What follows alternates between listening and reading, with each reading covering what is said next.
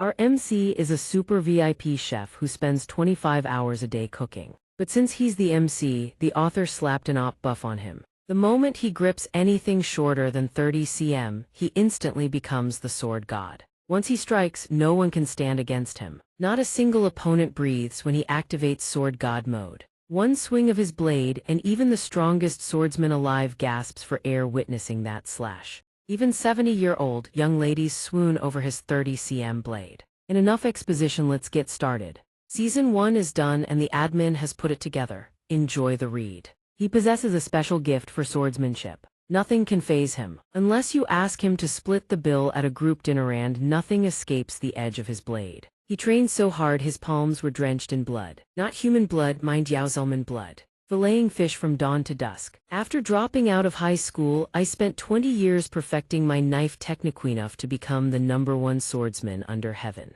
The server keeps calling out orders to the chef. Table 3, omakase type A. The warm greetings of staff welcoming customers echo through the restaurant. Welcome. The server continues calling out orders. Tables 5 and 7. One special set meal per table. Looks delicious. The chef here handles his knife with real finesse. Table 4, VIP set. Thank you and goodbye. A notification tone rings non-stop inside the kitchen.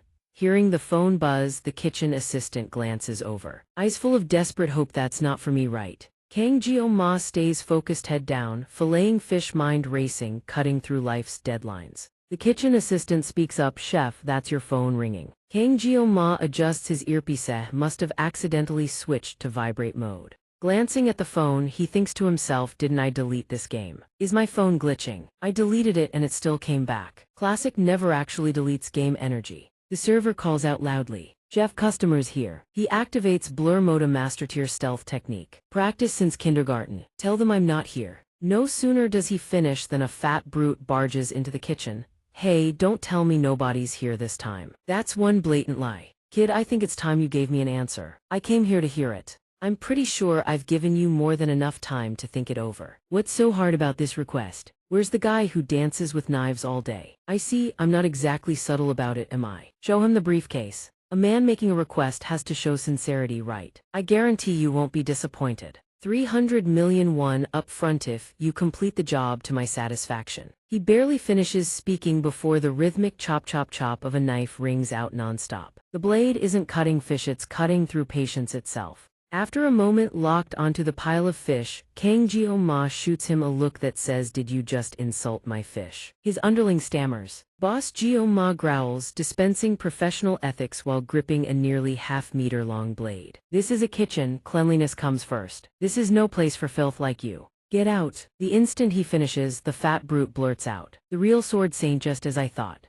You can't waste your life cutting fish here, come on. Before the man can finish, Jio-ma reaches over and grabs the second knife on the table. That's the sign I'm about to get serious. Seeing this, the fat man and his goons immediately scramble backward like watching a pufferfish about to blow. In the end, he leaves in honor like a level 2 villain who hasn't been humbled yet. Don't think I'll give up, I'll definitely be back. He leads the way out, like escorting a rookie boy band off stage. Let's go, boys. That night, a sharp blade gleams under lamplight, yet his heart wavers. The kitchen assistant presses Jio-ma. An upfront payment of 300 million won. If I were you, I'd agree in a heartbeat. Why did you turn it down? Hearing this, he answers without missing a beat. My whole life I've only used a knife to chop fish heads. What do I know about being a thug? Turning down 300 million just to keep chopping fish, professional ethics that defy all logic. The assistant presses on, so you only use the title of swordsman as a bluff, huh? You don't actually have to slit anyone's throat, just scare them and take the money. Buy a house, open your own shop, you have gotta live like a real person, you know. Jio-ma replies immediately, even if you offered me $1 billion, the answer's still no. Hearing the phone buzz, the assistant teases him. Hey, what's that notification about? Got a date with some girl. He answers flatly. Date? What date? It's just a game. The assistant asks, you're still playing that? Some kind of guardian deity thing. Jio-ma hesitates.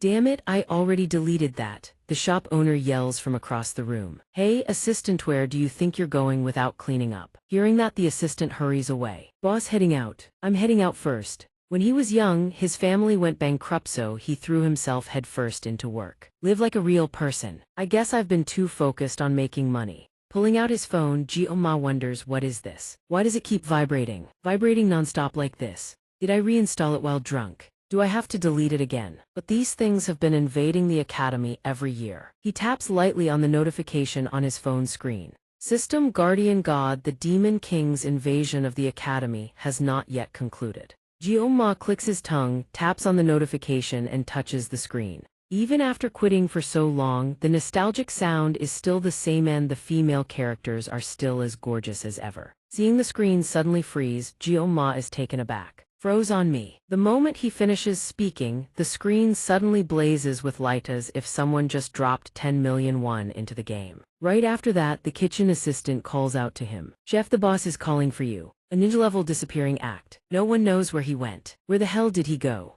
Spotting the phone on the ground, the kitchen assistant wonders would he leave his phone behind. The shop owner shouts, "Hey kitchen boy, where's the chef?" The kid replies in a cheeky tone, probably went to take a dump. The universal go-to answer when nobody knows where someone went never gets old. Hearing that, the owner screams at him to hurry his ass up. System download progress 100% complete. New life loaded. Looks like he's about to enter a brand new world and get absolutely wrecked. Jioma touches the phone like he's just casually scrolling through texts but accidentally swipes right into destiny itself. Nothing special, honestly just your typical pay-to-win gacha with a standard auto-hunt system. It was nothing more than a mass-produced mobile game. System tapped the screen to continue. He wonders to himself, the hell did he even play this game? The character designs were just too damn attractive. Jioma recalls how he got sucked into that game. The funny thing is, he'd poured money into it like it was real estatenly for the game to evaporate every last one. Stings worse than 7-alarm Korean chili, and even after grinding through multiple rounds. Now he isn't even a playable character, not even the device itself. Meaning he geared up and loaded out but still just ended up as background dressing for NPCs to flex on.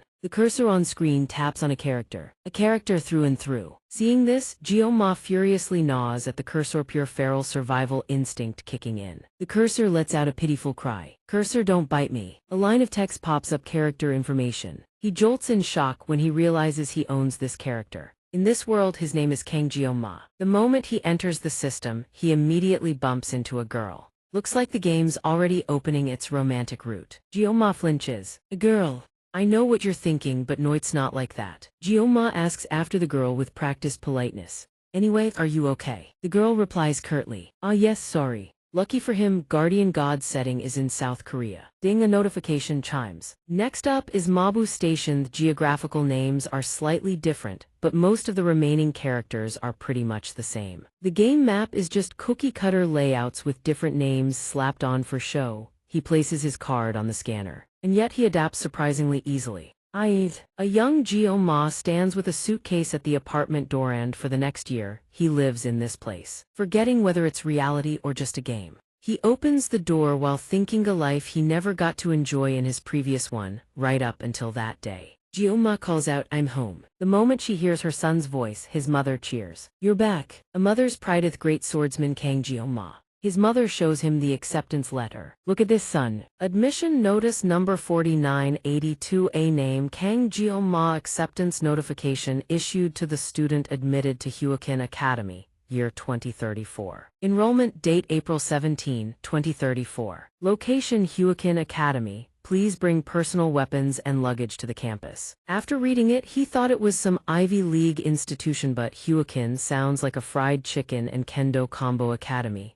Good lord. After that, they all start chattering away like neighborhood gossips, talking up a storm about his acceptance letter. Of course, the enrollment ceremony is tomorrow. Everyone in the family is overjoyed by Jioma's good news. His mother asks next, "So, son, have you gotten everything ready yet?" Jioma replies meekly, "I'll go get ready now." His mother happily gives her approval. "Go on, son." That's right. His little dream of living a normal family life evaporates like a cup of boba tea left out in the sun. Looking at the acceptance letter on the table, he tells himself, "Mom and Dad are this happy, how can I refuse?" Jioma lets out a long sigh. He's asked 100 times if he can drop out, but the answer never changes. He heaves another deep sigh. So tired, so damn tired. Because how the hell did this punk Kang Jioma even get accepted into a prestigious academy? Here's how it all went down. His parents exclaim, "Son, your divine power awakened last year, so you took the entrance exam, don't you remember?" Hearing this, he can't help but be surprised. Really? Even before he took over this body, the original Jiao-ma's inner thoughts had already surfaced. And he passed the Huakin Academy entrance exam on the very first try.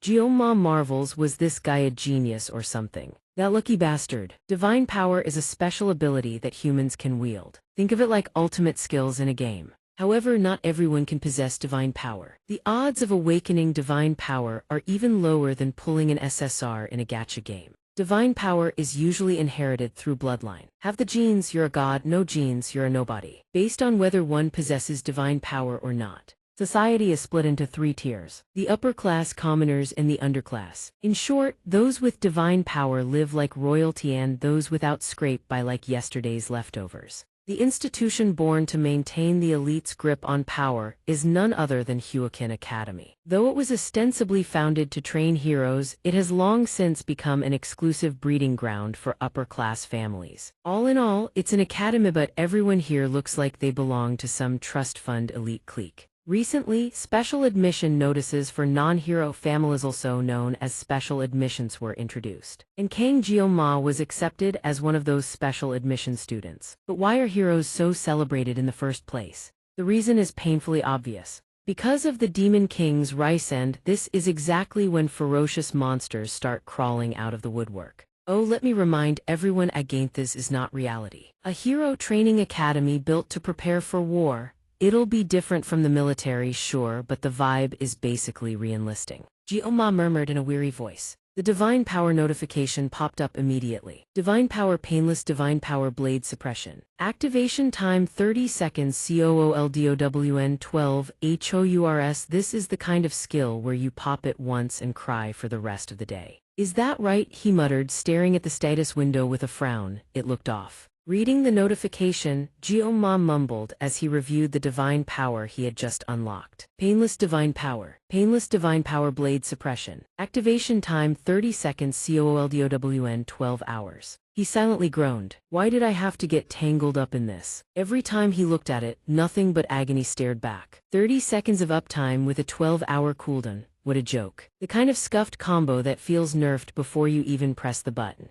Jiao-ma lowered his voice. All right, this is the divine power I was granted when I took over this body. The Sword God's Blessing. The information continued to scroll across the screen. Condition: Sword God's Blessing deactivates immediately if the user sustains an injury. Activation condition can only be triggered with a blade shorter than 30 cm in length and less than 5 cm in width. Seeing this, he thought to himself, Sword God's Blessing, and my name is Kang Jiao-ma. Nobody would dare mess with me, right? This was a divine power he had never once seen in the game. The grandiose name was the complete opposite of its painfully simple ability. Getting injured deactivates it. Calling this thing a divine power is absolutely ridiculous beyond imagination. But what pissed him off even more were the activation conditions. Jiao-ma continued reading the information displayed in the notification. Blade length less than 30 cm. Blade width less than 5 cm. Wait a second, he suddenly realized. That's literally the size of a sashimi knife. Are you telling me I'm supposed to do sashimi prep here? After saying that, Jiao-ma slumped into his chair, completely lost for words. At the end of the day, life never turns out the way you expect. He muttered under his breath, have I packed everything? Then Jiao-ma suddenly remembered something. Oh right, I almost forgot about my equipment. Now he recalled when he was playing the game, even the cheapest E-rank weapon for this character cost millions of gold. C-rank averaged hundreds of millions, and A-rank, S-rank items were literal treasures. Jiao-ma did the mental math. Tuition alone was already enough to make him cry. Now they expected him to buy gear priced like building a mansion. He refused to spend money on something he was forced into, but it says required equipment. He thought seriously, if I show up empty-handed, I'll leave a terrible first impression on day one. Thinking this far, all Jiao-ma could do was sigh. He told himself, I'll just bring a knife. And with that, Jiao-ma left. The very first teacher he ever had always insisted he pick a Japanese sashimi knife worth hundreds of millions. Jiao-ma whispered, suddenly remembering that old mana master who never once blamed his equipment. A teacher's voice rang out, booming like a death knell for every unprepared student. New student. Instructor Lee Gunbin pressed Jioma with a question. Is this really your weapon? Looking at the pile of sashimi knives on the table, he answered flatly. Yes. Enrollment day, equipment inspection. The atmosphere was tense, like showing up to a supermodel photo shoot only to be handed construction safety gear. Seeing this, Instructor Gunbin thought to himself, every year the upper-class brats pull some kind of stunt. And there are always a few wannabe hotshots who want to flex and play tough guy. Discipline needs to be established from day one. He slammed the desk and roared, his voice like thunder. You think this is a joke? You think showing up to a placement exam with kitchen utensils is acceptable? Jioma replied calmly, this is my weapon. Hearing this, Instructor Lee Gunbin froze, his brain lagging for a solid 3 seconds, like a Windows update losing its Wi-Fi connection. The next second, Instructor Gunbin started to shout, you little, but before he could finish, Jioma cut him off like skipping a YouTube ad at just the right moment. Instructor, I'm just a special admissions student from an ordinary family. Tuition alone is already a huge burden on my parents. How could I pile on the cost of expensive weapons on top of that? Hearing this, the instructor immediately glanced at the name tag on his uniform, the colored tag that marked a special admission student. Instructor Gunbin thought to himself, for a student outside the upper class, tuition really is a crushing burden. Someone affiliated with the academy actually advocating for educational equality, that was genuinely shocking. Could prejudice and pressure make this student give up? So that's why the 30% discount. Jioma lowered his voice. Besides, only amateurs blame their equipment. His words left the instructor stunned, like hearing a first grader deliver a lecture on philosophy, a master who never blames his equipment. This isn't something a teenager should be able to say. It was as if this kid had already reached the pinnacle. Instructor Gunbin silently marveled at the weight behind those words. An indomitable spirit, almost unreal. Seeing the instructor just standing there in silence, Jioma called out, Instructor! Right then, Instructor Gunbin declared loudly, the weapon of student Kang Jioma is approved. Jioma responded with a short but heartfelt line. Salty as instant noodle broth, thank you, instructor. Seeing this, some of the other students began buzzing with whispers. A special admission student, how can someone like that even be here? The stench of special admits. Instructor Gunbin bellowed, his voice booming like a street loudspeaker, snuffing out every whisper before it could spread. New students, silence. Once the inspection is over, move out immediately. He continued, depending on your behavior, I can be your angel or your devil. Understood. Hearing this, Jioma thought he might need a psychological counseling session after all this. Stepping onto the campus grounds, he exhaled in relief. Time to rest. Jioma silently lamented. I expected it to be like this, but experiencing it firsthand still hits different. Anyway, I've cleared the equipment inspection and enrollment ceremony. All that's left is the placement exam. But I did it, old man. This is the school where he'll be studying for the next 3 years. Wuxia Academy Hero Training Institute. Jioma admired the campus. It was completely different from the photos. To exaggerate for a moment, it looked like an entire miniature town. Impressive. This school was built exclusively for the upper class. Thinking about the past having to drop out because of family circumstances, it all felt like a dream. Suddenly, a school announcement echoed across the campus. The placement test is about to begin. All students are required to report to the training hall by 100 p.m. Rummaging through his bag, Jioma muttered, it's already started. The entrance ceremony was over, but the placement test mattered more. He glanced at the knife in his hand and steadied himself. A test is a test. Might as well get acquainted. Come to think of it, he hadn't used a single blade since arriving here, no need to. He recalled the old chef's words every single day, don't you dare put that knife down, you hold it, always, even when you sleep, you hear me. Thinking about it now, he figured he'd already picked up the old man's habits without realizing it. 20 years of living by the blade could 1 year off really dull his edge. Jioma inspected the knife's quality. He ran a finger along the edge and perked up. Better than I expected. He drew the blade fully from its sheath. Let's see, maybe I can slice a leaf clean in two. The moment the blade cleared the scabbard, it erupted with light as blinding as a live stream ring light, practically begging for an intro jingle. System weapon qualification confirmed. System online, player ready for activation, sword goddess blessing engaged. Before the system prompt even finished, a torrent of light engulfed him. System warning, host physical condition critically weak. Hearing the system alert, he jolted. System equipment grade too low. VIP class weapon equipped by unqualified host reverting to demo mode. System initiating suppression protocol to begin host synchronization. Jioma stared stunned. He'd barely drawn the knife and the blessing had already triggered.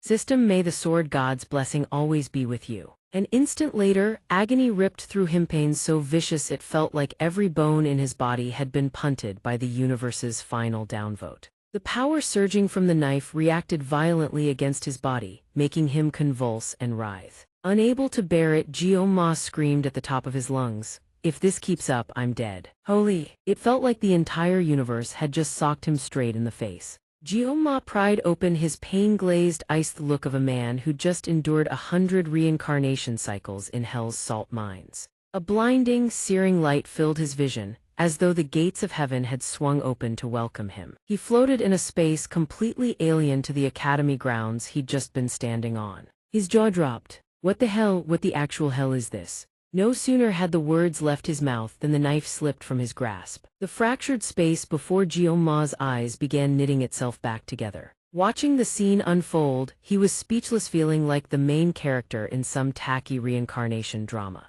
Finally, Jioma returned to the academy campus. The instant he released the knife, everything snapped back to normal. He clutched his head, his entire body screaming with pain. Trembling, Jioma thought. I get that the divine power activation hurts, but why does the sword god's blessing have to come with this kind of pain? Backlash, pure backlash. Painless divine power only eases mild muscle soreness after use. Not this. Is this a blessing or a curse? If every activation feels like this, how the hell am I supposed to use it? The school intercom crackled to life. All students, report to the training hall immediately. Jioma muttered to himself, well, I guess I should pick it back up. Can't just leave the sashimi knife lying on the ground. Maybe the pain only happens on the first activation. It'll be fine, right? He finally wrapped his fingers around the hilt. A fresh wave of searing pain slammed into him instantly. What kind of sick joke is this? Is this a knife or a portable taser? Scene transition, training hall. An old man laughed heartily. That's right. A heavy-set man replied, I don't even know what the tuition fee is anymore. My, the road here must have been brutal. Blade Peak Lord, 7-star hero. Blade Peak Lord, XVGFVN Belunga, name so long you'd run out of breath just reading it. A descendant of Annie Belung, disciple of the founding hero, the kind of pedigree that would put a palace drama bloodline to shame. The heavy-set man scratched his head. The strongest man alive, and also the guy who always steals everyone else's food in the cafeteria. The old man leaned in and whispered, how about we take a seat over there? The man communicated in power-saving mode. Yes, sir. Old man XVGFEN fell silent, eyes shut for a long while. Then, as if his sixth sense stirred, he turned his gaze to the side. Media spoke up with a greeting. XVGFEN, it's been a while, hasn't it? 7-star hero, Agent Media Boyson. Media lowered her voice. Half a century, I'd say. The two elders meeting again was like a supernatural-powered senior citizens reunion. Old man XVGFEN cleared his throat. Media, you still refuse to dress properly for an academy. You're past 70 and you still won't change a thing. Media lifted her chin proudly. Isn't every woman beautiful until the day she dies? She continued sweetly, XVGFVN, one word from me and I can make you look 10 years younger. The old man fired back without missing a beat. Even at 70 you refuse to grow up. A person should treasure what's on the inside. Media bristled, you old fossil. You haven't changed one bit in 50 years, the old man scowled back. That woman and this old man, half a kilo each, matched pound for pound. The Academy's premier bickering duo, certified national level. Media's voice dropped to a whisper, but even a stubborn old fossil like you has changed quite a bit. You brought me here after all. Back then, I couldn't even stand breathing the same air as those arrogant pricks. I bet your granddaughter is quite the looker, him. Old man XVGFEN said nothing. He simply gazed down at the training ground below. Looks like it's about to begin. A few students had already struck up conversations with one another.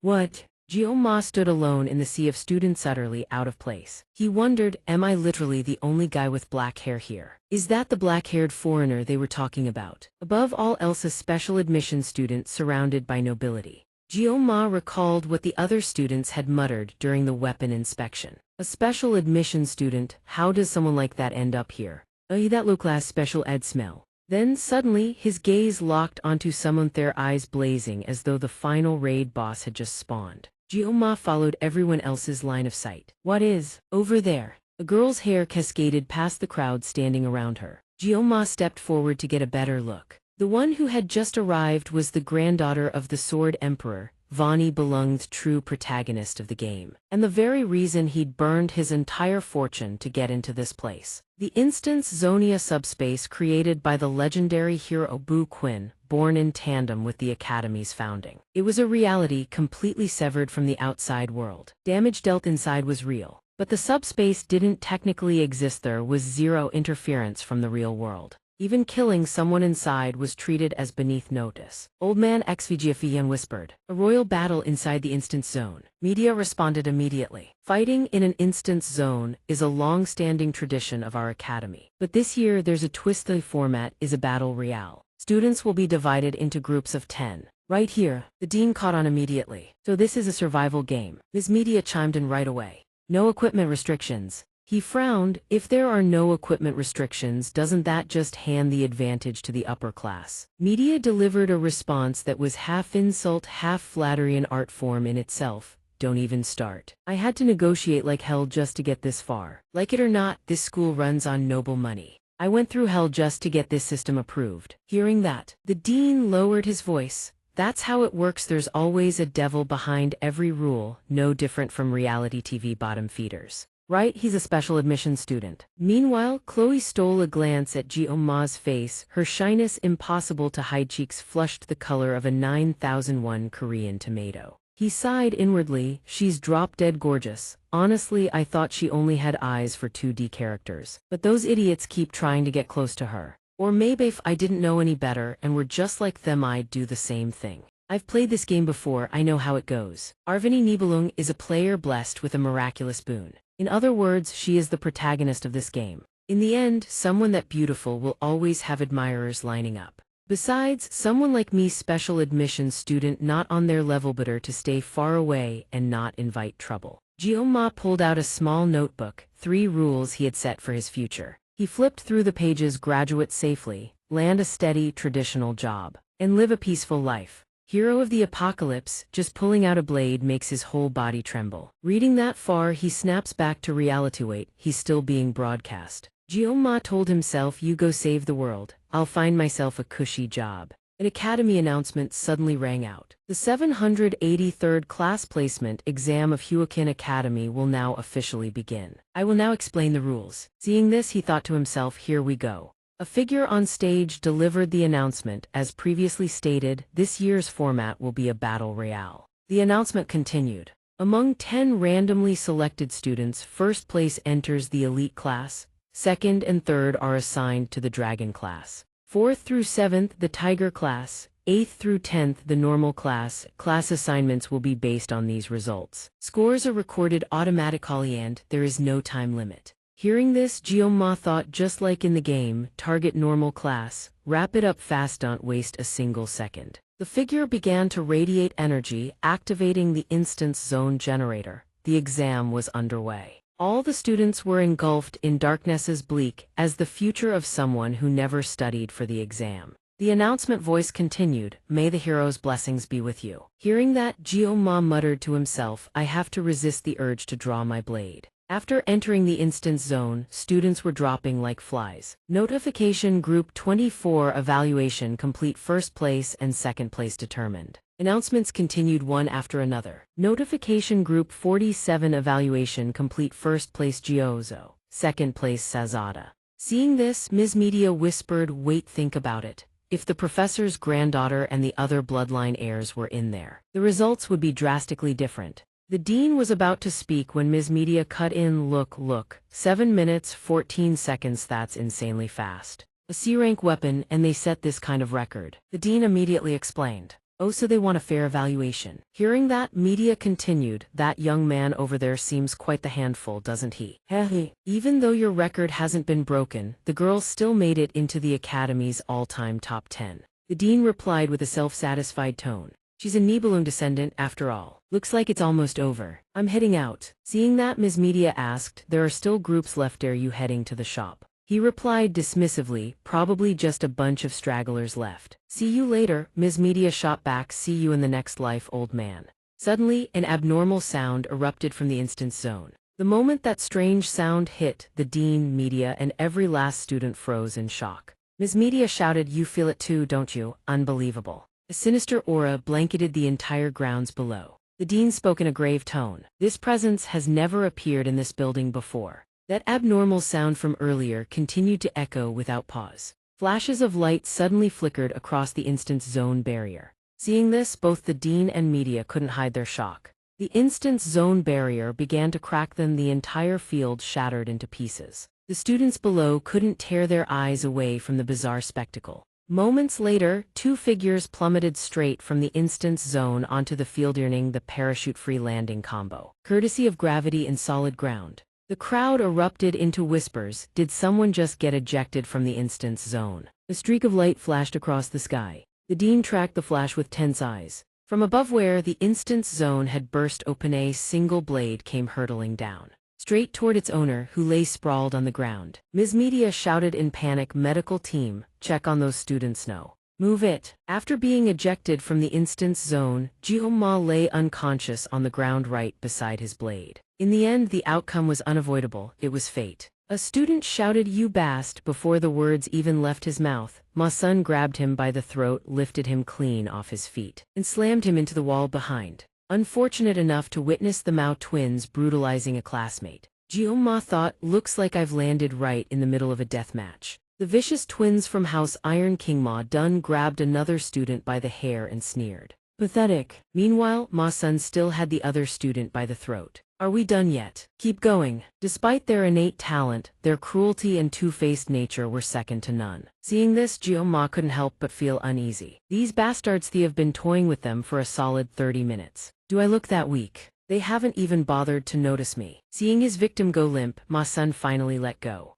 Dead. Boring. For someone who looked as menacing as a villain, his expression was that of a man watching a terrible movie. He started counting absent-mindedly. Ma-sun asked his brother, "Hey, how many do we have?" Over on the other side, Ma-dun was still tormenting another student, showing no sign of stopping. Seeing this, Ma-sun couldn't help but look surprised. Mao-yun asks, "You want this to end fast or slow?" Zun replies flatly, "What a pain." Mao-zun says to his brother, "You take 4 of them." Hearing that, Mao-yun replies, "Ah, my bad, I'll leave her to you." Glancing toward Chloe, Zun replies curtly, "Sure thing." Witnessing the scene, Jioma can't help but worry about Chloe. He clenches his jaw, sitting frozen in a corner. Damage looks terrified. She doesn't look like she's ready to fight at all. Mao-zun slowly walks toward Chloe. Slow motion like a movie, about to hit the dramatic beat. He calls out, "Hey, look at that." Mao-zun declares, I wonder what kind of scream will those pretty little lips make. I'm dying to find out." Hearing this, Mao-yun mocks him immediately. "You're my own brother, but man, that's seriously twisted." Zun sticks out his tongue and says something that deserves a full foot-to-the-face combo. "Where should I start tearing her apart?"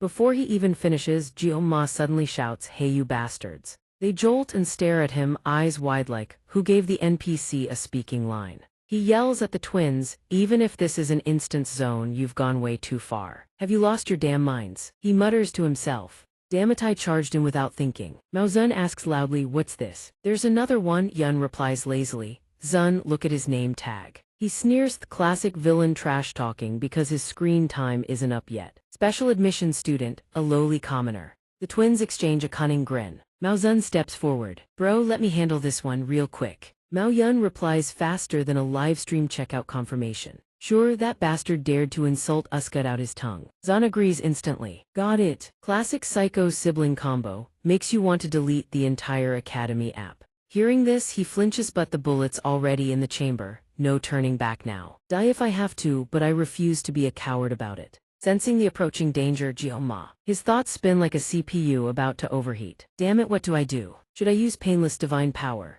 Nathi have been running wild for 30 minutes already. 30 seconds of pain immunity, what good is that? Suddenly, his brain lights up. He remembers a move. Jioma looks down at the sashimi knife glowing inside his bag. But if I pick up a blade, the blessing will activate automatically. The sword god's blessing has been quiet and safe so far. My low-profile plan hasn't even lasted half a day, and damn it. Finding it strange, Mao-zun asks, "What's this?" Before his eyes, Jioma pulls a knife from his bag. The Mao twins can't help but be surprised, seeing him take a combat stance with the knife. They immediately burst out laughing. Damn's this a joke. This bastard. Mao Zun charges in. You're a bit interesting, so I'll make it as painless as possible. I'll smash your head in first. Watching Mao Zun leap into the air for a finishing blow, Jiao Ma grips the knife tight, hands shaking, insides wanting to Alt F4 out of existence. Jiao Ma steadies himself. This isn't a situation where I can be picky. Just 30 seconds, it should be enough.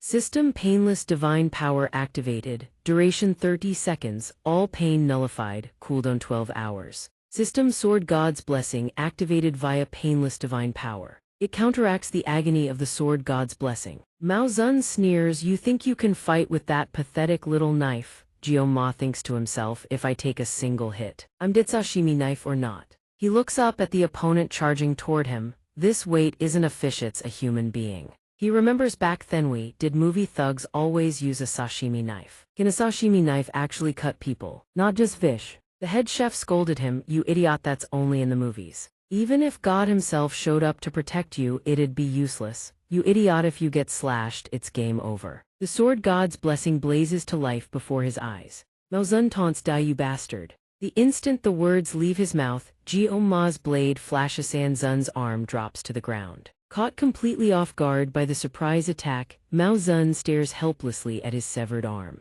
Jiao Ma's eyes now blaze with fighting spirit. System Sword God's Blessing is with you. The sous chef remained calm as if he were chatting at a cafe rather than facing mortal danger. The old boss once hurled a knife at blistering speed, a flash of steel that whooshed past, nearly giving someone a free buzz cut, leaving the sous chef absolutely terrified. Jiao Ma's teacher, his one remaining hand used to smack disrespectful students, shouts, I told you to call me teacher. Also, you are wondering what this knife is for. The fearsome-looking man. Jiao Ma's first teacher was a former thug. As for that hand, he cut it off himself as atonement. His severed stump now rests on top of a fish. After that, he opened a sashimi shop, because he wanted to use his knife skills to make people happy. One thing's for sure, the skills of that man are truly impressive. He holds the knife in his hand, still asking, why do movie thugs always use sashimi knives? I'm curious about real life. Jiao Ma's teacher reminds him, if your knife skills have reached a certain level, you shouldn't be asking questions like that. Think about it, if you stab someone with a large kitchen knife, the flesh contracts around the blade.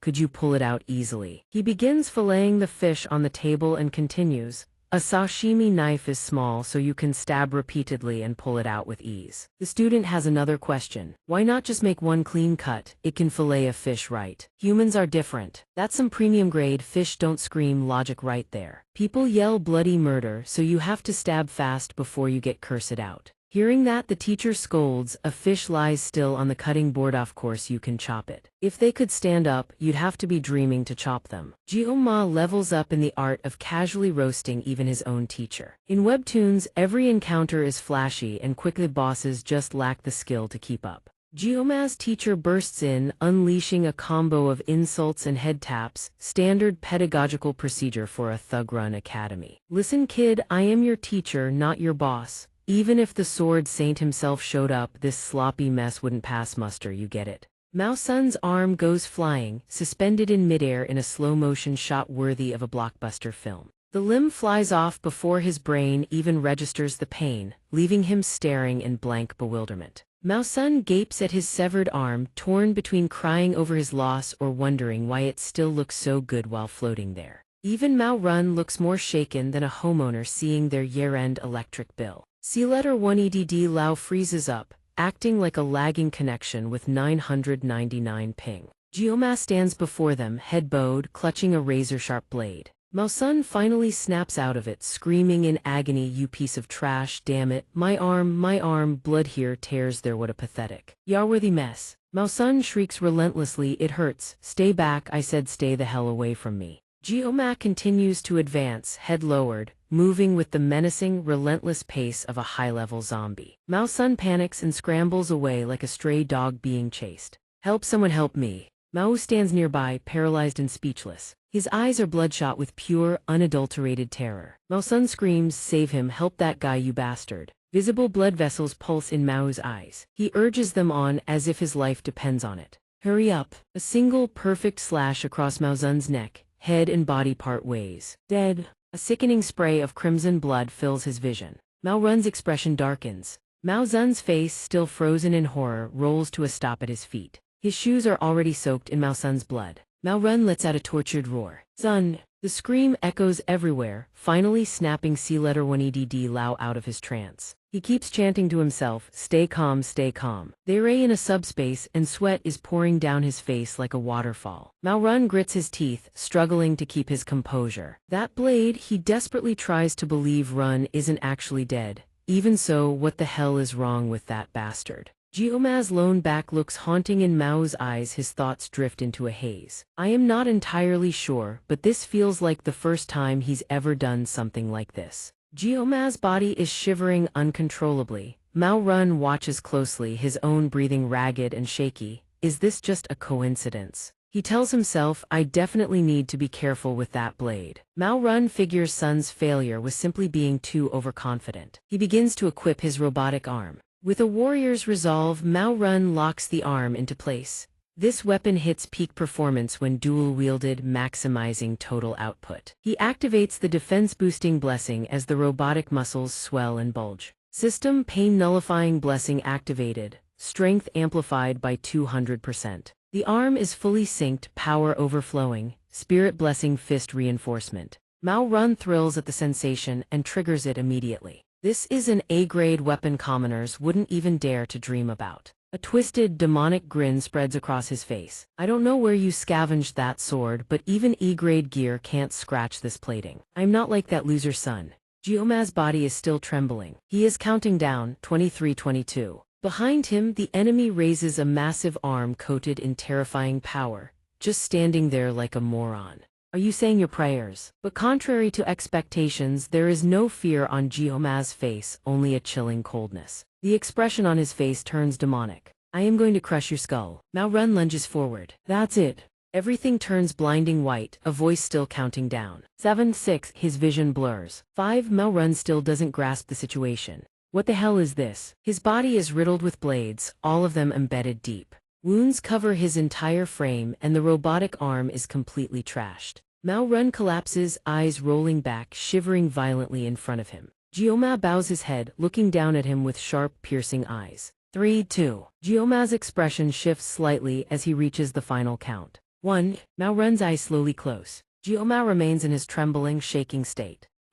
System duration of pain-nullifying blessing has expired. As the system notification fades, the knife in his hand glows and emits a bone-chilling sound. His own blurred vision clears to reveal a plain white ceiling. Geoma murmurs, confused, am I in the hospital? He sits up, utterly exhausted. Just then, a man in glasses enters and turns to signal someone outside. The student is awake. Footsteps echo as figures enter the room. Geoma stares, surprised they are strangers, yet he somehow recognizes them. He looks up blankly at Igfiz and Media standing before him. 50 years ago, you defeated the Demon King who commanded the 6th Legion. 2 of the 7-star heroes. Igfiz looks at him with a stern, solemn expression. The strongest human in existence, Igfiz. Media beside him speaks with a warm smile. Are you all right? She is Media Boyson, the Dean of the Saint Academy. He still doesn't understand what's going on. Geoma stammers, yes, I'm fine. Internally, he's drowning in questions. Igfiz cuts through the tension. What is your name? He replies, Kang Geoma.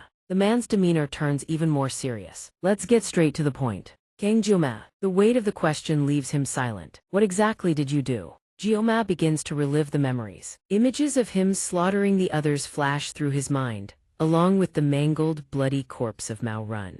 It wasn't a hallucination. Geoma sinks into silence and knows he did it. He glances up, his aura shifting as the image of Igfiz burns into his mind. Being targeted by this monster is no walk in the park. Even if it was just a subspace, Geoma replies seriously, I think their actions were far beyond the limit. However, I also believe my actions were somewhat excessive. I willingly accept any punishment.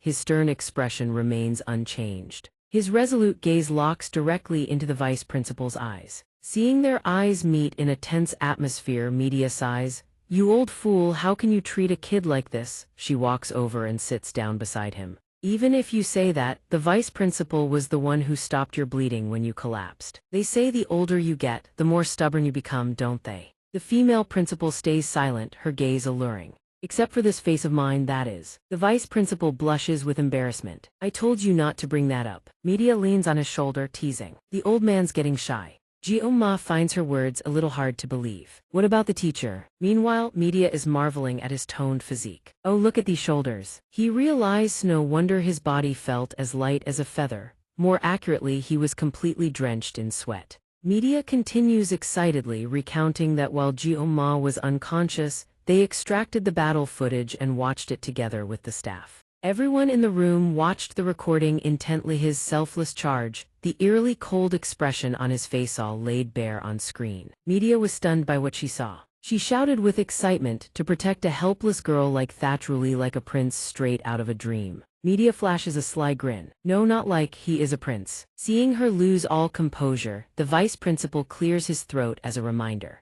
Media. She spins around furiously and snaps, I know. This old man, he responds flatly, have some dignity. A blush creeps across her face. Your actions during the exam contained no violations, so there's nothing to worry about. The truth is, those Mao twins only got into the academy by buttering up the elders. They've already announced they'll be withdrawing voluntarily. Upon hearing that, Media bursts into laughter. How delightful. Jioma turns his face away, thinking, so that's how it is. Only now does he feel a sense of relief. Lucky it looks like I won't have to deal with them at school anymore. The vice principal speaks up. We came here to deliver some news. Jioma responds in surprise, yes thank you sir. Words of praise for him. Jioma, you are one of the students with the highest scores. The two of them stand there like a beacon of light shining down on him. Congratulations. Jioma forces an awkward smile. What?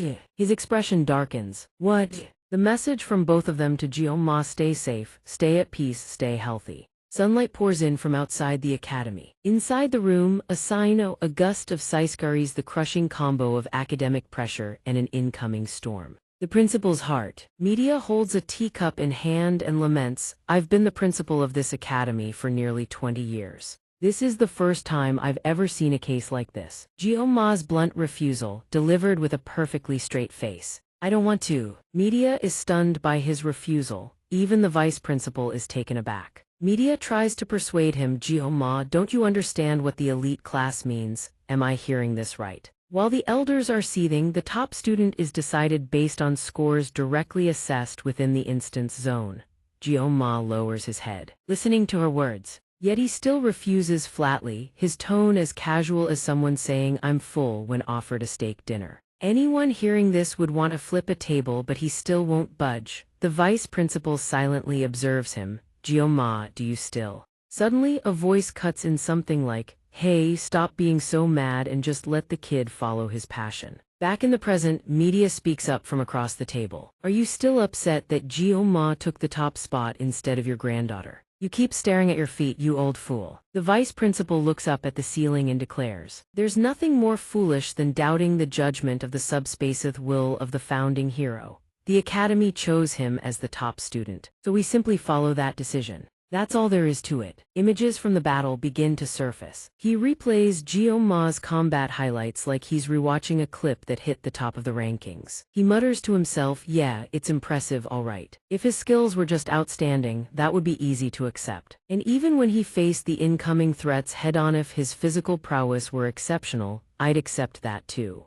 If he were a seasoned veteran, I'd nod in agreement. But a boy who hasn't even fully grown displayed such cold, ruthless precision when he took his opponents down. A single stroke of the knife sent blood spraying everywhere. He observed that every movement seemed to carry intent, each cut made with purpose. The vice principal was stunned by that scene. That's the kind of swordsmanship I've spent my entire life pursuing. Faced with such overwhelming skill, a trace of hesitation stirs within the vice principal's heart. And yet I feel anxious about awakening his bloodline. The two of them arrive at the moment when Jioma lay unconscious on the floor. A body that had never undergone physical training, soft, weak, and lacking decisiveness. It feels as though something like electric currents coursing through Jioma's body shouldn't be restrained within him. The vice principal closes his eyes, hiding the turmoil within. He stares at the coffee cup on the table. At my age, still harboring this kind of rivalry, and against someone young enough to be my grandchild, no less. A voice snaps the vice principal back to reality.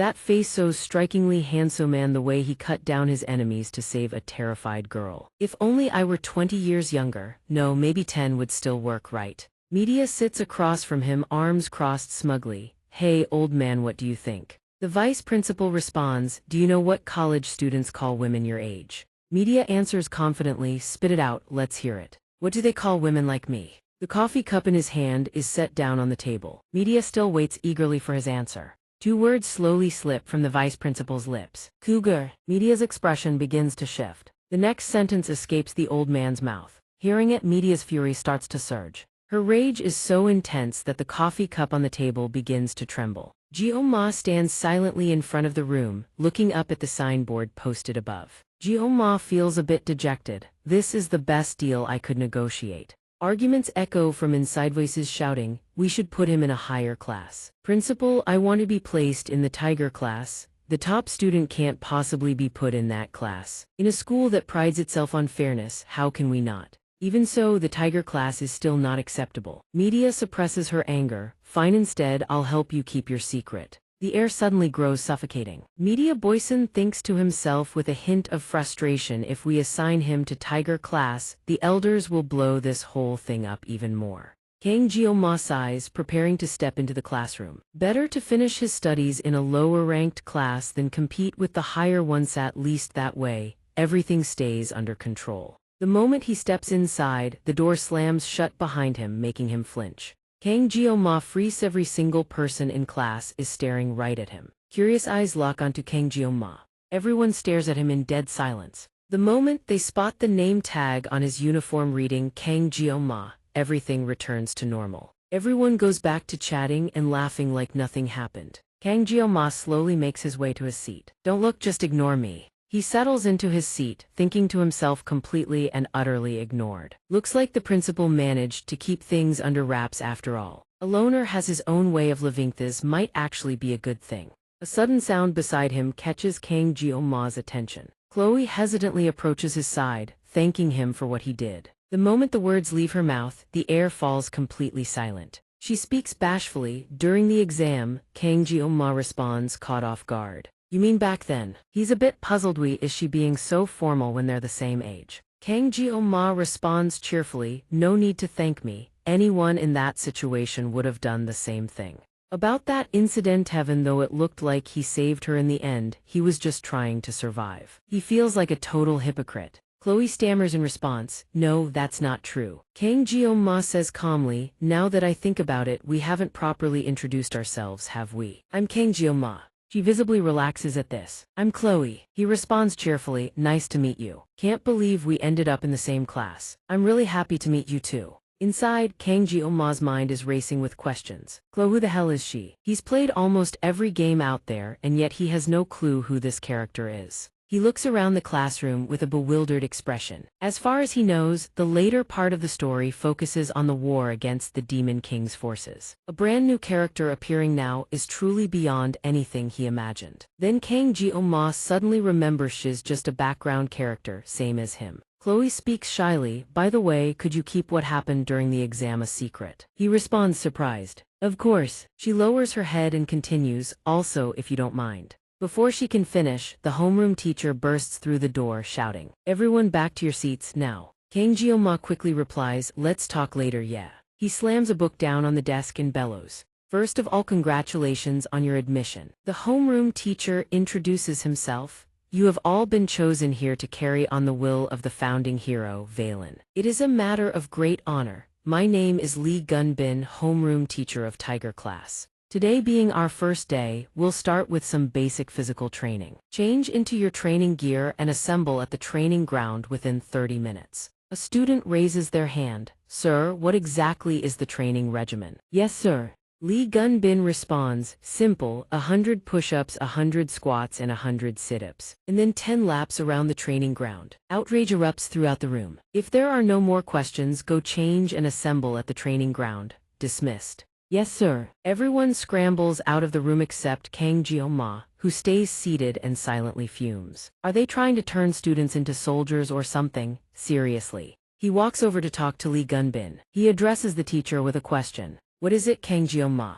Kang Jio-ma is surprised. How does the teacher already know his name? Not that it matters, he thinks to himself, flustered. I need to find a way to skip this boring training. Gunbin falls silent for a moment as if deliberating, then replies, well, this training session will fix that right up. Or how about switching to elite class training? The principal has already granted you permission to attend any class you wish. Hearing those words, Kang Jio-ma goes rigid with rage. That damn woman. Her voice keeps echoing in his mind. A secret. Secret. She'll keep it secret. Secret my ass. Keep it secret while broadcasting it like a live stream. That old hag is like a psychic hotline that can't keep its mouth shut. Kang Jio-ma forces an awkward laugh. Well, sir, I think I just need to rest in the break room for a bit. My body's feeling sore. So this schedule actually works out perfectly. Gunbin smirks, as expected of our top student. See you at the training ground. He replies crisply, yes, sir. Outside, the sound of ragged, exhausted breathing fills the air like someone who just barefoot climbed a real mountain. Legs feel like they're about to dissolve into fish sauce under the scorching sun. Voices bellow out like a Navy SEAL drill. Fall behind and you're finished. 1-2 no slacking, move it move it. Kang Jio-ma drags himself along at the back of the pack, cursing under his breath while his feet keep lurching forward. Damn it. Yes sir. Gunbin keeps pushing them relentlessly. 1-2 faster. Chloe asks with concern. Too tough. You don't look so good. His body is on the verge of collapse, but he forces a smile anyway. I'm fine. Chloe asks curiously. What lap are you on? Kang Jio-ma. Kang Jio-ma responds weakly. Lap 5 I think. Chloe, what about you? Looks like you might be falling behind too, huh?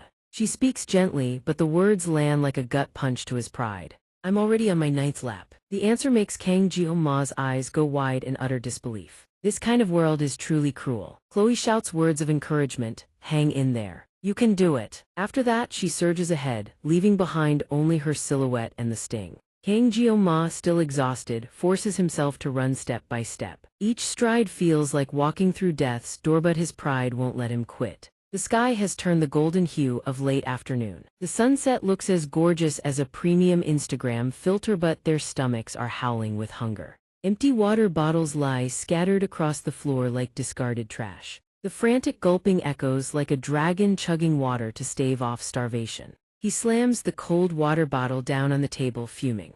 Kang Jio-ma sprawls across his bed. Damn, he's so hungry he could devour his pillow just to dull the sting. He thinks furiously. 1 week into academy life, and he's already hit a problem he never saw coming. Inside the academy dining hall, the place he once dreamed would be paradise, it's become a full-blown battlefield over meat. Complaints echo from every direction. So hungry, so damn hungry. He tries to shout over the deafening noise. Pork, 1 serving of pork please. Please hurry. The worker inside shoots him a razor-sharp glare. Kang Jio-ma finally notices the sign below the meal voucher box. Wait, aren't these supposed to be free? He continues excitedly. I'd like to redeem a pork rice meal voucher right away, please. Kang Jio-ma suddenly freezes. His heart skips a beat. A dark premonition creeps in as the price tag materializes before his eyes. Pork rice 50,000 gun. His voice starts to tremble. 50,000 gun for pork. His spirits plummet. 50,000, 50,000. A few lonely tears drip down. Kang Jio-ma tilts his head back, desperately trying to catch the last few drops from his water bottle. He hurls the water bottle against the wall in frustration. Damn it. Kang Jio-ma's face burns red with rage. 50,000 gun for a single plate of pork rice. That's highway robbery. I'm going to starve to death. At least have some decency when you rob people. Is this rice or 99.99 gold? I want to call the economic crimes police stat. My living expenses are about to run dry. Wallet empty, heart hollow, nothing left but the faith to survive on plain water. Kang Jio-ma stares dejectedly at the water bottle rolling across the floor. Helpless, he wraps himself in his blanket, curling into misery and dreaming of a bowl of rice. Kang Jio-ma's heart is racked with regret. I should have taken that money. I really am an idiot. I've been surviving on the cheapest water the academy sells for days now. The system interface suddenly flickers to life before his eyes. System sword, God's blessing nullified upon injury. Physical status 12. System physical status increased. Sword compatibility conditions have been relaxed. System blessing activates for blades with length under 32 cm and width under 6 cm. Kang Jio-ma sighs in wonder, just thinking about it, and the status window pops up on its own. He walks over to the mirror, Kang Jeong-ma gazes at his toned physique with satisfaction worth every ounce of effort. Each ob is chiseled to perfection, no food in his stomach but plenty of eye candy in the mirror. The sword god's blessing has already cleared his meridians. At this rate, he'll reach a whole new level. System sword god's blessing level unchanged. Blessing activates for blades with length under 32 cm and width under 6 cm. If I keep improving step by step, I'll be wielding a full-length sword in no time. Kang Jeong-ma turns to glance at the two knives resting on the table. He smiles. Back at the entrance ceremony, he was terrified of even touching a blade. Now, if he goes a single minute without holding one, his hands start to itch. Is this the blessing's influence? Am I getting a little too proud of myself? Suddenly, a knock sounds from outside the door. Who is it? Kang Jeong-ma steps over curiously and opens the door. Who? Chloe is standing right in front of him. Am I disturbing your rest? Kang Jeong-ma blinks, slightly confused. His brain immediately runs through 74-79 school romance scenarios involving Chloe. Why is she here? He answers warmly, not at all, I was just lying down. So what's up? Chloe's expression fills with concern. It's just, I haven't seen you at the cafeteria for a whole week. I was worried you might not be feeling well. On the surface, he answers calmly, I'm not used to eating food other people cook, but inside, Kang Jeong-ma is practically salivating. He's absolutely dying for a home-cooked meal though. Chloe visibly relaxes. I see, he says quickly, don't worry about me. Chloe lowers her head, if you're okay with it, Kang Jeong-ma. I was actually planning to pick up some groceries from the academy store to cook dinner tonight. The moment he hears that, Kang Jeong-ma's expression shifts instantly, grins and urges her on. Let's go, she's taken slightly aback. Why so fast? Kang Jeong-ma responds. Aren't you inviting me to have dinner with you? Chloe asks, puzzled. Yeah, so, Kang Jeong-ma says excitedly as they walk. Like a smooth operator making his move, abating the hook with a pot of sour soup. I'm an amazing cook, so leave it to me. Chloe chases after him, bewildered. Kang Jeong-ma immediately interjects. Your dorm is over on the other side, right? Then let's go together. Darkness has engulfed the academy, but in Kang Jeong-ma's heart, the light of dinner is about to blaze. Chloe praises him in surprise. It's so delicious. He sits across from her and replies, if you think it's good, that makes me happy. Chloe can't stop praising him. You didn't waste a single ingredient, and it was so fast too.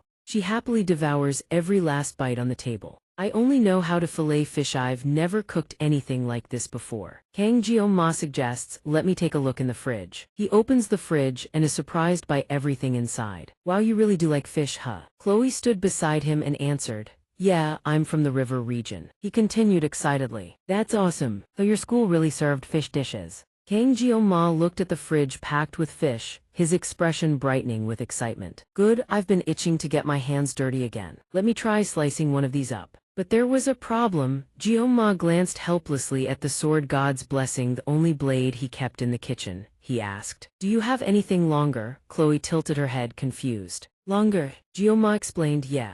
You know, my weapon is a sword-type thing, so using a knife this small feels a bit off. I see, she replied. Then she suddenly called out, Jeong-ma, is this okay? Jeong-ma was at a loss. Ma'am, I only use kitchen knives, you know. He thought to himself, this won't do. Then Jeong-ma got to work on the fish, done in 30 seconds flat. Activation, painless divine power. Seeing the intense focus in Jeong-ma's eyes, Chloe's cheeks slowly turned red. Jeong-ma told himself, I'm the top swordsman, remember, it'll be fine. He stared at the fish on the table, sword god's blessing. The cutting began, fish fragments sprayed in every direction. 21 seconds, he gazed at the fish with satisfaction. Time to separate the bones, strip the sinew, and fillet the meat. Jeong-ma exhaled, flawless, a masterpiece. I'm still alive. Chloe beside him blurted out excitedly. How are you this good at cooking? Jeong-ma replied, I used to work part-time at a Japanese restaurant. The two of them sat down at the table and chatted. Part-time work. You don't know what part-time work is.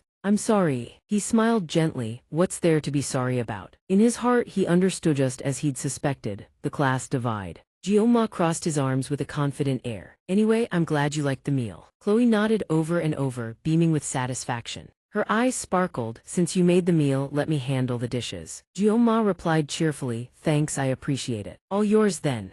With that, she rolled up her sleeves and got to washing, while Jeong-ma sat back contentedly, full and satisfied. He gazed at the full moon through the window. It made him want to hum a tune. Suddenly a crash, Chloe yelped, sorry. The cheerful mood Jeong-ma had been basking in shattered instantly. The sound of breaking continued. Sorry, Jioma suddenly realized something. Right at that age she'd probably never done the dishes before. Something seemed to have leaped in through the window from outside. It landed on the desk. Wind swept in through the open window, flipping the pages on the desk. The notebook blown open by the breeze revealed pages covered in ink. Jioma's eyes caught on it in surprise. He curiously looked down at the diary. A classmate helped me during today's placement test. I have to find a way to repay him. The round, cute handwriting. I really should start journaling again. Chloe was really just like any other girl her age. The page suddenly flipped, and the content inside caught him off guard. Turned out the classmate who saved me is in the same class. His name is Kang Jioma. My heart won't stop pounding. I don't know what to do. I can't even talk to him.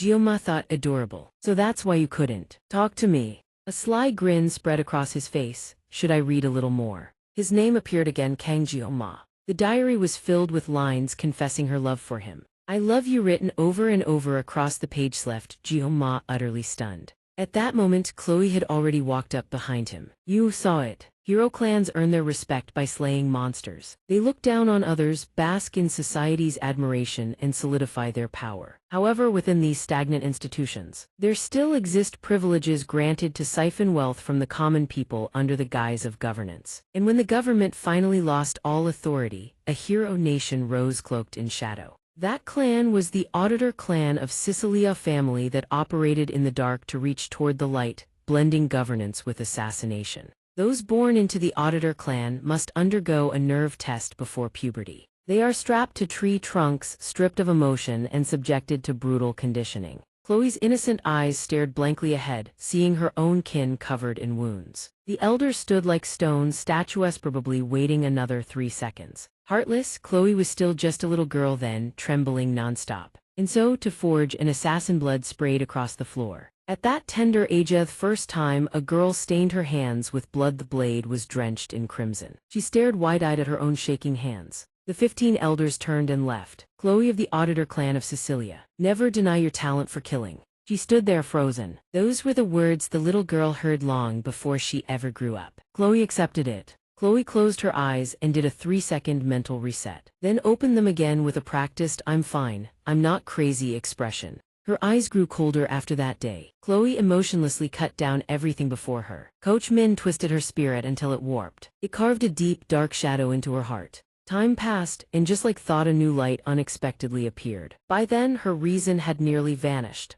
Only traces of emotion remained. Chloe had reached school age. Everything that was about to happen felt foreign to her. She stood alone in the schoolyard. It was Huakin Academy, the place where students are sorted into classes based on their skills. Although they were members of the Auditor clan, every single one of those dark operatives clearly possessed dragon class skills or above. They couldn't help but feel a surge of excitement about this new world. They were all assigned to the normal class due to clan tradition and agreement between the clan and the academy to keep them hidden out of sight. Yet 3 years of their youth had been stripped away by the clan, along with every last shred of personal freedom. Chloe let out a weary sigh. Faced with the fate of becoming an assassin, she never uttered a single complaint. She simply accepted it, never once thinking of a way to change things. Deep in Chloe's heart, she believed that right up until the day she met a certain male student. A shout rang out. Hey, you bastard! That day was the turning point for Chloe. The image of Jioma's unyielding figure had appeared. Are you out of your mind? You damn bastard. Don't you dare touch him. Deep in Chloe's heart. During the royal battle inside the instance zone, even though death there wasn't real death, it would still be the very first time she ever experienced dying.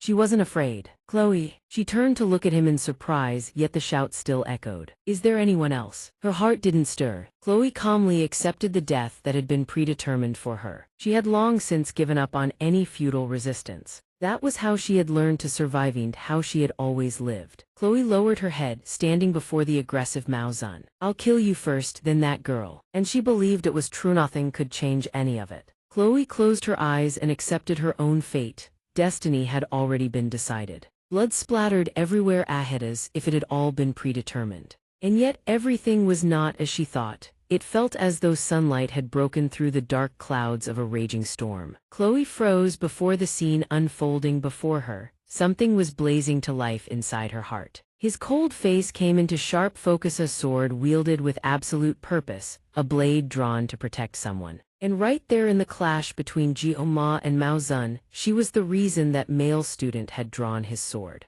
Looking back through the time Chloe had lived in her childhood, she always remembered the fairy tale she had secretly kept hidden by her bedside. Chloe had read that story over and over again. She was utterly captivated by it. It was about a prince locked away in a tower. The image of that prince appeared in Chloe's mind, and he looked exactly like Jioma standing before her right now. A story about how the prince appeared and saved everyone. She unconsciously touched her own face. Her cheeks flushed red, her chest began to pound, and an indescribable emotion started to rise. In her heart, Chloe was left with only one single thought. Chloe's face grew redder by the second. This is love, damn it all. His face suddenly darkened with fear. Thinking those save me eyes would get her to back off, not gonna work. Chloe radiated killing intent, staring straight at Jioma. He scratched his head awkwardly. The atmosphere remained eerily silent like the calm before a Category 18 typhoonally missing the action movie background music. Jioma was helpless. Damn it, what the hell did I do wrong?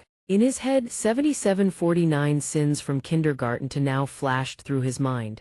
He unconsciously swallowed. Was it when he first saw this girl's innocent side, or was it when he stupidly followed her just for a free meal? Looking back, he really was just a glutton and his luck was absolutely terrible. Flustered, Jioma deployed the ancient courting technique passed down from his ancestors that still hadn't been banned. Chloe, isn't the moon beautiful tonight? Thank you, it's been a long time since I've had such a great meal. I'm heading home, see you tomorrow. Chloe spoke up, you saw it, didn't you? He feigned confusion. What? Chloe replied, that thing. Jioma instinctively looked down at the diary. He couldn't help but stammer, you mean this notebook? You must have studied really hard. She fired back immediately, it's my diary. Jioma was helpless. Do you have eyes on the back of your head or something? When did you see it? In that tone of yours, I told you to stop using it already. After that, a tense interrogation ensued. The atmosphere was like a trial for stealing khaki, except way more intense. I didn't. You didn't see anything. I didn't see anything. Don't lie to me. Fine, yes, I saw it. Everything plunged into a prolonged silence.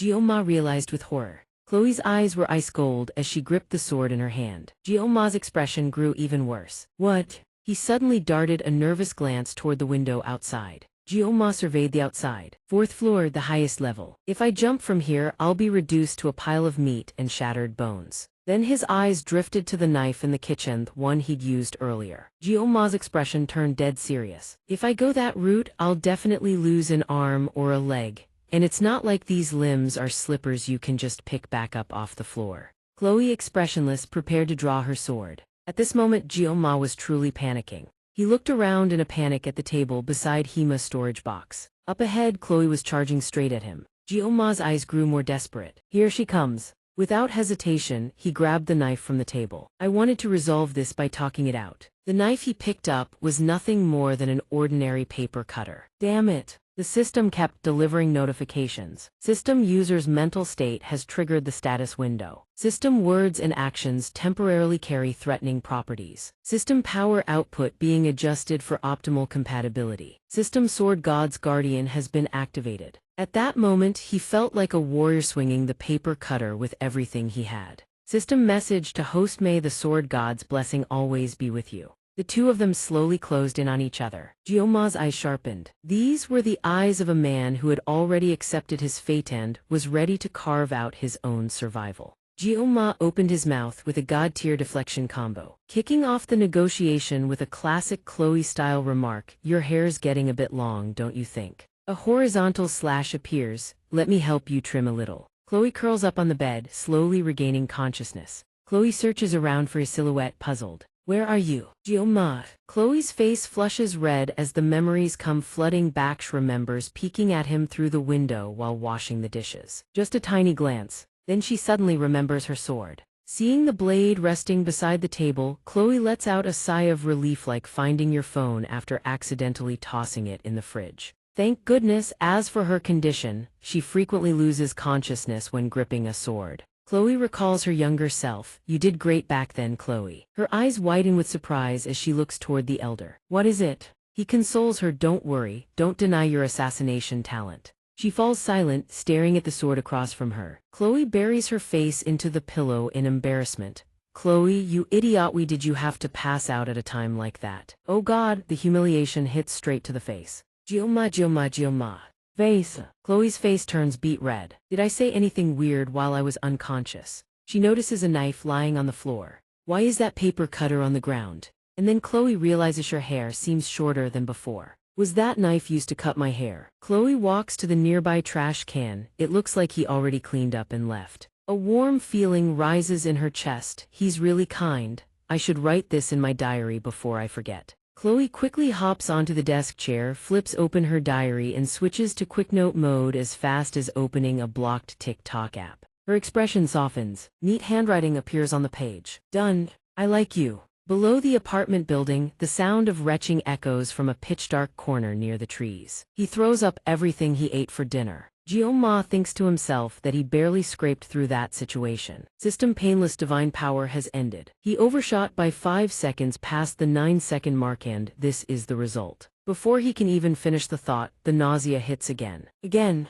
He's about to throw up everything that's left from dinner. After that bout of exhaustion, Jioma slumps lifelessly onto the bench, the perfect picture of a man who just got wrecked by life. He gazes up at the sky and sighs. My entire dinner gone, I'm starving. Under the bright moonlight, everything feels romantic except for an empty stomach and the smell of vomit. A name suddenly surfaces in his mind. Chloe. What? Normally, the purpose of a swordsman's strikes is simply either sever the enemy's life with a single cut, or subdue them. But Chloe's blade constantly targets vital points, as if it were purpose-built for assassination. If she'd caught me off guard, my head would have definitely hit the ground. The feeling of your life hanging by a thread. I just want to live a quiet life. And yet here I am, thrown onto a death track. When Chloe charged in, her instinct was to aim straight for the back of my neck. Lucky for me, the blade was short so it only nicked a bit of my hair. I cleaned up fast so there shouldn't be any other traces left behind. Everything seems fine now, stable, safe, secure but far from easy.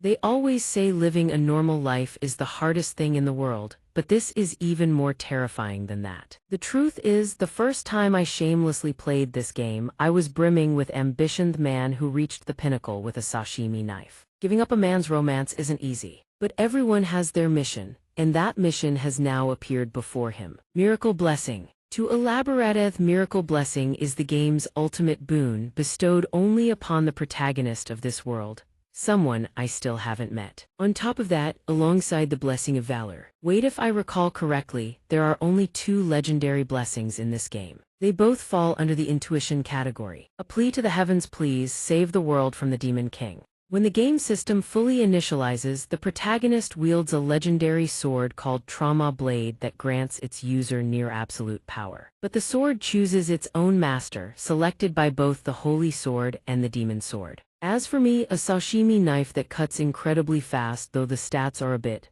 mundane. It's a quality product, does it even need explaining? Jioma buries his face in his hands, trying to calm down and focus. He continues sinking deeper into his thoughts. Ever since entering this academy, constantly running into surreal situations and absurd scenarios has made me lose sight of my actual goal. So many things have been holding me back. Now that I think about itis, there's not a single normal person in this entire academy. I don't know much about the key characters in this game, and my understanding of this world is just as limited. It's only been a little over a week since I enrolled here. Now that the protagonist has appeared and completed enrollment, it means the game's story is truly about to begin. I know the general plot but not how it ends. I can't believe I'm regretting dropping this game. Of course, knowing the main story up to the midpoint is a clear advantage. No matter what happens, just stick to the official route. Road sign on the left, I want to live a quiet life. Road sign on the right, could I become a commander? A powerful first-rate swordsman, but if everything goes sideways, all my efforts go straight down the drain. If I remember correctly, the Dark Era begins in semester 253. Once they sense the birth of a hero, the demon hordes.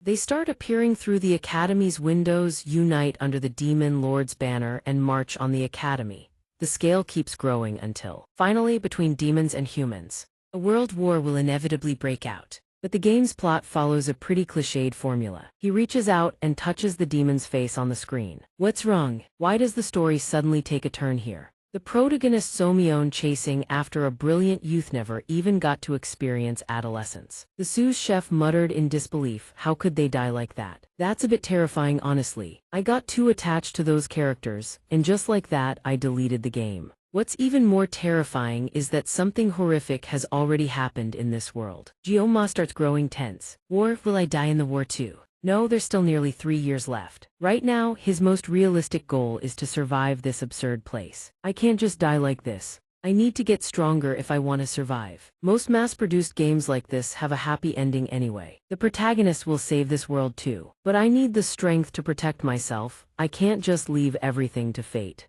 So I need to train quietly, under the radar. If I stand out too much, I'll probably get drafted into the army to fight those demons. Jioma tells himself. That's exactly what I need to avoid. Plus, I need to be careful when using the painless blessing. The painless blessing, why the hell did I even pick up the sashimi knife? Now the burden's all on my shoulders. System painless blessing will be annual LIFID if the host sustains injury. Condition 1 physical level. Condition 2 spirit level relaxed. Condition 3 words and actions must be more intimidating. Weapon level 1 insufficient conditions to unlock. Synchronization rate 15%. He lets out a sigh of admiration. Impressive. But Jioma's face slowly shifts to realization there's a mountain of new information here. He stares at the system panel. Physical, mental, weapon. These numbers must represent level tiers. Among all the text, something catches Jioma's eye. And this synchronization rate, what the hell is that? He scrolls through, searching. Insufficient conditions to activate. Synchronization rate 15%. Only the following can be activated. System access restricted. Insufficient conditions for full usage. Jioma is taken aback. What? He starts mulling it over. Not that important, I guess. Yet another mystery, but the most important thing right now is training my body, and I need a new weapon. I can't keep relying on a 30-second painless blessing. System painless blessing, pain sensation nullified for 30 seconds. Activation duration 30s. Cooldown 12 hours. I also need to train with a sword that doesn't require the sword god's blessing conditions. Fortunately, next month there's a practical combat exam replacing the midterms. And the reward for all this training, let me check. A B rank item. If I can wield it proficiently, that's enough to coast through graduation. Its standards are different from the sword god's blessing, so it won't be my main weapon. There's more work ahead than I thought. Suddenly a voice cuts through the air. Hey. Jioma shoots a glance at his gaze sharp as a bullet. Who the hell is bothering me now? A woman appears beside him. Oh, she exclaims, her voice dripping with the smugness of a villain who just reclaimed their stolen gold. This is my spot. She stares at him dead serious, her eyes practically chanting an eviction spell. Jioma is startled, staring at her without blinking. The two of them fall into a sudden silent standoff. She starts losing patience. Could you scoot over? Jioma reluctantly slides over beside her. Oh damn, no matter how you look at her, it's like staring at a dream. I was gawking the whole time without even realizing it. You don't have to leave, Abel says, just move over a little. Jioma glances at her, puzzled. But your spot isn't this chair, Jiang's. Is it a class rank thing? Right? If I get tangled up with the protagonist, things will get complicated. Even if I don't like it, I should keep my distance. Her sweat-drenched body causes her to keep tugging at her clothes. If this were a movie scene, it'd be rated 16.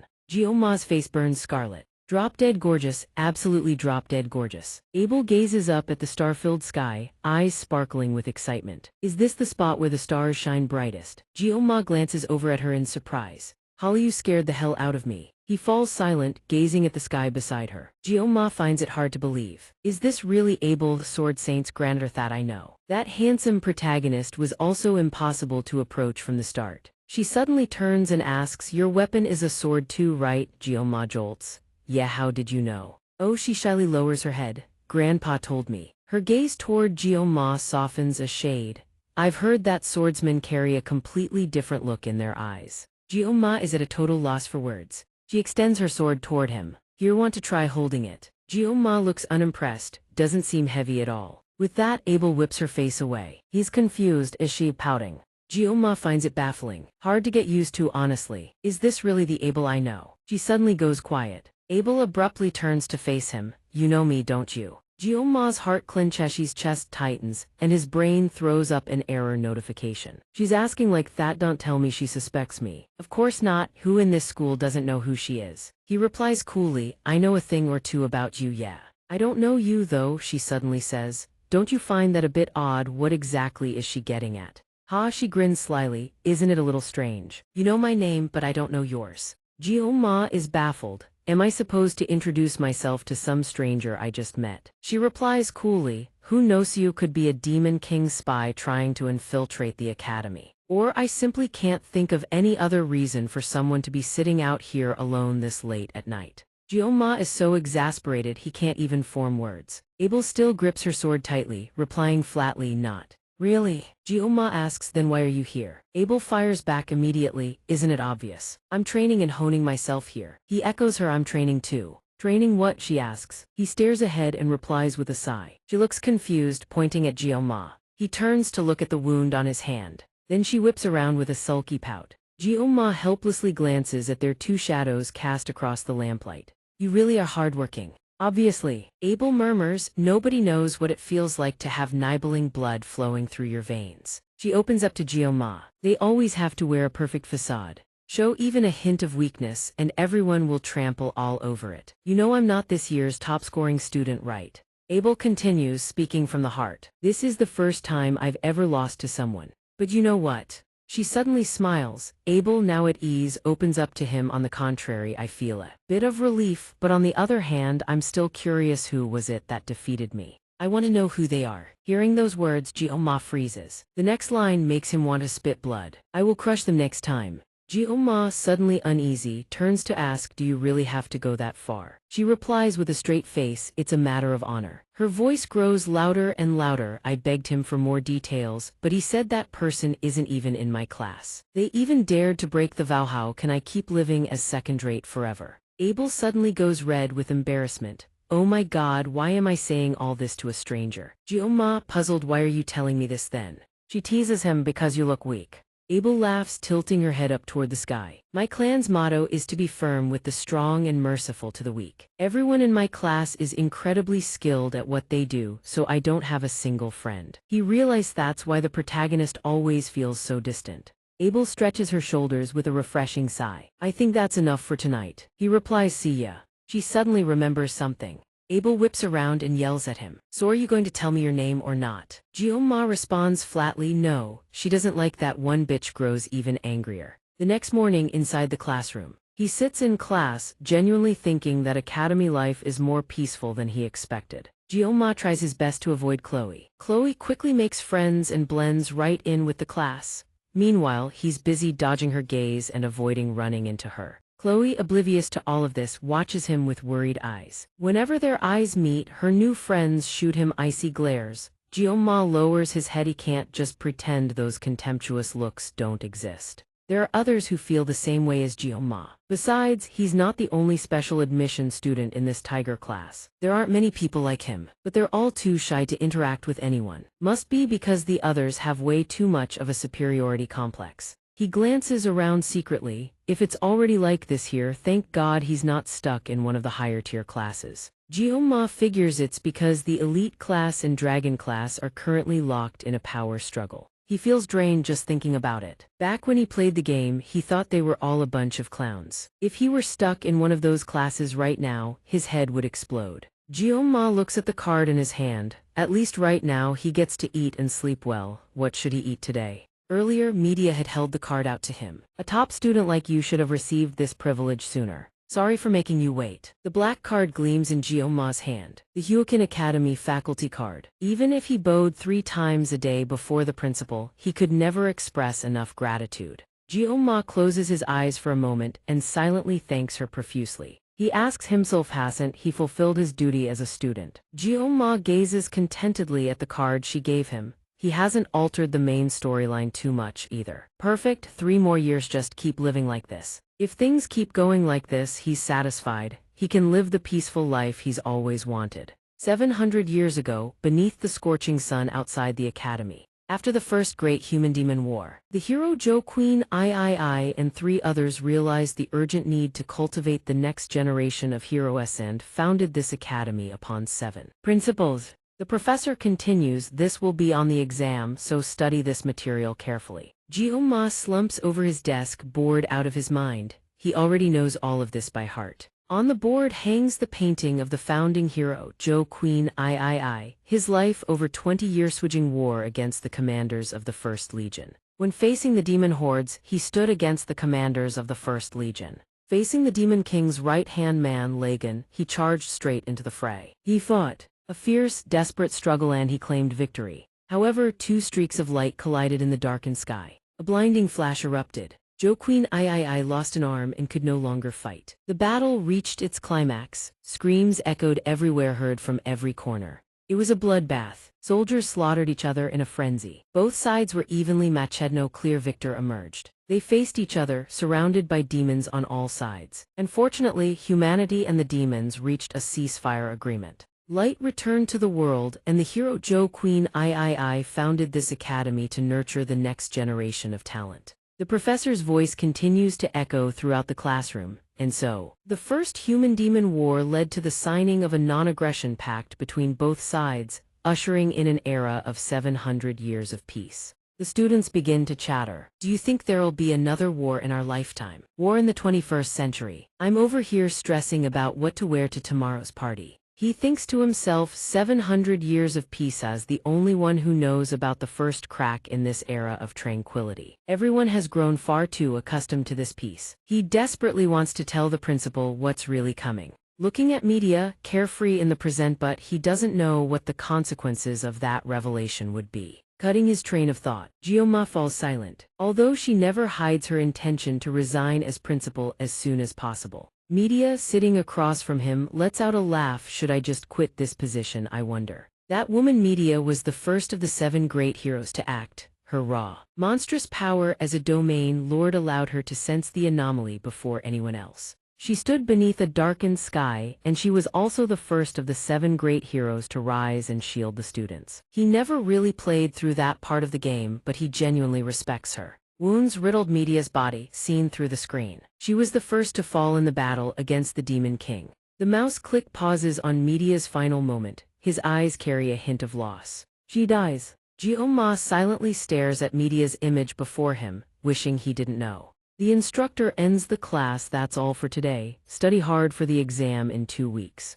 Everyone starts to get up and leave. Awesome. What? Really? What's going on? What is that? Everyone starts gathering around something. What's happening? I'm coming too. Jioma thinks with a puzzled expression. What is it? A voice rings out. Is it him? Jioma slowly starts to piece things together. May 5th, right? Today, excited classmates stand gathered outside the door. He won't end up in our class, right? Obviously not. He's clearly headed for the elite class. Jioma slips into the crowd. If he remembers correctly, his classmates and even he himself were shocked on May 5th when Lion enrolled that striking golden hair standing out in the crowd. The protagonist of this world. That's Lion Van Jaer. If everything proceeds as scripted, the 700 years of peace will see its first crack. Seeing Lion Van Jaer's face for the first time, Jioma lets out a silent groan. What a pain in the ass. That face is just begging to be punched. The more Jioma stares, the more he recalls the original plot Lion standing there, radiating that insufferable protagonist aura, golden light practically pouring off him as every classmate swarms around to welcome him. As the story goes, every single woman in this game falls for him.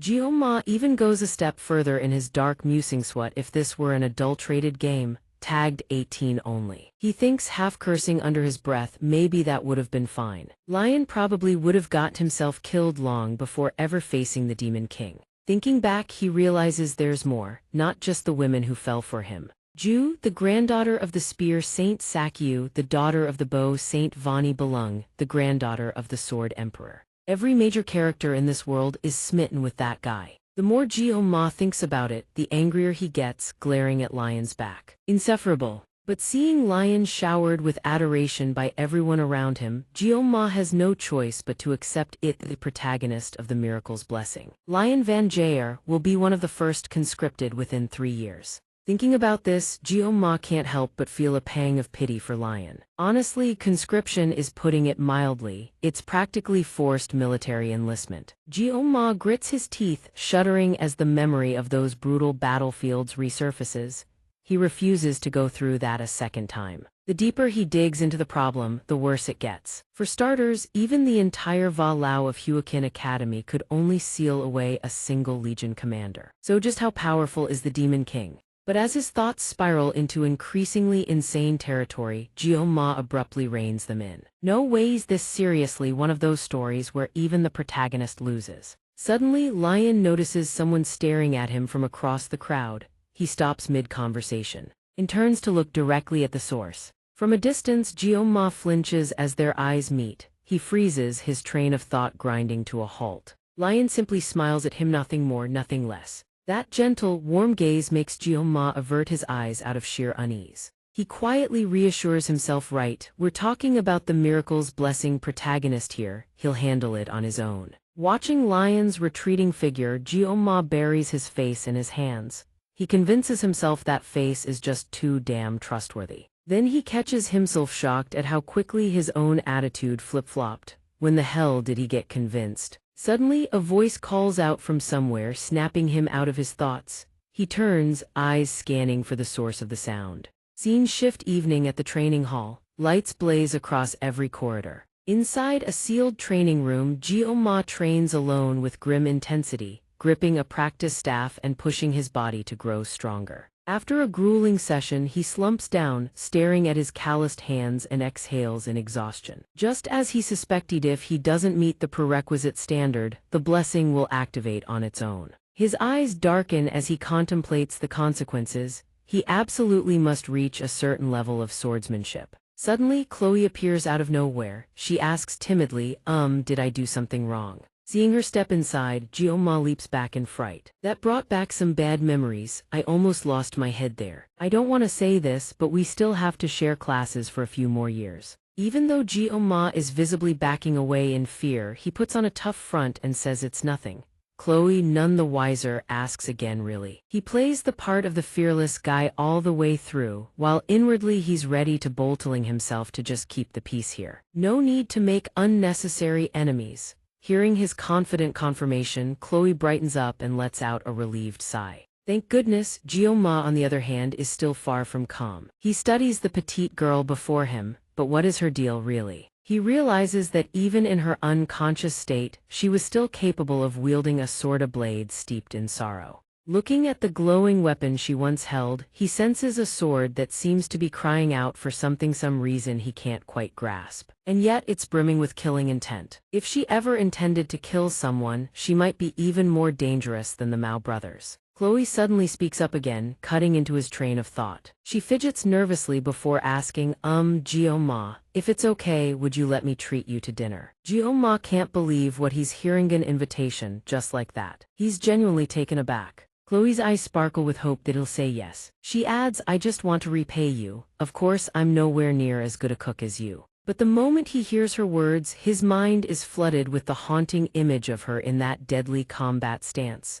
A chill runs down his spine. Dinner, he stares at her in silence. To persuade him, Chloe unleashes a full-on assault, their shimmering red eyes pleading. She looks at him with a beseeching expression. Seeing that look, Jioma edges even further back. That gaze is deeply concerning. His brain is already mapping escape routes. Refusing would be awkward, but if he agrees, he might just wake up inside a morgue drawer tomorrow. Suddenly, Jioma finds his out. He perks up. Right, Chloe, this might sound weird, but instead of dinner, could you help me with something? Hearing the request, Chloe hesitates. Help you with what? Jioma scrambles to sell the excuse. Honestly, I can't think of anyone else but you. Chloe's face flushes red, her eyes brimming with anticipation. What is it? She stammers. Jioma gently says what he's been wanting to ask for a long time. Could you teach me swordsmanship? He knows full well he needs to supplement his sword skills. One way or another, he needs a swordsmanship instructor. Thinking this through, Jioma reassures himself. It's a solid excuse, and Chloe is terrifyingly strong. He recalls the image of himself, night after night, struggling to study on his own. From that day on, the one thing he checks before going to sleep is whether he'll survive. This might actually prove useful.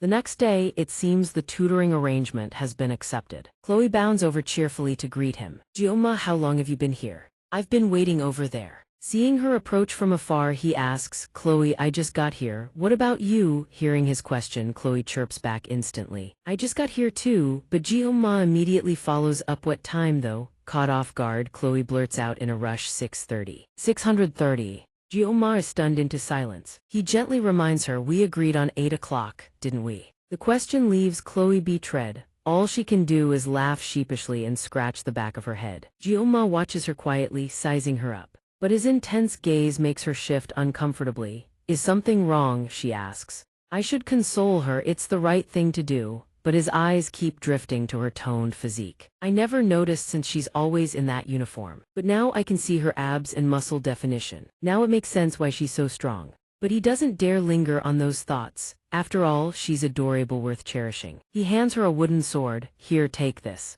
Chloe accepts the sword, her face full of confusion. I thought we'd be using real swords. He still hasn't gotten over his fear of her strength. Did I hear that right? Who the hell trains with real swords? This isn't a fight to the death. Outwardly he explains gently. It's just practice, we should use wooden swords to avoid injuries. For some reason, the moment she grips the wooden sword, her entire body radiates a thick, suffocating killing intent. Her smile sends a chill down his spine. How kind of her. She tightens her grip on the blade, staring at it intently, her mind racing with thoughts. Then she suddenly swings the sword downward. Boom, a massive cloud of dust erupts from the ground. Jioma watches in horror, convinced he'd have been torn to shreds. Just how strong is she? It looked like the air itself was slashed clean in half. He glances at his own wooden sword and mutters internally, gotta be careful. All he can do now is pray and hold onto the sword, God's blessing. But just to be safe, he pulls up his system panel to recheck his stats. The system interface materializes before him. Sword, God's blessing. System, sword, God's blessing. If injured, effect nullified. Vitality level 2, sword parameters relaxed. Mental level 3, resolve indecisive. Weapon level 1, conditions not met. Synchronization rate 2%.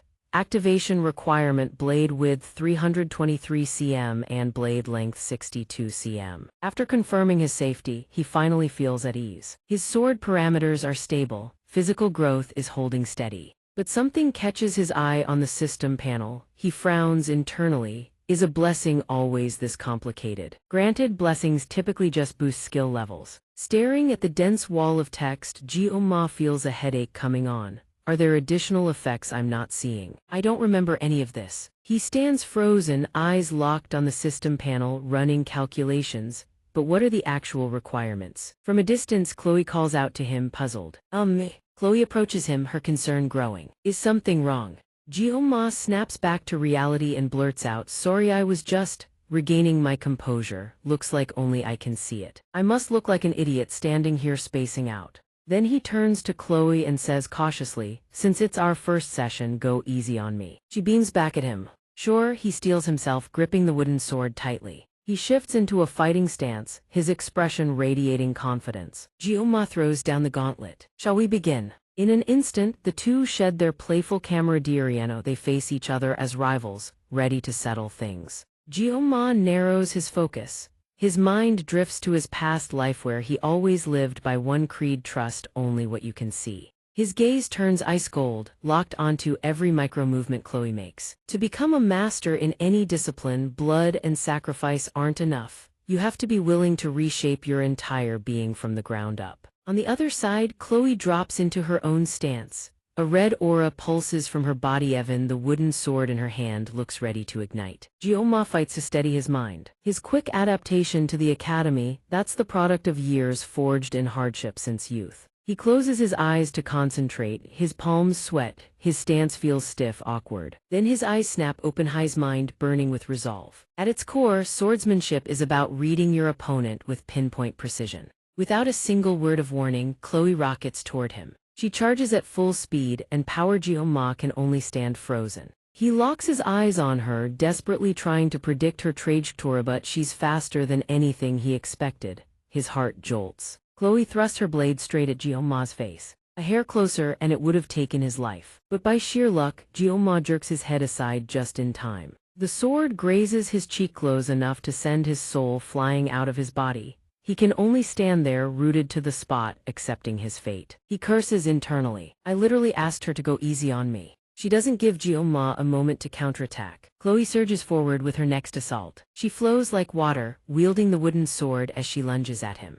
The entire room rings with the relentless clack-clack-clack of two wooden swords clashing without pause. Jioma is stuck purely on the defensive, opening to strike back. He grips the sword with everything he's got, his arms screaming gets too heavy. Then he steels himself for a counter, bringing his blade down in a crushing overhead swing, confident he can block whatever comes. I'll bring it down just like. Chloe leaps into the air without warning. She'd already read every move he was going to make. Jioma looks up, eyes wide with panic. Since when? All he can do now is scramble for a way to defend. Damn it. She's even faster than before. He swings his sword and realizes, wait, that last attack was just a feint. Chloe plunges from above, striking Jioma head-on. He struggles desperately to parry the blow. The impact sends both wooden swords slamming together, fracture splinters from within. To absorb the blow, Jioma is forced to stagger back several steps. He's still reeling in shock. She just keeps attacking, relentlessly. On and on it goes, Chloe pressing forward, Jioma scrambling to defend, spinning out an endless cascade of beautiful, deadly sword arcs. After a brutal exchange, Jioma's stamina finally craters. He gasps internally, every single hit feels like a thunderbolt, one clean connection and I'm dead, I'm hitting my limit. He's been cornered with no room to counterattack. Suddenly, Jioma's wooden sword snaps clean in two, the match halts. Both of them stare at the broken blade in shock and guilt. Chloe speaks up first, I'm so sorry, I was trying to hold back but I broke it. But before she can finish, she notices something off about him and calls out, Jioma. Then horror washes over her face at the scene unfolding before her eyes. She can't even get the next word out. The sword. System alert, weapon in use does not meet activation conditions. Weapon DAMAGED. Error DTCTDINITIATING, forced self-calibration. The instant the system fires the alert, the aura around Jioma shifts violently. His humanity begins to bleed away. Jioma's body moves beyond his control. His eyes go hollow, predatory, the gaze of a feral beast locking onto its prey. System sword God's blessing, heat activation triggered. System warning, weapon malfunction detected. Chloe watches in terror as his humanity slowly drains away. She stumbles backward, scrambling to put distance between them. At this moment, Jioma is under the control of the system's forced self-adjustment activation. His humanity is fading. The sword God's blessing drags him in. He's lost in a game-like world, reborn as a chef.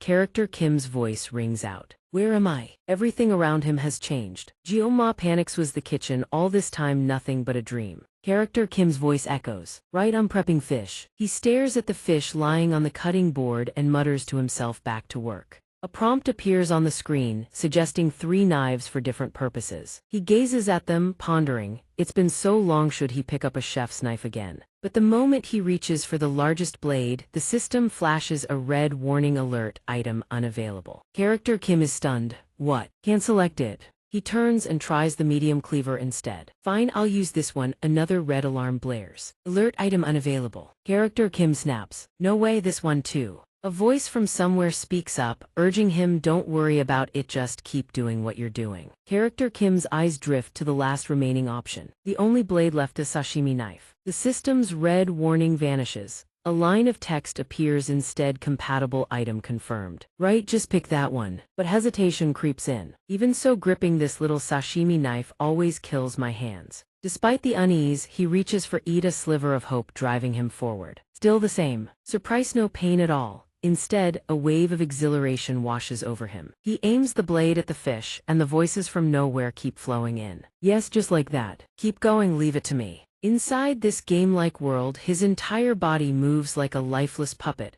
obeying only Character Kim's commands. All right, today I'm creating a masterpiece for the ages. The system triggers a heat activation in the real world. Jioma's body is nothing but an empty shell, puppeteered from the inside. From a distance, Chloe watches him with worried eyes and calls out, Jioma, are you okay? Chloe keeps calling his name through the hazy mist. Jioma.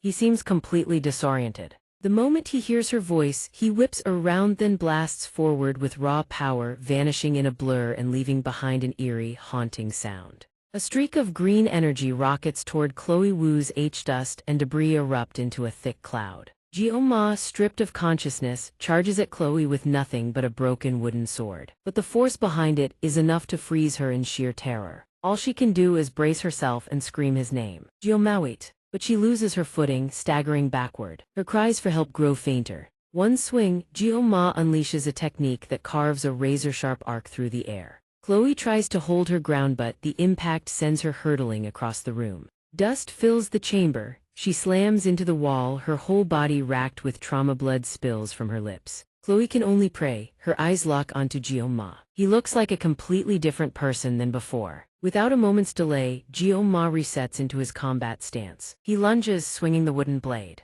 This time, Chloe barely dodges in time. She yelps in pain and stumbles backward, dodging by instinct alone. Jioma's eyes are hollow, empty. He stares at his target like a wild beast eyeing its prey. Chloe's entire body throbs with agony. She plants her sword into the ground, struggling to stand. That strike sent me flying. Any semblance of initiative she had is gone. No, she can only tremble in pain and stare at Jioma. Her mind races, every movement hurts. What happened to Jioma? I don't understand what's happening. I need to stop this match. No. Chloe stammers, begging him. Jioma, I need to stop this match. But he's a puppet, no, charging forward to slaughter the prey before him. Chloe's mind races to the worst-case scenario. She has no strength left to run or fight back. It's too late. Jioma, she whispers, pleading, snap out of it, please. Jioma.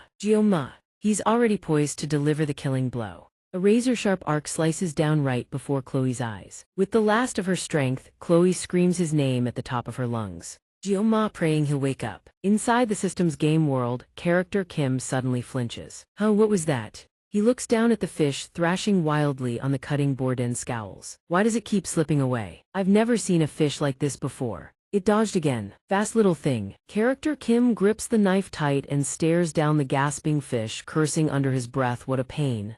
I need to finish this quick. But that sound, it almost sounds like it's speaking. Am I losing it? A voice from reality bleeds through, and he unconsciously mouths the words. Jioma. Then character Kim glances at the reflection on the blade's edge and a face appears. Jioma. Recognition dawns, clumsy and sudden. That's me. The chef inside the gamete was Jioma all along. The moment he recognizes himself, he's pulled back into his true identity. Jioma watches the fish morph and distort before him, bewildered. Then reality hits. Chloe is on the ground, clutching her stomach in agony, screaming his name over and over. Jioma, snap out of it. His consciousness floods back. He sees the girl before him, Chloe, and he knows Jioma is himself. In that very instant, the wooden sword in his hand is flung away. It slams into the wall with a thud. He has control again. He realizes it. Jioma is him. He is Jioma.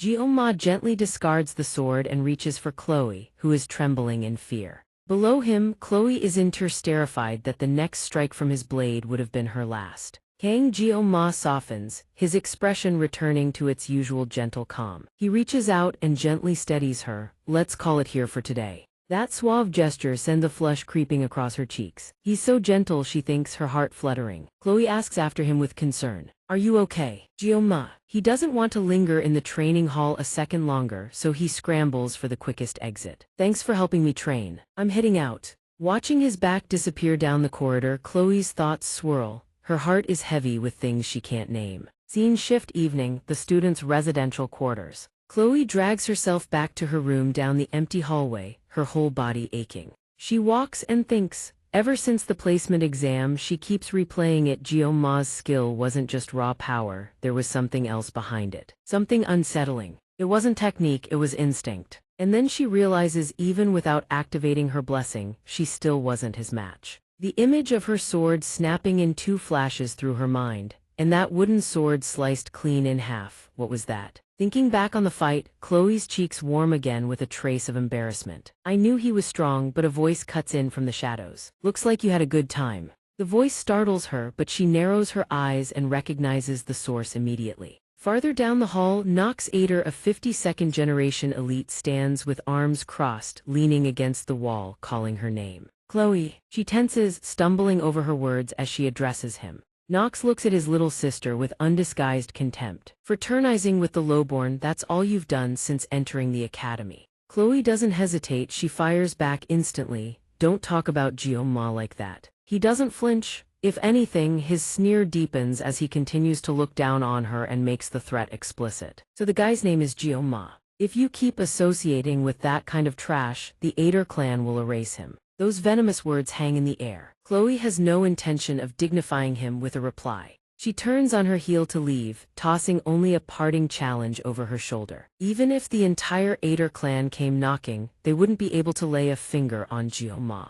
Watching his little sister walk away, fury churns inside Nox. All he can do is stand there, muttering the name of his rival under his breath, Jioma. Elsewhere, Kang Jeong-ma forces himself to confront the truth: the power given to him isn't a blessing or a grace, it's a curse. He remembers the moment the system seized control of his body. To avoid becoming dependent on the sword god's blessing, he needs to find new equipment. But that power seems to mock every attempt at resistance. It clings to him, hungry, trying to devour his body whole. The moment he grips the blade, he realizes he feels no pain. Not only is there no pain, there's a sick pleasure in it. The creeping sensation of his vitality draining away becomes almost addictive. He's a puppet on strings, lying still while the curse pulls every fiber of his being. Inside the puppet's hollow shell, Jeong-ma's body is being piloted, and a sweet whisper coils around his ear. Dig deeper, go further, destroy more. When he looks inward, all he sees is red like blood. He has already surrendered himself entirely to that thing. He recalls the match, Chloe's scream, laced with sheer desperation. Chloe had been screaming, pleading nonstop. The sound of his name on her lips was what snapped him back to his senses. Jeong-ma. In that cry, he felt every shattered fragment of his world being gathered, pieced back together into a complete picture, no longer cracked.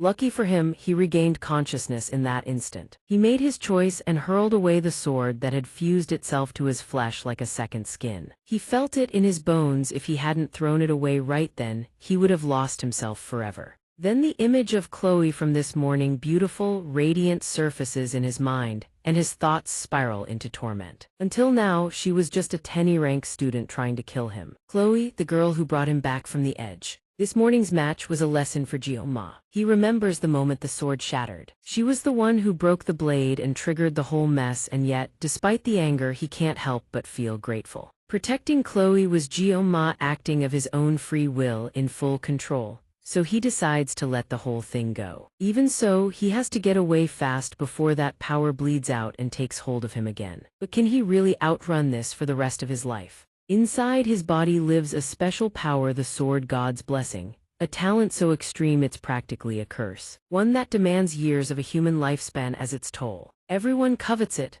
but for Jeong-ma, it's a burden he carries like an alien stranded in a world that was never his. Jeong-ma trudges back to his room in a daze, each step heavier than the last. His mind churns. He doesn't harbor any grand ambitions here. Kang Jeong-ma climbs the stairs, exhausted, his eyes hollow. All he wants is a shred of hope, a normal life. He thinks he can handle the small incidents if they come. Above him, countless phantom hands reach out from nowhere. Only now does he sense something writhing inside his body. Jeong-ma stares into the void. Countless hands like the strings of a marionette claw at him, tearing him apart. Something is swallowing his reason whole. And then, in agonizing clarity, he understands this is no blessing. It is a curse that wants to devour him completely, a forbidden, heaven-defying art. Scene shift. 3 days later, the Academy lecture hall is packed with students, gathered and ready for the upcoming class. A student turns to Chloe with a grin. Hey, something insane happened yesterday, let me show you. Something crazy, tell me everything. She perks up, curiosity piqued. Really? Hold on, let me look it up real quick. But beneath the surface, something heavier gnaws at her. Her mind is elsewhere, tangled in worry. Chloe glances sadly toward Jeong-ma's empty seat. He's been absent for days now. She desperately wants to reach him, but she has no way to. Chloe sighs to herself. I just realized I don't even have his contact info. Why didn't I ask back then? She's already gone to Jeong-ma's room multiple times to check on him. She even went all the way to his dormitory. But the only answer to her knocks was a pained groan from the other side. She was afraid that if she broke the door down, he'd resent her for it, so she could only turn and leave.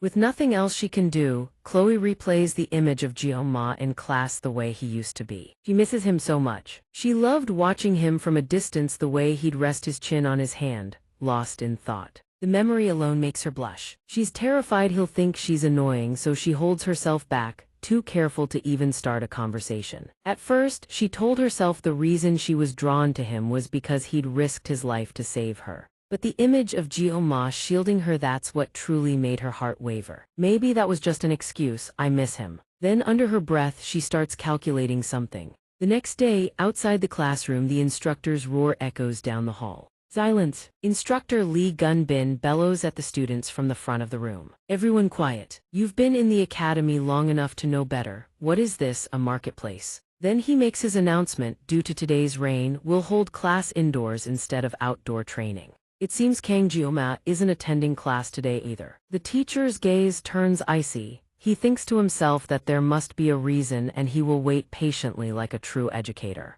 Then the teacher Lai Gunbin shouts for the lesson to begin. The students respond in unison, trembling, "Yes, sir." Suddenly, the sound of the door chimes rings out, causing the teacher to roar in anger. "Who dares to interrupt my class?" After speaking, Lun Bin freezes as he looks toward the entrance. Outside the classroom door, a familiar silhouette appears, causing all the students to turn their heads in surprise. Jioma walks to his seat, his gaze cold as he glares at the teacher. Despite looking slightly battered, he still radiates a charismatic, handsome aura. Seeing him walk past, C-letter 1EDD Lao stands up abruptly, shouting his name, Jioma. He ignores her, staring fixedly at the teacher as he speaks. "I apologize for being late, sir." Seeing his state, Lai Gunbin feels a twinge of fear. "Very well, sit down." The students around begin whispering incessantly. "Isn't he a special admissions student? Does he always look like that? He looks more handsome than before now that you mention it, I see it too." The chatter in the classroom grows louder, but Jioma pays no mind, focusing solely on the lecture. When the class ends, the students leave with weary expressions. "Let's go eat, I'm starving," everyone decides excitedly. "Oh really?" Suddenly, a voice calls out from behind. "Jioma." Hearing his name, he turns around to check in. "Yes, C-letter 1EDD Lao." C-letter 1EDD Lao asks him with a bashful, worried tone. "What happened?" She only receives a cold response, "It's nothing." Hoping to keep the conversation going, C-letter 1EDD Lao continues. "You haven't been to class for a long time, so I thought something must have happened. Is it because of that match?" Hearing her mention the previous match, he pauses thoughtfully, then smiles to reassure her. "I was just slightly under the weather. Thanks for worrying about me." Just this single sentence makes C-letter 1EDD Lao's heart race. Is she that shy and timid? Thank goodness. But Jioma has other thoughts, just as I thought. She doesn't believe it. He recalls the past 3 days, spent struggling through excruciating agony until exhaustion took over. "I couldn't even leave my room to eat anything." Remembering the tearing pain, he winces, stuck in bed, praying for the nightmare to end. "The pain I endured this time is far greater than in the past." Jioma knows well this is the price for using that broken sword. But he still can't believe that wasn't the only thing that happened when he looked in the mirror. "My appearance is the same, but my face has sunken in and even my hair has turned white." He obsessively studies his reflection, muttering, "This is a divine punishment." Returning to reality, Jioma looks at C-letter 1EDD Lao. She looks apologetic. Understandable, she saw me like that at the training grounds. To ease her guilt, he decides to change the subject. Jioma offers to invite her to dinner. "Hey, about that dinner you mentioned before, can we do it tonight?" Hearing this, she can't believe her ears, her face flushing as she yells. "What? Really? Dinner?" He adds softly, "But this time I want to eat your cooking." Hearing this, she jumps for joy. "Of course I'll do my best, I'm so happy." Watching her childlike reaction, he thinks, she must really like it. C-letter 1EDD Lao's face beams with excitement as she asks repeatedly. "I'll make anything you want to eat today. What do you want?" Jioma confides honestly. "I haven't had fish in a long time. Last time I ate at your room, I threw it all up. Oh, it was too expensive, so I didn't." But before she can finish, he feels a sudden sharp pain in his chest. He glances toward the side, filled with confusion. "What the hell?" Then Jioma suddenly turns his head toward the door. Noticing his reaction, C-letter 1EDD Lao stops talking and looks with him, curious. Is something wrong? Suddenly, Jilo appears at the door, peering into the classroom, his gaze icy and locked onto Jioma. Seeing that annoying guy, C-letter 1EDD Lao is stunned. She freezes, unable to believe she's meeting Jilo here. Seeing C-letter 1EDD Lao's strange expression, Jioma asks, "Do you know him?" But he only gets a terrifying silence in response. Jioma walks toward Jilo without hesitation. They stand face to face, exchanging a hostile glare. Not wanting to waste time, Jioma speaks up. "If you have something to say, say it, stop staring." Instead of answering, Jilo just glares at him with blood-red eyes. Seeing this, Jioma is full of questions. What's wrong with his eyes? C-letter 1EDD Lao runs over from behind, standing between them to stop a fight. She shouts, "Jioma, don't pay attention to this person." "Jilo, didn't I tell you not to come here?" Hearing her voice, Jioma notices something unusual. So that's how it is. Her voice is harsh but hesitant. She's actually shaking. C-letter 1EDD Lao screams in fury. "Why are you here?" Across from her, Jilo glares at his sister and threatens. "He is absolutely nothing. Are you really going to break the Auditor clan's laws for a guy like him?" Chloe. Hearing her brother mention the clan name, Chloe grows even angrier. She charges at her brother, insisting that the auditor name or whatever it means nothing to her anymore. It has nothing to do with me anymore. Seeing his stubborn little sister, Nox coldly reminds her, is that any way for someone of the same blood to speak? Once born an auditor, always an auditor. Standing off to the side, watching the siblings clash furiously, Jioma feels nothing but a headache coming on, he thinks. The little sister sounds like she's in full rebellion mode and the big brother is acting like he's in a historical drama. Can you both keep it down? He doesn't want to waste any more time here. Nox wields his authority to threaten his sister. Drop that and come home, now. Chloe. But she can only seethe with resentment. No, it's as if all her pent-up emotions finally erupt. She unleashes her latent energy in a resonating scream. Don't you talk about Jioma like that. Jioma watches her defiance and thinks in alarm. Can't you just talk this out calmly? Everyone's already gone. If this keeps up, it'll turn into a full-blown mess. Lucky I have absolutely no stake in this. I'm used to this kind of drama weight. Jioma suddenly recalls the name Auditor. He gets it. No, just remembered. Infiltration and assassination, that's them. They're the shadows that appeared midway through the game. In his assessment, they're weaker than the other heroic houses in raw power, but in terms of assassination, they have no rival. Visualizing a power chart in his head, Jioma realizes every member of the Auditor clan is absurdly powerful, forced through brutal training from childhood, molded into the most vicious killing machines by the time they grow up. Then he silently realizes Chloe was born into the Auditor clan. Damn, if that's the case, he compares Nox and Clothe Normal One and the Abnormal One. Recalling his encounter with Nox, Jioma doesn't feel the slightest bit intimidated. Wasn't Nox's expression the more normal one? That expressionless face used when killing. Yeah, an expression that's already used to it. Though the methods are a bit sickening, Jioma pieces everything together. The Auditor clan is definitely hunting down enemies to consolidate their position. Well, if push comes to shove, I won't hesitate to kill either. He figures that's only reasonable. With that thought, he turns to look at the petite girl beside him. Chloe probably just wants to live a normal life. He feels a twinge of pity for the girl. However, just like the sword god's blessing, Chloe grew up in the Auditor clan's environment since childhood, so a normal life is definitely not happening. She's been predetermined to become a cold-blooded assassin. No matter how much he wants to help, Jioma knows himself well. Unfortunately, I'm no hero. Even if I wanted to be, I couldn't become one. The more he thinks, the more he torments himself. Sure, what the hell am I even doing? I can't save the world, but saving one person on girl should be doable, right? Then Jioma stands up, stepping in front to shield the fragile Chloe behind him. I'll have a word with him. In Jioma's head, he's already running his own calculations. He has to admit a sword god's blessing will come through. This power is definitely a curse, but it won't let him taste defeat. He faces his opponent coldly and asks, "Your name is Nair, right?" He keeps muttering self-encouragement inside his head. No matter how hard he tries to escape the sword god's blessing, he can never succeed. In an anime, they'd say you can run to the ends of the earth and still not escape.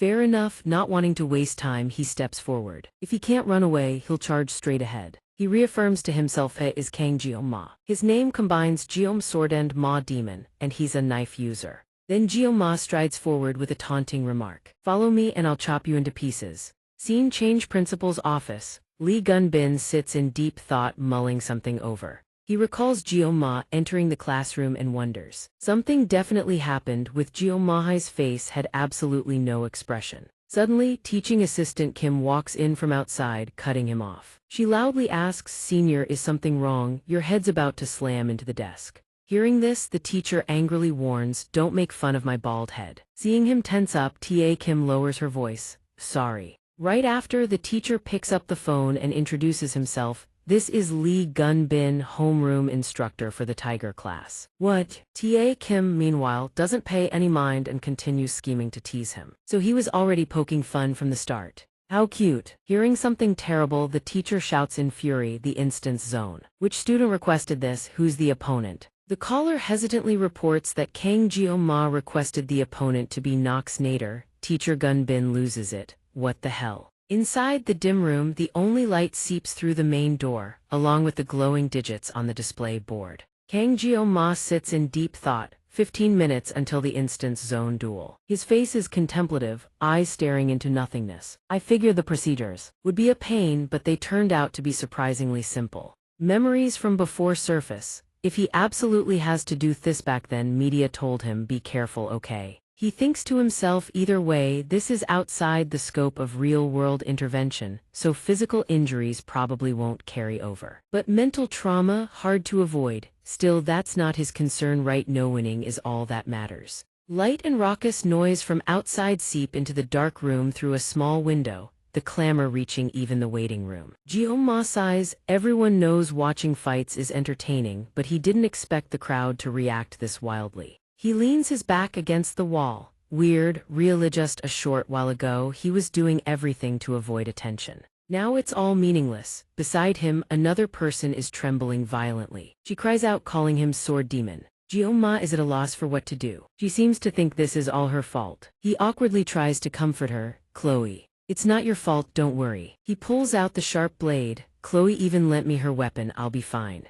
After Jioma finishes comforting her, the room suddenly falls silent. By now, she's barely managed to stabilize her overwhelming emotions. Jioma says Chloe is strong too, you know. She explains anxiously, my brother is a genius, a once-in-a-lifetime talent in the history of the Auditor clan. Truly, she believes her brother is a formidable opponent. No one can match him when it comes to hidden weapons. At 14, he was already crowned the pinnacle of shadow technique. Jioma doesn't care about Nox's skill, she's more hung up on that ridiculous nickname, the pinnacle of shadow technique. What's with these people? Who came up with that name? He falls into a contemplative silence, gazing at the rose pattern etched on the blade. Right, thinking back, it was always like this. No matter how hard he tried to dodge it, he always ended up on this path. A face surfaced in his memory. It hit him. His fate was to hold a blade for life. He thought to himself that old man probably never expected him to be swinging a sashimi knife around in his second life, right? The intercom announcement rang out, pulling Jioma back to reality.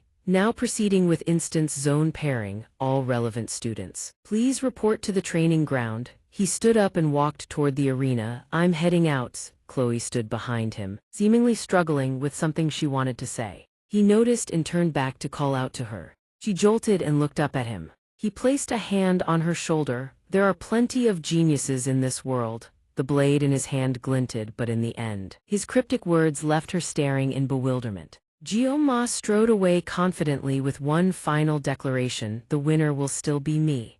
The light at the exit was blinding. The rhythmic thud of footsteps on the floor grew louder and louder as he drew closer to the light. The door stood right in front of Jioma.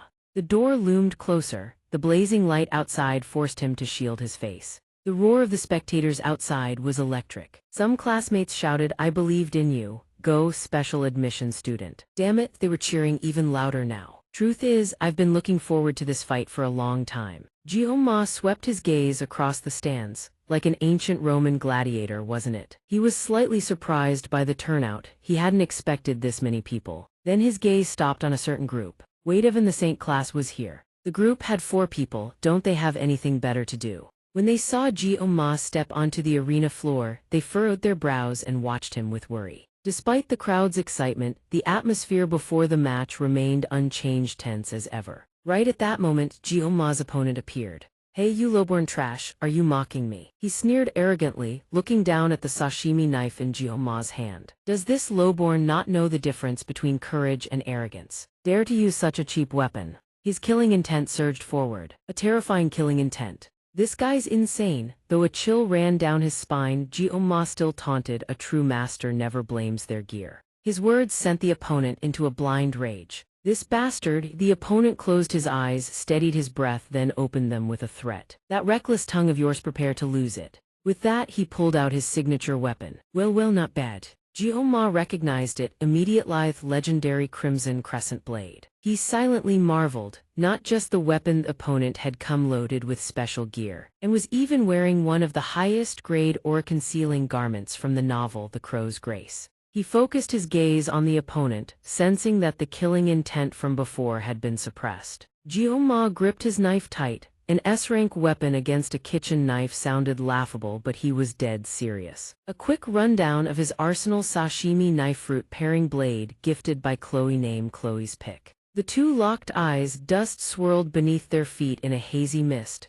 The announcement rang out once more. Their gazes sharpened. Activate the barrier. Every spectator buzzed with anticipation. A flash of light erupted inside the instance zone. Pray for the hero's boon. The instance zone opened. Without a moment's hesitation, he charged. At that very instant, his opponent lunged in as well. Guardian, the clash between the two had begun. A chunk of stone shattered and flew. System Painless Divine Power activated. System Sword God's Blessing activated. Jiuma's eyes began to change. Pray for the Guardian God's boon. Tension blanketed the arena floor. The spectators were stunned. What is that? Do you see it? He furrowed his brows and stared hard down at the arena floor. Some squinted with all their might, but the result was the Samathi saw nothing. They focused on every single movement the two made. Is that Tiger class level? Someone exclaimed in awe. So fast. Still some remained skeptical. Isn't this just a noob match? Below, the two clashed at lightning speed. Jioma leaped back to dodge. His opponent pressed the attack relentlessly, eyes growing more crazed by the second. Jello sat in the stands, chin resting on his hand, and remarked, "Oh, they're actually pretty quick." Some spectators started finding the fight genuinely entertaining.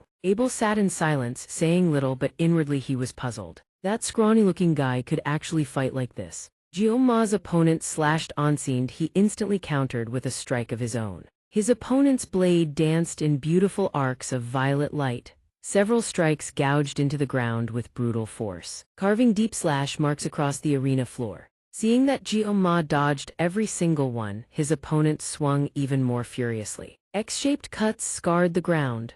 Realizing Jioma's reflexes were sharp enough to evade everything, the opponent thought, "This bastard, let's see you dodge this one." Massive amounts of purple energy coalesced. He surged forward, brimming with killing intent. Jioma felt a flicker of panic. The onslaught had formed a dense web of slashes around him. His opponent grinned, convinced he'd already won.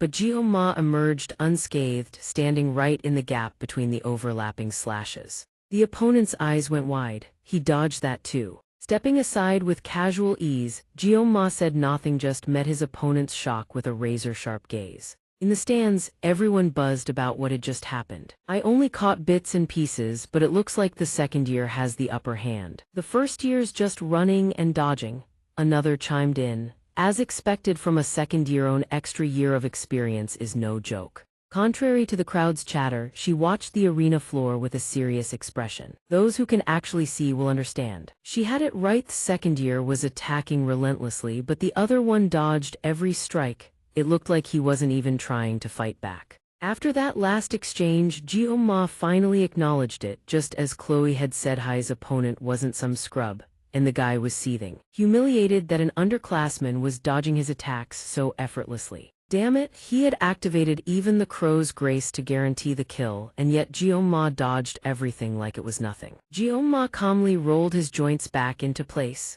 Meanwhile, his opponent reflected had been too focused on speed. He drew a lesson from that exchange. Now that he'd seen Jioma's true ability, he needed to be more cautious. He needed one devastating blow, something that could obliterate a wide area. He glanced at the plain knife in Jioma's hand. His fury only grew. The more he looked, the angrier he got. He still couldn't believe that cheap blade could stand against his own.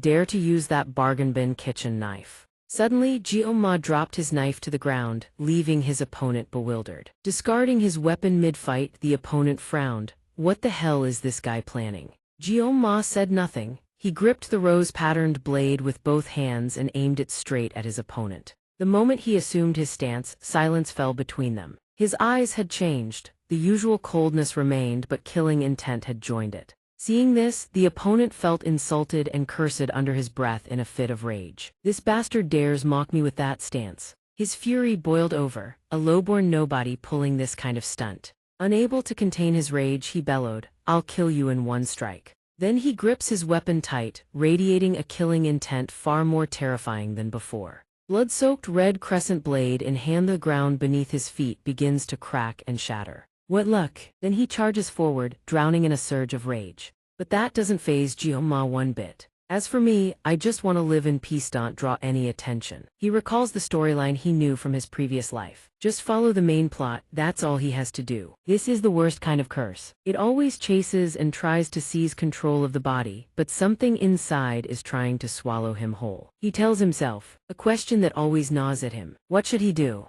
He reassesses the situation. If running is no longer an option, then he makes up his mind. Cut through everything. A blinding flash of light, his opponent's arm is severed clean off. It happens so fast the opponent can't even register it. Panic blinds him, he sees nothing at all. After slicing the arm away, Jioma glides past the opponent's body. Every spectator tenses up, stunned by the sheer display of Jioma's power. Even the game's protagonist stares at him in disbelief. Time in the arena freezes, a wisp of smoke rises. The two opponents stand with their backs to each other, a gap between them. Whether it's a blessing or a curse, I accept it all. Farewell my regrets, farewell my peaceful future. The opponent's sword arm lies still on the ground. Jioma is already several meters away, each masterful slash surging forward. The opponent's eyes go wide. He tries to track the movements in sheer panic, but before he can react, his head separates from his neck. A massive barrier materializes, enveloping the Aranathe Instance Zone's safety shield activates. Everyone watches the aftermath of the brutal battle, still tense. The opponent has been restored to his original state and collapses to the floor. Exhausted, Jioma meanwhile calmly sheathes his blade. That ordinary sashimi knife gleams one last time, leaving the audience in shock. The entire space falls silent. What everyone sees after the match is Jioma's straight, powerful back as he walks away. The Instance Zone battle ends. He scratches his head and glances up at the stands. Was that reaction natural enough? He thinks to himself, there's no turning back now. Jioma looks down at the rose-patterned knife in his hand. It's a fish-gutting knife. An indescribable unease wells up inside him. Cutting into a person always fills him with a feeling he can't quite put into words. He watches the man he just defeated trembling, hands pressed against the ground, and thinks the only silver lining is that both Mao and Nox are still inside the Instance Zone. He turns away, casting one last cold glance at him. The Instance Zone's function is clear. He is the one mentioned in the conversation between Jioma and Chloe. Nox. He has to admit one thing, Nox is truly powerful, just as Chloe said. He assesses that Nox feels like someone with extensive combat experience long before this. But after that fight, he also spots a critical weakness in Nox. Then again, flexing that much raw power means anyone would want to steer clear of him. He's seen everything. He doesn't care anymore and settles on one conclusion: consider it Nox's lucky day. An announcement rings out. Victory goes to first-year River class. A massive scoreboard rises, displaying congratulations to the winner, Kang Jioma. Up in the stands, chatter erupts all over again. That's the first-year special admission student. Some still doubt his abilities. He beat a second-year, seriously. They go back and forth, trading whispers about Kang Jioma. Hearing all this talk about himself, he thinks, are they seriously advertising me everywhere? He closes his eyes and lets out a faint smile. Nothing he can do about it now. He doesn't regret the present either. This is the path he chose after all. He walks away amid the audience's murmurs. Might as well commit and see it through. The match is over, but its aftershocks linger well into the next class. That guy's from the Auditor clan. Many are still blown away by his performance in the arena. You mean yesterday's match? No wonder that guy's so strong. Beyond the praise, some questions remain unanswered. Someone pipes up, but if he's that strong, how'd he lose his spear? Amid all the noise, Abel sits in a corner of the classroom, gazing out the window, lost in thought. His name is Kang Jioma.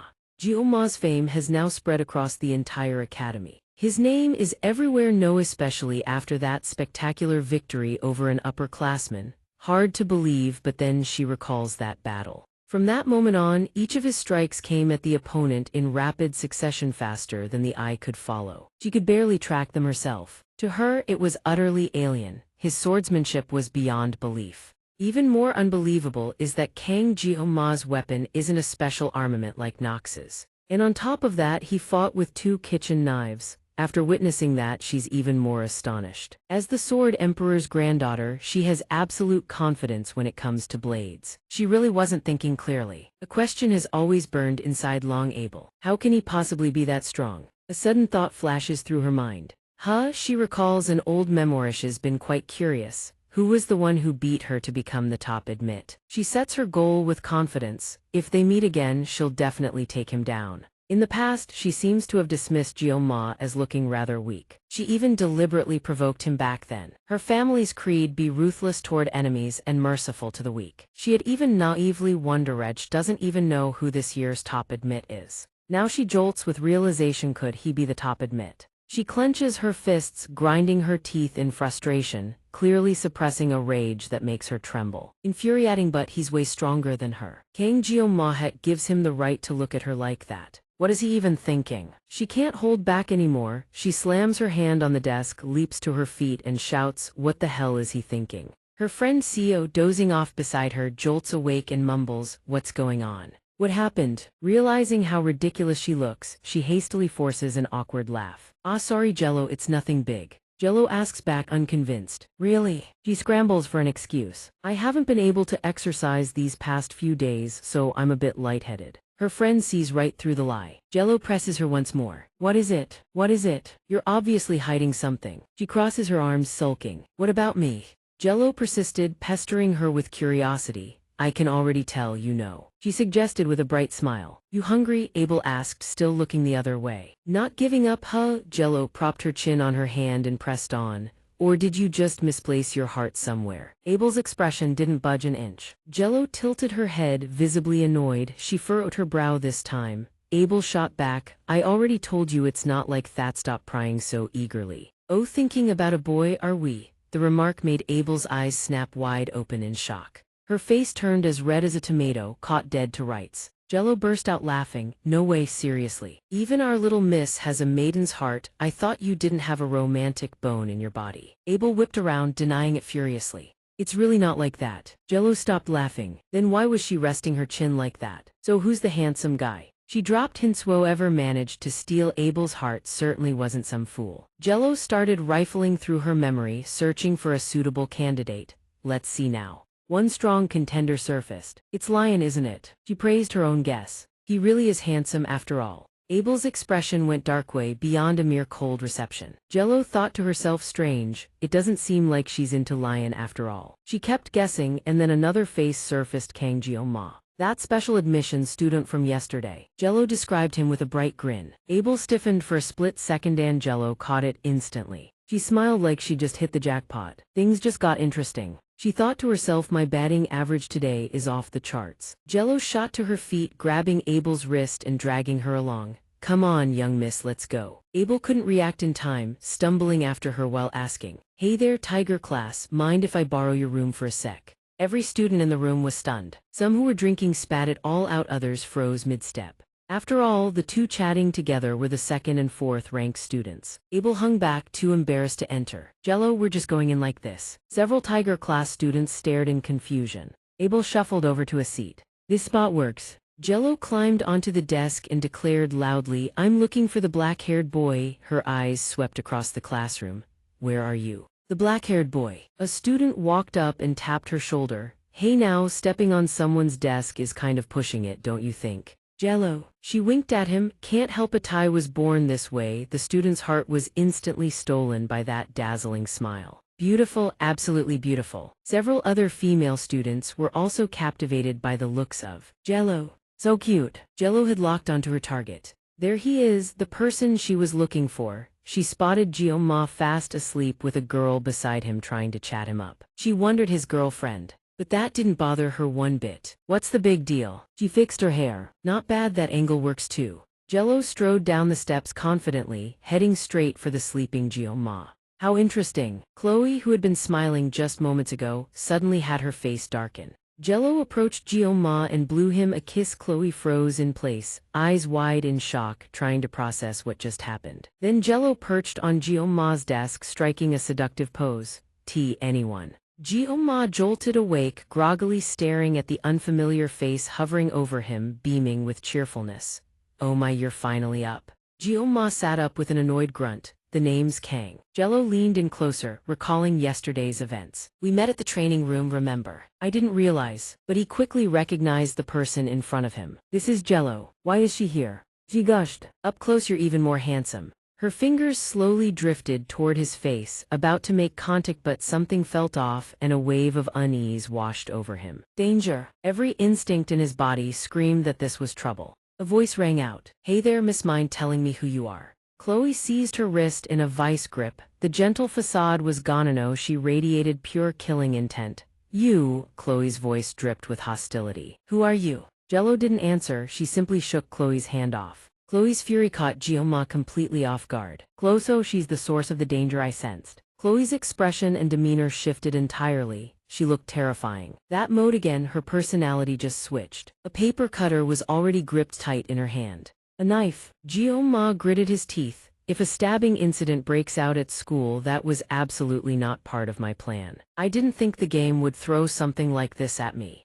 What's going on here? At that moment, someone rushed over to intervene. Jello, what are you doing in someone else's class? Jello turned around and replied nonchalantly, What's the matter, young miss? I was just saying hello. Is that not allowed? She glanced at Chloe. She hopped off Jioma's desk and, putting on a friendly act, ruffled Chloe's head. Hey kid, when adults are talking, you don't butt in, got it? But she didn't stop there. She added, staring straight into Chloe's terrifying gaze without flinching. Little kids shouldn't be playing with dangerous things like this, understand? Her condescending words made Chloe tremble with rage. Chloe flicked the blade up, glaring at Jello's grinning face. Then how about we let the adults talk? She aims straight and swings the blade decisively, catching Jioma and Abel completely off guard. Die. Jello whips around, a red liquid splashes into view. A male student scolds someone for knocking over the tomato sauce. Hey, you made a mess, more careful would you? The other student timidly explains, but if I didn't react, that'd be too heartless. The first male student snaps irritably, shut it. Down below, Jello manages to intercept the attack just in time. She clamps down on Chloe's wrist, the knife clatters to the floor. Too slow. I thought you were just some ordinary girl, but turns out you're a petty little brat. Chloe tries to wrench her hand free, but it's no use. Abel witnesses this and shouts furiously, Stop it, Jello. Seeing Abel angry, she pauses as if mulling it over. After a beat of thought, she swings her arm and flings Chloe backward. Chloe is hurled through the air, eyes wide with shock. Fortunately, with her agility, she gracefully somersaults midair and lands safely on her feet. The male students watching are absolutely thrilled. This is insane. Jello doesn't flinch, arrogantly cracks her neck. The Spear Saint's granddaughter smirks. Her clan is renowned for its supreme power. Their creed face overwhelming force without needing any skill at all. The Spear Saint's granddaughter doesn't beat around the bush, asks Jioma point blank. That girl's your girlfriend? He answers curtly, cold as ice. He sighs inwardly. So cold. Recalling the shift in Chloe's demeanor moments ago, Jioma can't help but feel a chill run down his spine. Stop thinking about it, he tells himself, but that's the truth. Jioma snaps out of his thoughts and turns to Jello. Hey you three, what the hell just happened? Everything unfolded so fast he still can't piece it together. He glances over and spots someone standing off in a corner, and it suddenly clicks. On closer inspection, he's here too. I was so lost in thought I didn't even notice. He speaks up, his expression grave. You two came looking for me, is there something you need? Jello explains with a friendly grin. The young lady's been keeping her eye on you, so I came to scope you out. Abel hears this and flushes red, denying it, flustered. When did I ever? Jello turns and asks, If that's not it, then why'd you come here? Abel immediately fires back. Jello, you're the one who dragged me here. Jello stays completely unfazed. I thought the young lady wanted to come, so I just obediently tagged along. Abel hears that and doesn't know what to say. Jioma is caught off guard by the look on her face. Did Abel just yell? Everyone's attention snaps toward the shout.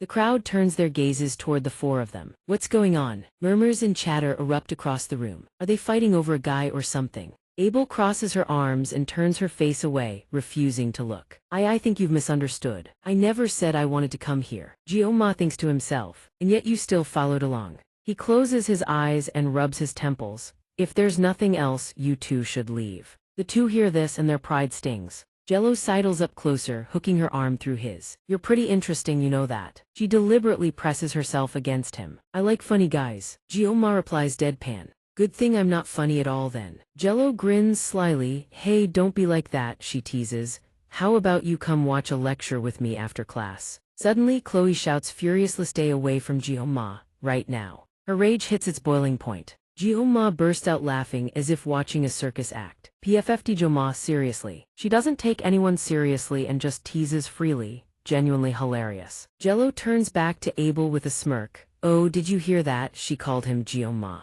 Abel's fury flares up too. Jello, being somewhat sensible, accepts the situation and prepares to leave. What a shame, it was a pleasure meeting you. Goodbye, Jioma. I'll be seeing you again real soon. Jioma, irritated, cuts straight to it. Don't come back. Jello keeps up her playful demeanor. So heartless. Before leaving, she throws in a few extra cutesy gestures for good measure. Bye-bye. He thinks, thoroughly annoyed. Fine, just get out of here already. Jioma collapses face first onto his desk. Abel walks away but freezes mid-step, glancing back at him one more time. Everything around her dissolves, there's only her and him. Once the two have completely left, Chloe dashes over to him. Jioma, but right now the only thought in his head, I want to sleep so damn bad. Yet when neither of them is looking, she turns back to steal one last glance at him. Her eyes soften, and within them, an unnamed emotion threatens to spill over. Something strange stirs inside her as she looks at Jioma. An invisible distance lingers between them. Then she averts her gaze. She turns around, face utterly expressionless, and walks away. In the academy corridor, two silhouettes are visible approaching from outside. Jello walks in front, her face maintaining that trademark arrogance. I didn't think it'd go that far. She mulls it over as she walks. His attitude was ice cold though. She recalls Jioma's disdainful look from earlier. Deep in those dark eyes there was something that piqued her curiosity, sensed something faint. That sensation is like an invisible blade to Jilo, as if her throat were being slit. She thinks to herself, how truly terrifying. Kang Jioma is more peculiar than other ordinary students. He is nothing like the babbling classmates she has encountered since entering this academy. After interacting with him, her curiosity only grows. I only intended to come here for a bit of fun, yet I've stumbled upon an unexpected gain. She continues walking, but her gaze has subtly shifted. For generations, her holy lineage has been strictly betrothed. To an elite warrior, this means she licks her lips as if she has just cornered choice prey. He is the talent her family craves. Jilo glances back at the one walking behind her, lost in thought. As expected, the untouchable queen is quite interested in him. She suddenly turns around, striking a cute pose that catches Bo off guard. Miss Bo, my apologies, Bo says, looking down. With a gesture of helpless exasperation, she says, you should apologize to your classmates for the scene you caused earlier. Jilo replies, that's not it, old man. The response makes Bo freeze. What? She declares haughtily, Kang Jioma. What she meant to apologize for earlier is that she will not be backing down. The wheel of an IV stand rolls across the floor with a squeak. Die. Kilu, wearing a hospital gown, drags himself along while thinking. Die. The defeat in yesterday's match has left him feeling utterly humiliated. Die. He refuses to accept that he lost to a special admission student from a lower year. Die. His eyes are brimming with pure fury. He has lived his whole life without tasting defeat. The body of the auditor genius. He stalks through the night, his mind churning with schemes. Is it any different at night? He concocts a cowardly plan, should I strike him when he's off guard tonight? But when he recalls the cold gaze in Kang Jioma's eyes, Ki Lu feels a tremor of fear. Another student approaches, only to be shoved aside by him. Get lost. Ki Lu angrily drags his IV pole, thinking, I must mobilize the auditor family. That is the only way to decapitate that bastard. He walks faster and faster through the silence of the empty corridor. I must kill that bastard and bring C-1EDD Lao back. He thinks of his younger sister. C-1EDD Lao's potential is even greater than his own. Kilu stands before the door. He grabs the doorknob. Yes, I must do it now. He thinks arrogantly of his family's power and his own top-tier nocturnal skills. The door creaks open. I'll definitely see it now. He is surprised as he steps inside. Jioma is calmly eating an apple. Oh, it's you. C-1EDD Lao is agitated, gripping a utility knife tightly, staring into the void. Jioma watches her with curiosity. Why is she so angry? He doesn't understand why she is so furious, especially since she was the one who drew the knife first. C-1EDD Lao bites her nails, her terrifying gaze fixed on the sharp blade. Does it feel good? Jioma's voice pulls her back to reality. C-1EDD Lao. She snaps out of it, her eyes widening as she stops biting her nails. Really? She offers a friendly smile and replies to Jioma with a composed expression. What is it? C-1EDD Lao covers her mouth and giggles. Is something wrong, Jioma? Jioma looks helplessly at the knife in her hand, but instead of speaking his mind, he just thinks, put the knife down. He scratches his head. How is Kilu? C-1EDD Lao seems to sink into a somber mood. My brother is at the academy hospital. Jioma can't help but wonder. Why was he hospitalized? See letter 1EDD Lao answers. He was injured during the duel in the subspace. She looks away, avoiding his gaze. Actually, I'm not really sure about the details even now. She continues brightly, I only heard he was admitted to the hospital despite having no visible wounds, so everything should be fine. She reassures him, Jioma, you don't need to worry. Jioma. He falls into deep thought after hearing this. I split him in two, but surely he isn't weak enough to have a mental breakdown. His curiosity shifts to suspicion. Is that bastard planning something else? He smiles and pats C-1EDD Lao's head. Jioma asks, can you tell me the room number for Kilu? The first step to dealing with a troublesome situation. C-1EDD Lao is slightly surprised by his intimate gesture. Suddenly, the scene shifts to the present where Kilu is furious to see Jioma. He narrows his eyes, apple still in hand. Can I eat this? Kilu frowns slightly. You already ate, didn't you? Jioma surveys the room. The auditors must be really wealthy, right? He remarks, a private room just for one person. This is no joke. Kilu has begun to calm down. He snaps, why did you come here? Suddenly, Jioma grabs the knife on the table, causing Kilu to panic. Is he here to finish me off? He lifts the knife and peels the apple with a single fluid motion. The apple skin comes off perfectly. How is he cutting that so perfectly? The apple is now completely peeled to perfection. Jioma arranges the slices on a plate and sets it on the table. He walks past Kilu. If you're sick of hospital food, have some fruit. Kilu's eyes immediately turn red. You bastard, how dare you pity me? He pulls a blade from his sleeve. I'm going to kill you. At that very moment, Jioma stops. Also, even if you're planning revenge against me, Nox, you have already been curiously watching my every move. I will destroy you. He turns around, his face brimming with menace. Auditor. The man hears those words and recoils in terror. Slam! The sound of the door slamming echoes through the room. Before the words even settle, Jioma vanishes before the man's very eyes. As for the apple that had been sitting intact on the table, it's already been sliced into multiple pieces.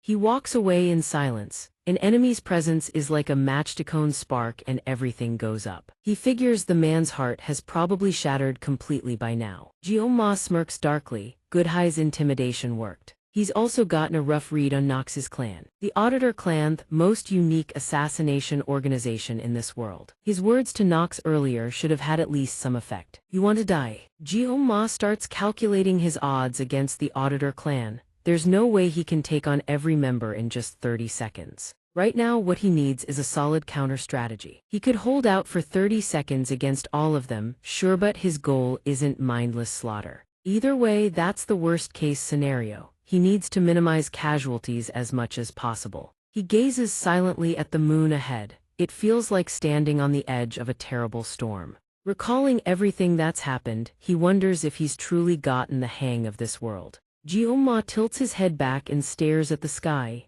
God knows what's going to happen to this head of his. As for Nox, he figures he can stop worrying about him for now. The problem is the image of a certain girl that keeps surfacing in his mind, one person he absolutely does not want to get involved with. Just remembering that face puts him in a foul mood. He doesn't want to be tangled up with her, not even a little. He recalls the original game's storyline. Even in the game, her character is the first to approach the male lead. But the female lead beats her to the punch. Jioma pushes that concern aside. Alright, that's a problem for later. He pulls out his phone, time to prepare for the midterms. The glow of the screen illuminates his handsome face. The rewards are too big to pass up. He needs to plan this seriously. He needs to figure out a way. He needs a weapon that can keep him fighting for more than 30 seconds. He looks at the calendar he's already marked up. The exam runs from the 19th to the 23rd. The format is fairly straightforward. It doesn't differentiate between classes. The condition: a team of 5 must cooperate to subdue a monster. In this exam, what matters most isn't just book knowledge like at a normal school. In team-based trials, individual skill is crucial, but trust between teammates matters even more. Even though his teammates are pretty insufferable if they cooperate well, he thinks back to the game. Level 1, level 2000, ha, funny, level 3000. Everything stays the same. Back then, everyone rides the bus together. Some run along the road below, others cling to the roof. We can all share the same ride. What every examinee is worried about is the monster they need to kill a humanoid water creature with human-like arms and legs. A merman-rank beast no one wants to face. That fish is a formidable opponent. Even back in the game, it was a pain to deal with. Jioma feels a twinge of anxiety at the thought of fighting it again. This time in real life. The thought sends a chill down his spine. He feels like he's about to throw up. His mind starts to wander. Sure, he's been handling fish his whole life, but if only it were a beautiful mermaid instead. The mermaid he's hoping for is definitely not a merman-rank nightmare. He wonders if his nose not bleeding yet. Jioma continues walking down the empty night road. Come to think of it, a mermaid is classified as a mermanaki figure of the demon tribe. Jioma picks a stone bench and sits down. Compared to the mighty mermen, the regular ones are nothing but guard dogs. The dim glow of a street lamp falls on where he sits. Fortunately, his one saving grace is his ability to conquer beasts. No need to worry about mermen right now. He reflects it's been over a month since he arrived here. He savors the quiet that feels safe enough. Sure enough, the night is peaceful. Jioma looks up at the stars scattered across the sky. Peaceful. The history of centuries past resurfaces in his mind. It has been 700 years since humans and demons signed the armistice. In that time, countless conflicts big and small erupt across this world. The most notorious of these is a terrifying Demona Baphomet. Half a century ago, a sacred oath is forged. They declare they will resurrect the sealed commander of the First Legion. A brutal battle erupts. The commander of the Sixth Legion steps forward personally. The ceasefire line is shattered under the monster's colossal feet. My lord, a swordsman leaps to the front and shouts, "I will bring you back, my lord." His teammate cries out a warning, "Watch out." Those who fight that day are humanity's finest, the strongest among all heroes, belonging to the organization known as Seven. The result doesn't betray their efforts. They claim victory after a week of bloody combat. But what they gain still sits on the scales whether it was worth trading lives for. Not everyone comes back safely. 3 have given their lives. Even so, fortunately, no one dares to cross that boundary again afterward. Back in his previous life, Jioma once read about the strongest human in existence, Yuhul, sitting on the John. But he wonders, was that really only the commander of the 6th Legion? That battle wins back peace for this city. That peace continues unbroken to this day. Right now, he is one of the many people enjoying that peace. Who knows how long it will last? He sits alone, reminiscing about the tales of old. Come to think of it, Balozo Aquin is the one who seals the First Legion's commander. He wonders, wasn't that person human? He starts scrolling through his calendar. However, a war between demons and humans is looming, including the Demon King himself. His best estimate only 3 years from now. Jioma keeps staring at his phone screen. Worrying now is pointless, needs to stay sharp and focus on the midterms. He glances at his contact list. It'll be a pain, but first he needs to rake in a massive fortune. Seeing the pitifully small number of contacts on his phone, he feels a pang of sadness. I've been living too quietly. One thing that's always gnawed at him, he has no friends. Jioma averts his gaze. But then again, right now he's one of the most famous students at the academy. If he capitalizes on that fame, could he make some money? He makes up his mind. Either way, he can't keep living quietly for the next 3 years. He smiles and taps away at his phone. He needs to join a solid team and ace those midterms for real. From quiet and comfortable to high profile but comfortable, that's the new goal. Jioma steals his resolve. All right, time to change his objective.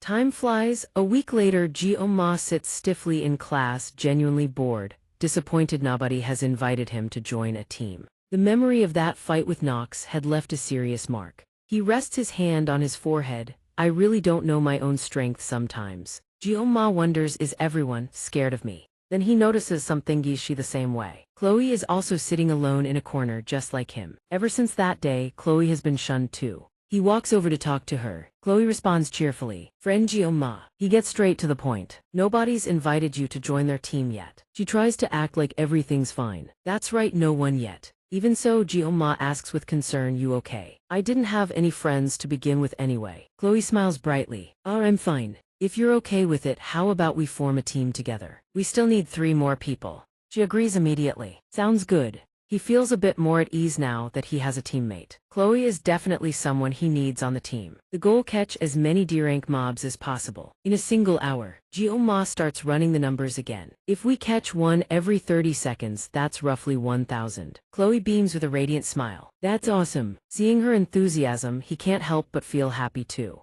This is nice, isn't it? A voice shouts from a distance. The sound draws closer and closer. Gioma Jello comes sprinting in at full speed. I'm here to play. Gioma flinches then asks coldly, why are you here again? Oh come on, I'm only here to play obviously. Chloe immediately shifts demeanor and grips her knife tight. Gioma can only look on helplessly. I'm here. He quickly refuses and heads straight back to a seat. Go ahead on your own today, I don't have time to entertain you. Jello sees this and pulls the crocodile tears act. Gioma, you're so heartless. Gioma, thoroughly annoyed, snaps back. Hey, can you stop calling me that? She ignores him completely, propping her chin on both hands and staring. Can't hear you. Not listening, nope. She sprawls across his desk and throws a full-on tantrum, leaving him utterly flustered. I'm not listening, she even pretends to faint. Then Jello lifts her head, putting on a concerned look. Alrighty's Gioma's exam prep going well. Gioma can only sit in silence, she won't even listen to a word he says. He replies curtly. Jello responds, that's great. Then she flashes a bright smile. Well then about that. Jello,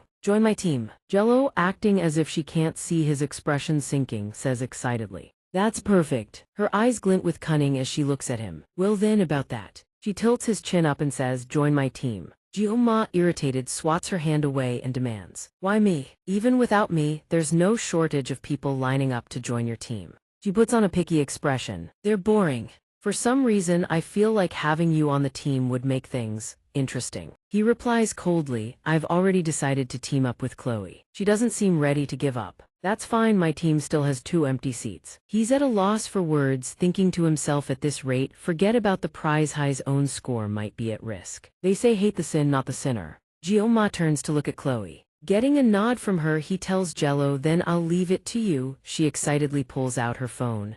Oh, no takebacks. He asks, but who's leading the team? She's still tapping on her phone.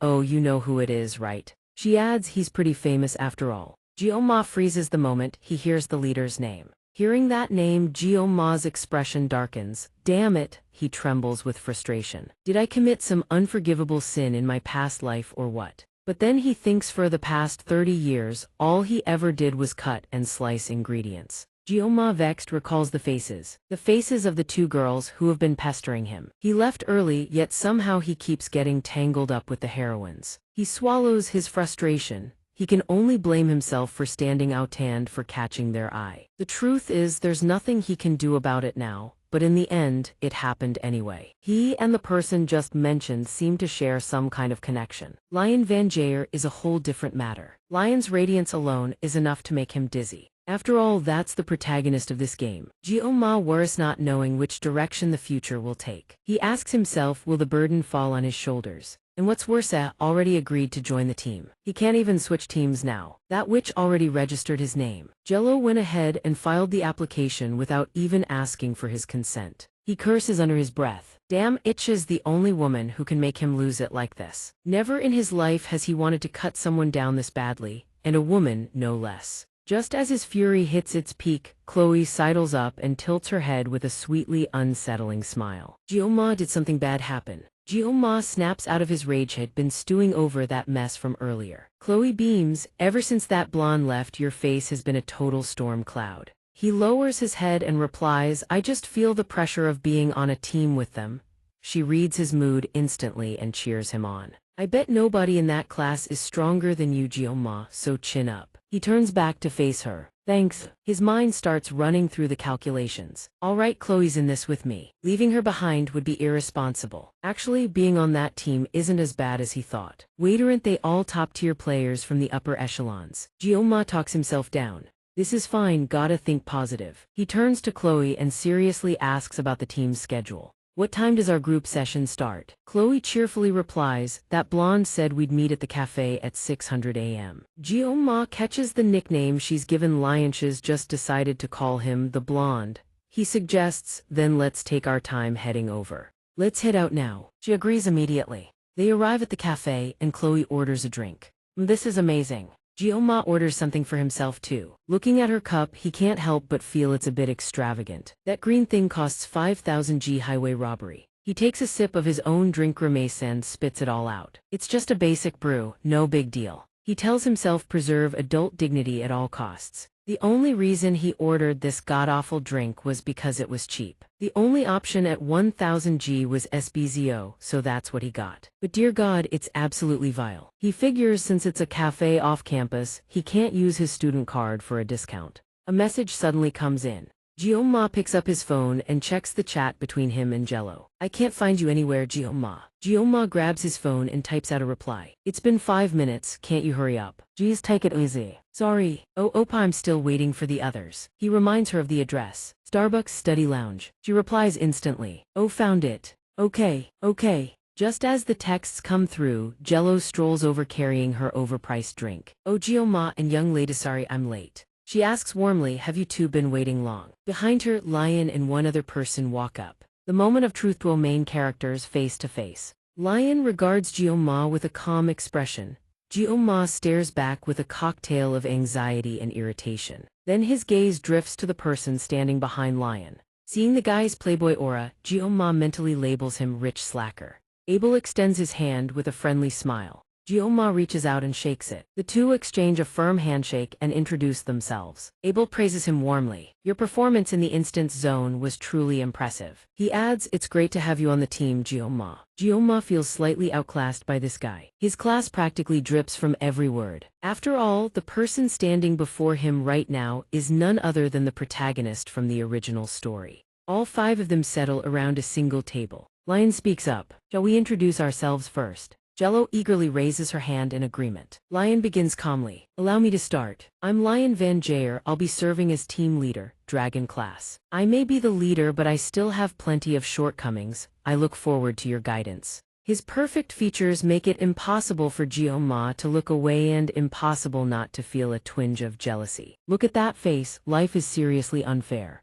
Jello covers her mouth with a confident laugh, then nudges the ginger-haired guy beside her. Everyone already knows me, so I'll skip the intro. Next, the other guy introduces himself coolly, Dragon class, his favorite thing in the world, heroes. Proof of that obsession, the word hero is tattooed across the back of his neck. Jioma quietly takes mental notes. Wait, that's it, you're not even going to say your name. Is he the silent type or something? Still, he doesn't mind. A little mystery never hurt anyone. He finds the guy's taste genuinely bizarre. His preconception about the guy shatters the moment he hears, I like heroes. Now it's Chloe's turn. She shyly introduces herself. Hello everyone, I'm Chloe from the Auditor Clan, Tiger class. Jioma and I are classmates. Jello eyes her with a sly, predatory grin. Jioma.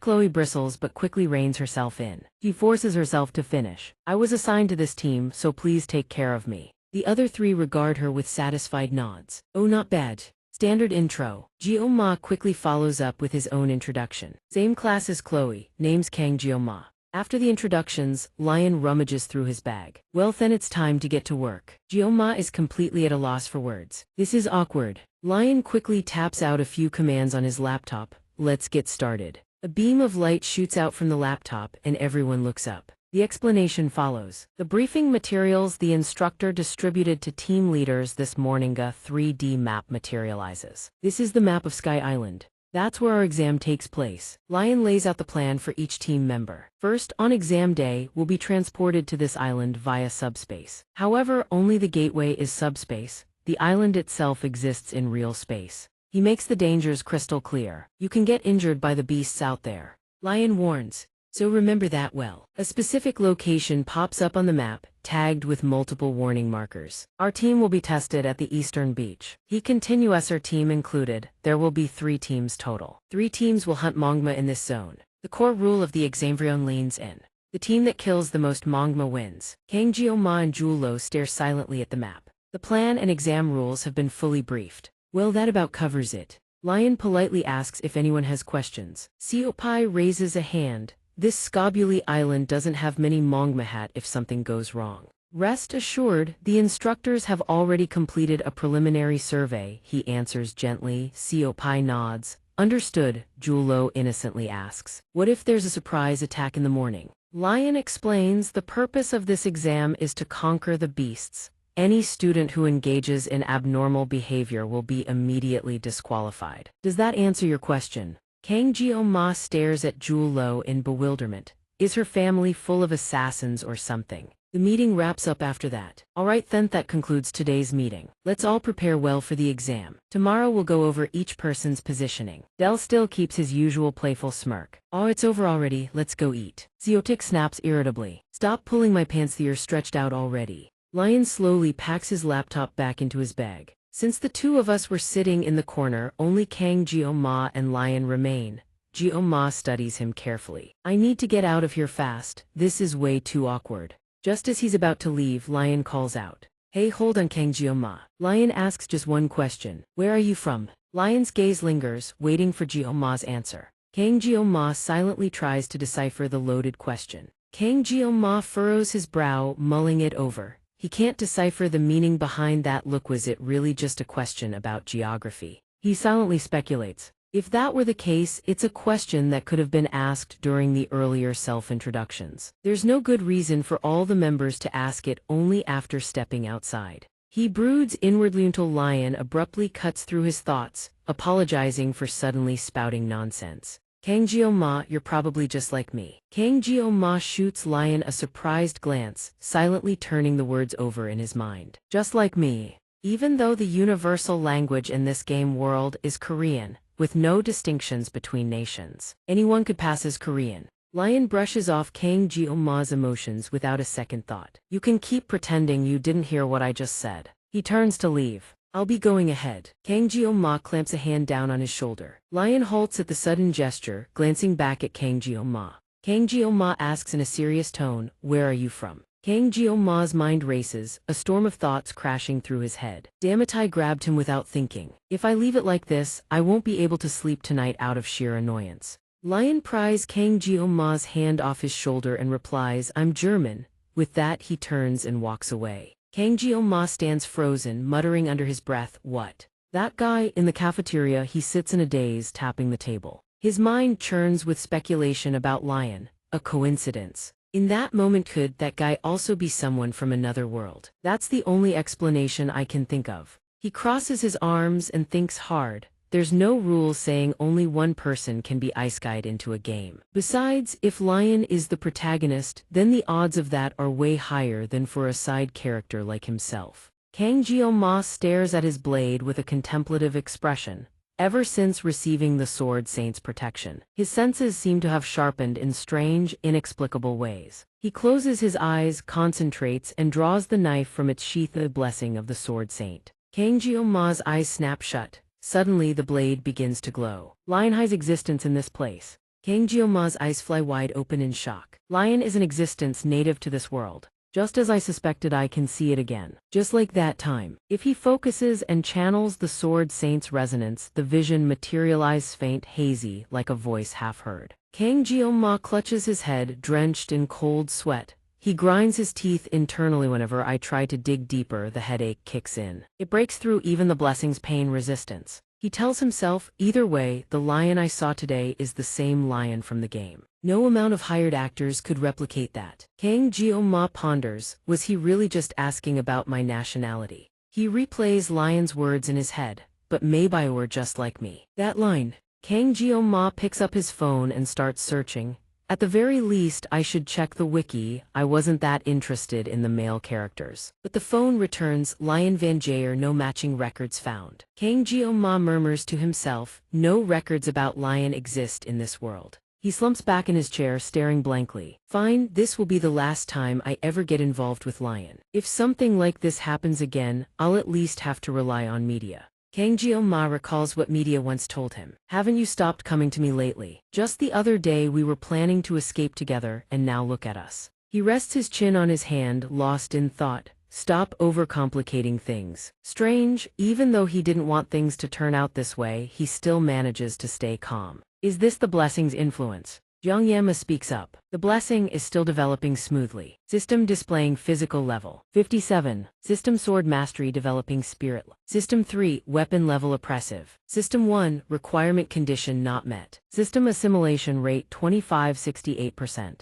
Xianxia mused silently. Spirit and armament remained the same, but his body had improved slightly after physical training. Weapon, if I get my hands on that gem, it'll probably climb even higher. He wonders, what does this assimilation rate really mean? It just jumped significantly. The system continues to display requirement condition not met.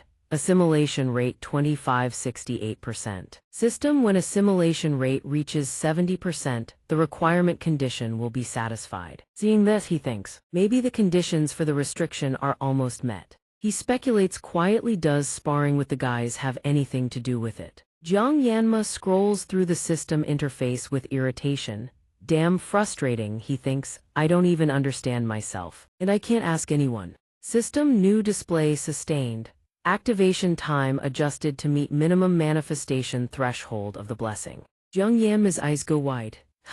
System: painless blessing activation time 30-40 seconds, cooldown 12 hours. Jiang Yanma is stunned. 40 seconds, really? He recalls all those splitting headaches and grips his blade tight. The hard work was worth it. Jiang Yanma exclaims with joy, what even is this thing? This is insane. Time passes. Jiang Yanma has only 5 days left to prepare for the exam. 5 days before the exam, trains relentlessly. 4 days before the exam, bonds with his team. 3 days before the exam, Qinglu instructs him in swordsmanship. 2 days before the exam, Qinglu shoots a murderous glare at someone clinging to Jiang Yanma's arm. 1 day before the exam, Jiang Yanma trains with his blade until his hands bleed. Each drop of sweat falls like a testament to his resolve and effort. He swings his blade with everything he has, tearing through the air itself. Swish. A satisfied smile spreads across his lips. He can see it now, the fruits of all his recent efforts. Jiang Yanma grips his blade tight, eyes burning with resolve. He flashes a confident smile.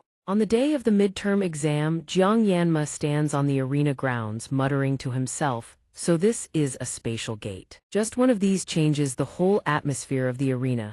His team calls out to him from across the field. He recalls the formation Lion arranged. Dixiu is the team's primary attacker, so she's positioned at the front. She gazes at Jiang Yanma adoringly and says, it's already this obvious and you're still late today. Lion is the team captain, standing at the third position to command. He calls out, get over here. Jir is the support at position 4. And he looks toward Jiang Yanma. The secondary attacker is Qinglu, positioned at second. She says cheerfully, Jiang Yanma, good morning. Jiang Yanma takes the rear support role. Standing at the 5th position, he replies to everyone, sorry, I'm a bit late. Jiang Yanma looks his teammates over, silently assessing their weapons. He evaluates their gear. The Fangshan halberd hasn't even reached the Mystic General tier. The Great Sword is decent. But he's genuinely surprised when he spots the Fludes that's seriously a weapon. Jir catches his scrutinizing gaze and shoots him an irritated glare, muttering under her breath.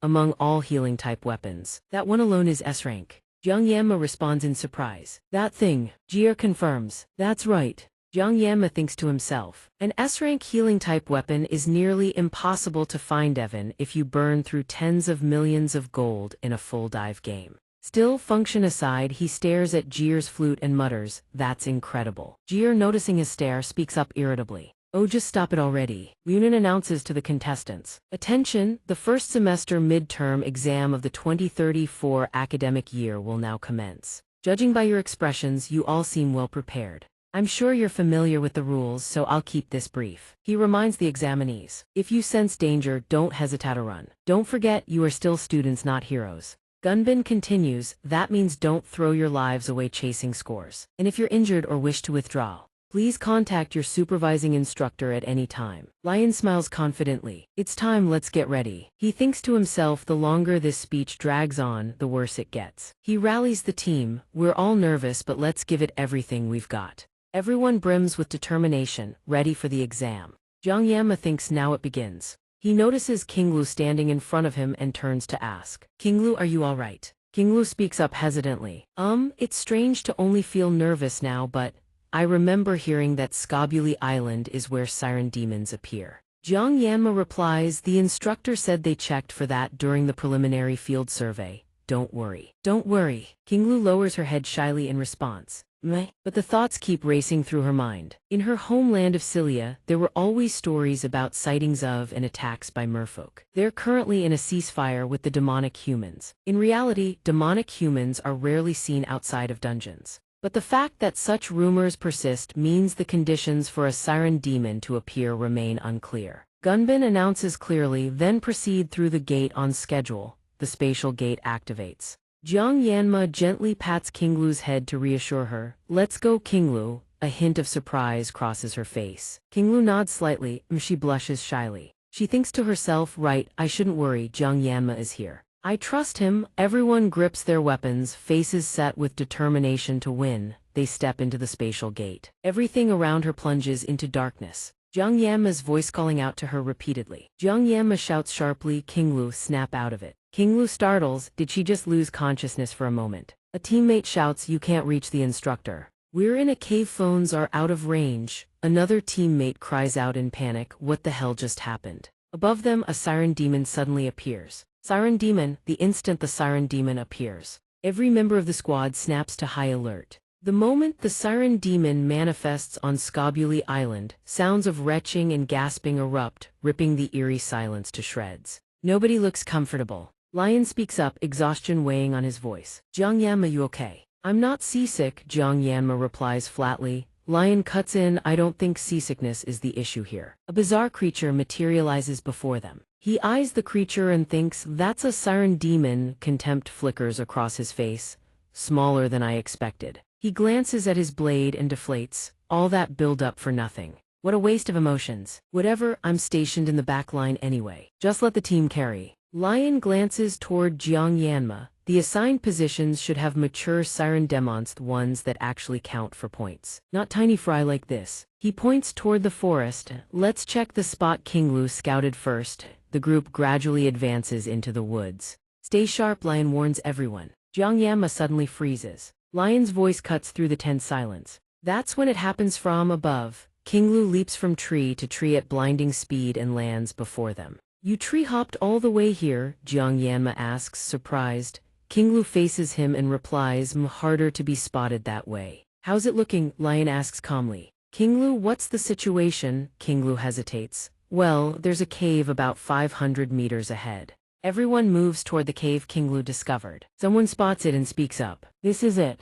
Qinglu answers softly, yes. Inside the cave, pairs of menacing yellow eyes glow in the darkness. The monsters huddle in a circle around a small campfire. Lion estimates the count roughly 50 to 60. Jiang Yanma's expression hardens. We need to think this through, he muses. If I wipe all of them out, first place in the midterm is a lock. But as team leader, I have to consider everyone's safety. A deep cave where injuries mean zero outside contact. Should we risk it or find a safer route? The decision falls on Lion. Lion's expression turns contemplative. He recalls his earlier order, Qinglu, when we reach the island, go scout ahead. Jir, hang back, buff and heal. Jiang Yanma throws Jir a contemptuous look, puzzled. Still weird that you're the team healer, honestly. Jir's face scrunches in annoyance, snapping back at him. Excuse me. A hero's creed is to help others. Ever heard of it? Lion weighs his options. As for Jiang Yanma, Lion stations him at the rear, covering for any surprises. Jiang Yanma secretly grins. Way too easy.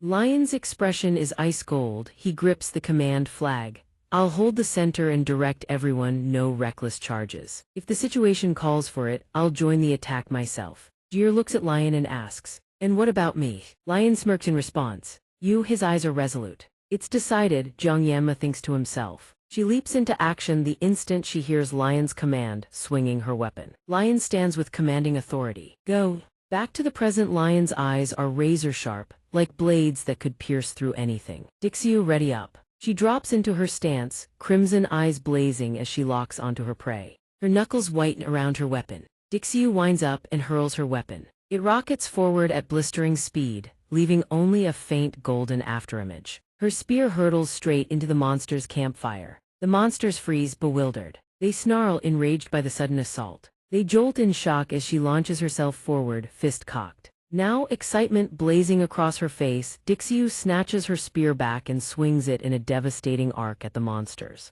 The monsters are carved apart by Dixiu's blade. A flashback, Lion's words to Dixiu, can you destroy everything in your path? Dixiu stands tall, spear in hand, and answers. Of course. Jir holds a flute in her hands. She blows into it, unleashing a devastating resonance. Bamboo blessing. The moment the monsters hear the flute, they spiral into chaos and terror. They scatter in every direction. Dixiu, unfazed, keeps swinging stroke after relentless stroke. As her weapon carves through the air, she counts every monster she drops. 6, 7, 9, 11, 15, 18, 20, 22. Dixiu unleashes her technique Grand Sandstorm. At the same time, the 24th monster is sent to meet its maker. She's drenched in sweat but still brimming with energy. Thanks for the support. 25 kills. Jiang Yanma and Qinglu stare, stunned by Dixiu's sheer destructive power. Seeing this, Qinglu decides to unleash her own strength. She draws her sword and chants Feline Grace. A tremendous power radiates from her body. One sword swing and a cluster of monsters are sent to their graves simultaneously. She too murmurs a count of every monster that falls to her blade.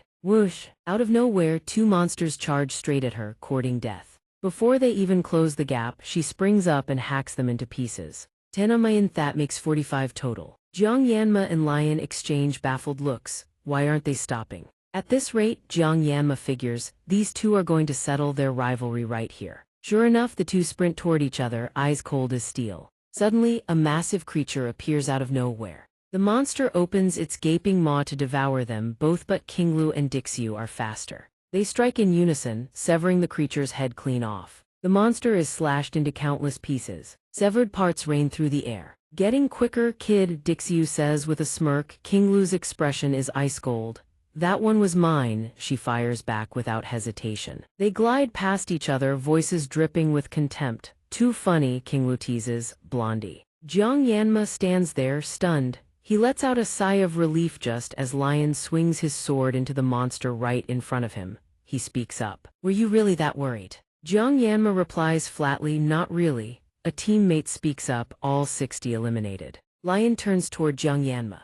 As teammates you have to trust each other, he speaks loudly. That's that, let's move out. Jiang Yanma's face is dotted with beads of sweat. He nods in response. Yeah. After witnessing Lion's command, Jiang Yanma is even more certain of his decisive, with natural leadership qualities. A rock-solid pillar for the entire team. That kind of presence can't be faked. The people of this world seem real. He ponders silently, so it really was just a question about his hometown after all. He thinks to himself, finally, time to start grinding. Suddenly, something whooshes toward Lion's abdomen from out of nowhere. Lion takes a direct hit. He staggers, losing his balance, and falls backward. Everyone's eyes go wide with shock. Jiang Yanma is caught off guard. He faintly senses a killing intent behind him. Jiang Yanma immediately whips his head around to face the mysterious shadow. They shout Lion's name in panic. The Siren Demon appears before Jiang Yanma's group in a massive form. The Siren Demon. Someone screams in terror. How is there a mermaid here? He stammers in fear. Didn't we scout the area beforehand? Am I dreaming? Jiang Yanma stands frozen, his thoughts racing. Damn it, everything was going so smoothly. Looking at the situation, run or fight. If they flee with Lion injured, the whole team gets wiped out. Jia scream for a teacher. Report that there's a siren and merfolk too, she responds, trembling. No good comms are down. Jiang Yanma breaks into a cold sweat. He thinks to himself, external comms are dead. Panic is only natural. Looks like he's the only one still thinking straight. Jiang Yanma points and gives orders. Dixiu, hold off those fish folk at all costs. Jia, pour all your healing into Lion. He calls out Qinglu. Qinglu responds meekly, yes. Yes. Jiang Yanma places both hands on Qinglu's shoulders and tells him seriously, get out of here. Find other students nearby and lead them to safety. Then bring the teachers. Qinglu hesitates. Jiang Yanma continues, carrying Lion and everyone else out at once is too difficult. Hurry before the siren closes in. Qinglu responds. Jiang Yanma. Understood. 4 people remain in the cave. Dixiu shouts. Jiang Yanma, what do we do now? Is there a way out? What are you doing? Jia panics. Hey, have you lost your mind? Where are you going? Jiang Yanma stands firm. Jia, leave the small fry to me. Jia asks in shock, what exactly are you planning to do? Hey, you. Jiang Yanma closes his eyes and thinks to himself, I've never liked small fry. Beat them to a pulp. He grins with excitement. This is my specialty. The big one. An innate power used by the demonic race similar in nature to the blessings of humans. Demon magic. That magic brought the protagonist down in a single blow. This is the gap between human strength and demonic power. Even with the sword god's blessing, victory is far from guaranteed. Even in a game world, taking on a magic-wielding demonic human alone is suicide. I can't believe the system is throwing me against a boss like this solo. In a situation like this, cursing accomplishes nothing. Jiang Yanma thinks with resolve, there's no turning back now. Qinglu won't make it back for at least 10 minutes. There's only one way. I have to gut that fish. He grips both daggers tight, calculating silently. Within 40 seconds, the moment he draws his sashimi blade, the sense of crisis fades noticeably. By projecting his presence, his mental fortitude surges. The opponent will feel overwhelmed by his words and actions. He activates the sword god's blessing, engages his suppressive ability, and begins to adapt. He grins, "It's been a while since I've had sashimi."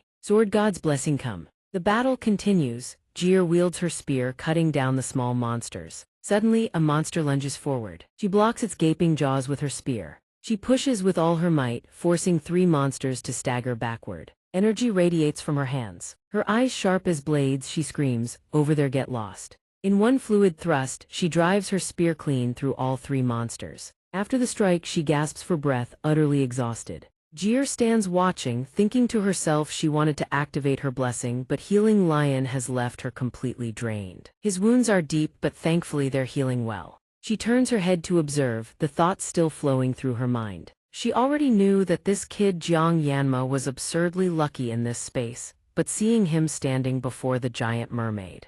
Jir breaks into a cold sweat. She mutters in her head, "He's clearly lost his mind. Just looking at that thing gives me chills. Should I stop him?" Kang Jiang Yanma. The siren demon flashes a hideous grin, raises her arm and blasts Jiang Yanma with magic. With his reflexes, Jiang Yanma nimbly dodges her attack. He thinks to himself that Siren primarily uses long-range water attribute magic. He steadies his fighting stance and reassures himself, "I don't know any magic, but at the end of the day, she's just flesh and blood." He leaps high, charges forward straight in. He springs upward with a vicious knife slash, startling the siren demon. But his blade only catches her afterimage. She regains her composure, forms a water hammer in her hand, and lunges straight toward Jir. Jir stands frozen, eyes wide with terror. The siren demon bears her cruel grin, exposing rows of razor-sharp teeth. In a flash, she rockets forward. Suddenly, she lets out a shriek of pure horror. Jiang Yanma blitzes past, slashing clean through one of her tail fins.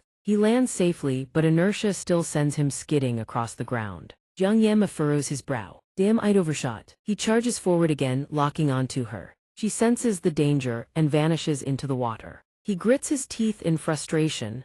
Damn, itches a siren after all. Predicting her movements is a nightmare. Is she targeting the wounded? Then he needs to move, fast. He clenches his jaw, anxiety gnawing at him. Zem suddenly calls out, "Hey, Jiang Yanma." He whips his head around and the two lock eyes. Off to the side, Lion forces himself upright through sheer grit, one hand still clutching his wound. Jiang Yanma glances over. "You okay?" Lion answers, voice strained. "I'm fine." Jiang Yanma leaps skyward. He leaves a parting message. "I'll be counting on you then." Zem freezes. He watches Jiang Yanma's silhouette clash head-on with the demonic human. Zem stands there, dazed, repeating the words in his head. A hero. A giddy thought flashes through his mind. Thighs is incredible. Images of Jiang Yanma flood back. Zem speaks with fervor, falling into his favorite topic. Justice and courage, sacrificing yourself for others, turning despair into hope with your own strength. Even though I got into the world's top hero training academy, I've never met anyone who truly embodies that. Jiang Yanma thinks, did Pawnee's this guy confessing to me or something? Zem continues his monologue undeterred. The dragon class just as I'd hoped. Lion looks toward Jir and makes a suggestion. That's exactly why I recommended Jir join this group. Zem shifts his gaze to Lion. If it's Lion, yeah, that guy will definitely live up to the image of a hero I've always admired.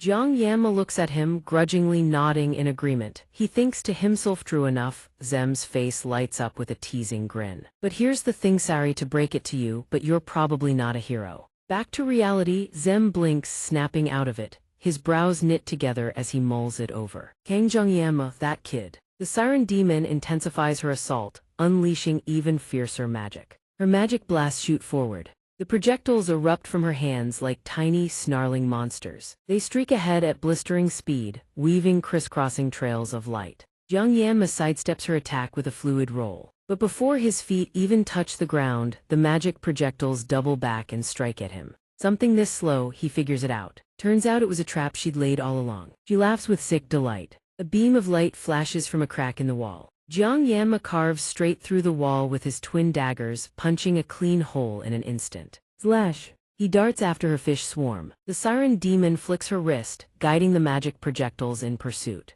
She cackles with glee, her outstretched hand driving them forward. Zem is focused on playing the flute, channeling power to Jiang Yanma when a piercing scream rips through the air. He stops playing immediately, scanning the area with sharp eyes. Could it be the siren? All this time, the siren demon swings her arm, the attacks closing in tighter.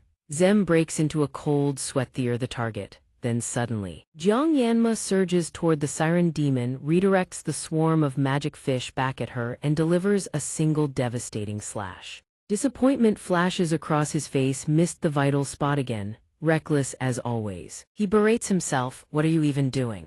Can Jiang Yanma focus? After Jiang Yanma's slash, the siren writhes in agony, unable to even gasp. One of her hands is severed clean off, tumbling to the ground. A massive surge of power erupts outward, shaking the entire area. She roars in blind, unhinged fury. Before she can even react, another strike slams directly into her body. Outside the cave, a green-haired girl from the academy notices something and points toward the area where Jiang Yanma's team is fighting. Assistant Jin over there. It's calm now. It sounded like screaming earlier. Assistant Jin's attention snaps toward the cave. The girl adds, just a moment ago, it was flickering with light. The girl pauses, startled. It's starting to rain. Assistant Jin turns to the girl. Let's move the injured quickly. I think a storm is coming. The girl responds with a bright nod. Yes, ma'am. Assistant Jin smiles, but her eyes are hard. We need to return to the academy immediately. Back at the cave entrance, the landscape here is utterly devastated. Jir continues playing the flute. Suddenly, as if sensing some truly dangerous presence approaching, the monsters startle and flee in terror. Dixiu sees the spectacle and mutters, "What?" The skit's starting to pour. Jiang Yanma seethes internally. Damn, it couldn't land a single lethal blow in 30 seconds. This time, I was too fixated on the siren demon's movements and fell into a trap of my own making. She couldn't have died that easily, could she? A familiar surge of power tears through one corner of the cave, sending chunks of rock and debris flying in every direction. Jiang Yanma frowns, as expected, not that easy. The siren demon lunges forward, resuming her attack. Jiang Yanma stands tall and defiant, shrugging off his jacket as he braces for combat. His voice rings out, commanding and absolute. Jir, I've cleaned up the lesser monsters. The sirench is all yours. Dixiu is stunned. He furrows his brow. Jir stands nearby, stammering a reply. Right. Zem thinks to himself, I can't believe Kang Jiang Yanma is fighting that demonic human all by himself. Just a moment ago I thought he'd lost his mind. Maybe I'm witnessing a legendary moment. Finally I can focus. 10 seconds left. Jiang Yanma grins with confidence, rolling up his sleeves high. The endgame begins. The siren demon. Veins bulging, teeth grinding in furious rockets toward Jiang Yanma at blinding speed. Jiang Yanma grips his blade, ready to meet the charge head-on. Here goes. He closes his eyes, takes one deep breath, then snaps them wide open, locked in, fully focused. Jiang Yanma surges toward the siren demon. Qinglu sprints off frantically to find the other students. She pants heavily, muttering to herself, faster, I have to be faster, I can't stop. She sprints forward, draws her blade, and slashes through every obstacle in her path. She's so exhausted she wants to collapse. Her body feels like it's about to explode. She's burning through every last drop of her blessing just to keep moving. She has to call for backup. Her eyes narrow. This hurts so much, Jiang Yanma. Jiang Yanma's words echo in her ears. Qinglu, call the teachers, now. Her thoughts drift back to Jiang Yanma. Jiang Yanma is stronger than anyone she has ever met in her life. But he always treats fighting like it's a burden. He avoids combat whenever possible, only drawing his blade when absolutely necessary. She knows Jiang Yanma is powerful, but she still worries about him. She agreed it was the best call and left as he asked. But the thought of the siren demonic human with such terrifying power gnaws at her. She blames herself for not being strong enough to protect everyone. If only I were stronger. A sudden explosion erupts from the cave behind her. Qinglu, already running for her life, flinches. Qinglu whips her head back, an explosion. Her lips tremble as worry for Jiang Yanma floods her mind. No, Jiang Yanma, please, you have to live. She bolts forward, running for dear life. She pushes harder, faster, but a low-hanging branch catches her mid-stride. By some miracle, she keeps her balance and keeps running. She tells herself, don't fall, don't stop, I have to find it. She can't hold it in anymore. Tears begin streaming down her cheeks. Her breathing turns ragged, her chest burns. She cries out into the pouring rain, the scream in her head threatening to tear her apart. Someone please help me, anyone, why is nobody coming? Then her eyes light up. She stares ahead, her expression laced with suspicion. Is that a person? She doesn't trust her own fading instincts. A figure looms ahead, blurred, her senses are failing her. Is that a merman? She clenches her teeth, tears still wet on her face. Her mind screams that's the monster. A merman. Right now. King Lu grips her blade and lunges. But standing before her isn't a monster, it's a student from the academy. She doesn't even need to turn around. She blocks King Lu's strike effortlessly. King Lu's eyes go wide with shock. The student is none other than Abel. The moment King Lu recognizes her, she vaults right over the student. Thank God. I'm sorry. Abel stands frozen, confused. She watches King Lu collapse onto the rain-soaked ground, utterly spent. Another student, checking the dead monsters, turns and asks, what happened? A different student snaps, an ambush. What? She just charged in out of nowhere, right? Several members of the squad speak up in anger. Has she lost her mind? Get up, we can't let her off the hook. B-letter 1ED3 narrows his eyes, thoughtful. Wait, that face looks familiar. King Lu's tears fall as she speaks in a fragile whisper. Help me, please, Xianxia. Everyone in the squad freezes at King Lu's unexpected plea. Meanwhile, Jir watches with exhausted eyes, thinking today has been full of surprises. The scene before her looks exactly like a master butcher handling a thrashing fish on the chopping block. He has held the advantage from the very start, even when fighting the demonic humans. The image of Xianxia clashing with the siren demon flashes through her mind. She murmurs to herself, awestruck, a sight like this, I'll never forget it for the rest of my life. I have to engrave this into my memory. She watches Xianxia and the demonic human locked in fierce combat, admiration swelling in her chest. He moves with blinding speed through the tight space, technique refined, strikes precise, closing the distance on the demonic human and putting him down. It starts with a simple cut. Xianxia slices the demonic human's tail into chunks like filleting a fish, then finishes with a clean, devastating strike. At the sight, Jir and Ju are both stunned. Jir glances over at the stunned expression on Jel's face. Even a descendant of the Trang Sung clan Somyeon raised in a house of power has never witnessed anything like this. If things keep going like this, she genuinely wants a shot at the siren demon herself. Jir's mind is still reeling when Ju's piercing scream snaps her back to reality. Hey Jir, she flinches. Ju immediately drops what she's holding, launches forward, and shoves Jir out of the demonic human's attack path. Dixiu snaps furiously, don't you dare look away. Think I won't kill you. Jir hasn't even recovered when the siren demon's attack tears through a long strip of earth, gouging a massive hole in the cave wall. Before that devastating assault, Jir forces herself to steady her nerves, consumed by worry for Xianxia. She fears he can't match the ferocity of that savage demonic human she almost forgot, because the scene before her feels utterly unreal. The space around them warps and shifts. The opponent is a demonic human wielding mana arts. From the very start, using a blade to cut through mana arts made zero sense. Even if he overpowers it, what happens when it resorts to magic? Xianxia glares at the demonic human with a fierce, razor-cold expression, sashimi knife still gripped tight in his hand. The demonic human bares its teeth at Xianxia, eyes burning with malice. It snarls at him, every vein bulging grotesquely across its face, amplifying its savage, terrifying visage. The massive creature raises its arm high amid the torrential downpour. The scene goes dead silent.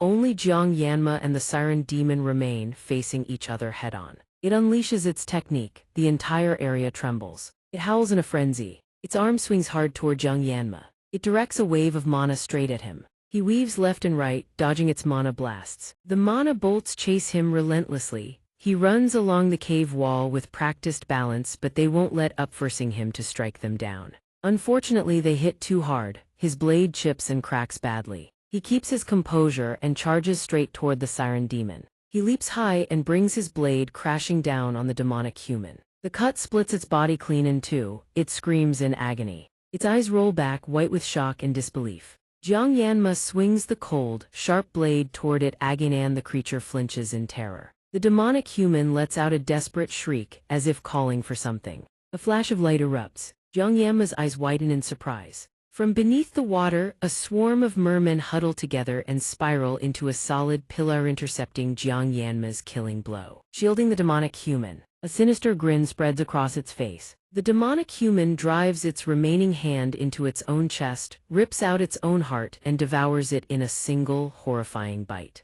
It chews, power surging down its throat. Then its mouth tears wide open. Ruoer Rand. It hurls a massive mana orb straight at him. Jir sees it and screams, dodge, Jingyi anime move. Jiang Yanma's eyes blaze with determination. He has to dodge this. He must dodge. Suddenly, he is shifted into another spacia void of white clouds. The green water remains perfectly still. He freezes, unable to comprehend what is happening. Kang Jioma spots a string underwater, leans down deep, and retrieves the red thread. A mysterious beam of light suddenly illuminates his position. Curious, Kang Jioma turns his head to follow the light source. Before him lies a sky burning with red. Kang Jioma widens his eyes in shock. Magic, he mutters that the cut is complete. Returning to reality, his eyes regain their focus. He momentarily relaxes his grip on the knife, then clenches it tightly once more. He springs forward, subconsciously slashing a powerful strike into the air. The magic orb detonates, filling the space with blinding light. Boom! The shockwave from the explosion rattles the entire cave. The lake water, having been sliced through, erupts into the air. Silence returns. The demon person lies weakly on the ground while Kang Jioma stands over her, knife in hand, his gaze cold and devoid of emotion. The demon person groans incoherently. The other two watch in extreme tension. Swish, her head rolls across the floor. Kang Jioma watches calmly as it tumbles into the hole before him. Sotit is stunned. Nobody in the group dares to speak. We won. She stares at Kang Jioma's back. He actually defeated a demon person and he is only a freshman. Though they have relaxed, they remain shaken. Suddenly, blood sprays out. Kang Jioma doubles over in pain, clutching his stomach. Dare rushes over in a panic. Kang Jioma turns his head slightly to look at Lion, who is slowly standing up. Lion, you're safe. A sudden noise from outside startles her. She thinks in a panic, did the escaped monsters return? But it is a group of people entering from the outside. She exhales in relief. They finally arrived. The group leads Cloud toward them. The whole party is incredibly stunned. What is that? As they get closer, they are horrified by the scene of destruction. Is that a demon person? Diesel ignores them. Why is a demon person here and why is it hacked to pieces? She only focuses on clutching the unconscious Kang Jioma. Abu is stunned. Who on earth did this? She casts a cold glance at Liu. He smiles awkwardly. His teammate is dying and the leader seems to be feigning guilt. This is terrible, Abu thinks, then speaks up to reassure them.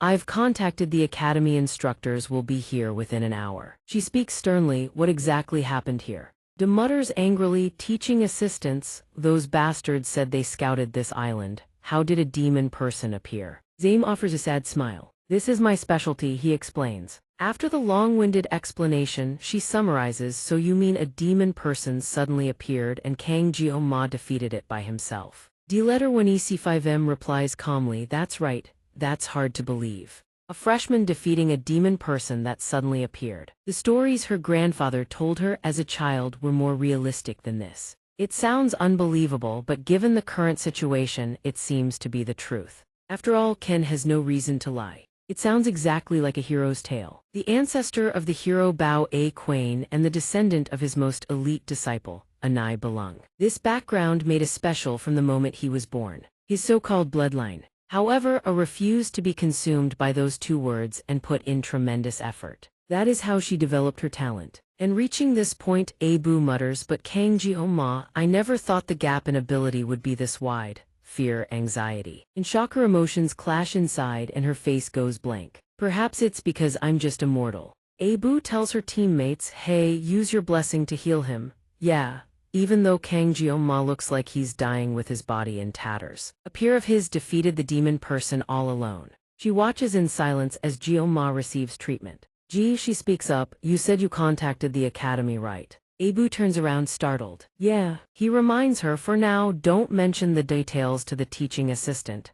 It leaves her slightly confused. Why? They were supposed to have scouted this area already, right? Abu is confused. Yeah, that's right. Sen bows his head to analyze, but isn't it a bit strange? No matter how large Yuli Island is, this cave shouldn't have been hard to find. How could a demon person just appear? This story doesn't quite add up. Abu narrows her eyes at him. In the distance, another student is watching over the unconscious Clow. So this is just my speculation. Lion suddenly speaks his theory. Same, you mean there might be a demon person spy within the academy. The other two fall silent. D-letter 1EC5 hesitates. Not necessarily, but we shouldn't rule out that possibility. This area certainly wasn't difficult for students to locate. As Spate Fiban said, if not for Kang Jioma, all members of Lion's team would have perished at the hands of the demon person. But why? For the last 700 years, sure there have been conflicts large and small, but it hasn't reached a point where demon people meddle with academy students. Besides, there is a treaty that declares it would lead to war. If a BC letter 1EDD's face clouds over,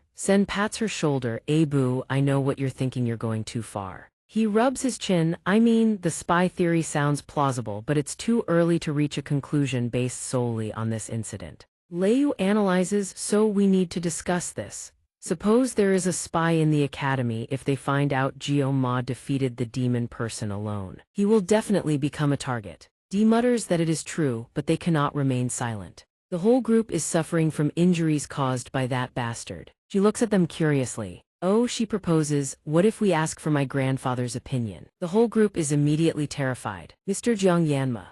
At the hospital, the sky has already shifted to dusk. The window hangs wide open, curtains fluttering in the wind. Jiang Yanma lies quietly on the hospital bed. He slowly opens his eyes. A hospital. Jiang Yanma raises his hand high, calmly marveling that he's still alive. The final attack the siren demon unleashed before its death was ferocious, utterly impossible to dodge. But Jiang Yanma saw it with absolute clarity. The moment his blade sliced horizontally through the siren demon, its magic shattered like a soap bubble. That was definitely it, he silently confirms. What was that feeling? After activating the sword god's blessing, an indescribable sensation surged through Jiang Yanma's heart. He sits up, muttering the word blessing. The sword god's blessing attribute panel materializes before his eyes. Passive upon a single slash, automatically triggers body enhancement level 7. Sword protocol mental fortitude upgraded from level 3 level 4. An aura of intimidation now manifests in speech and behavior. Armament level 1 unlock conditions not yet met. Assimilation rate 68% 72%. Upon meeting all conditions, final unlock will be granted. Jiang Yanma is slightly surprised. Mental fortitude has increased to level 4. This must be the reason he didn't feel fear when facing the demonic human. He extends his finger toward the attribute panel. A small sub-panel finally appears. Assimilation rate 72%.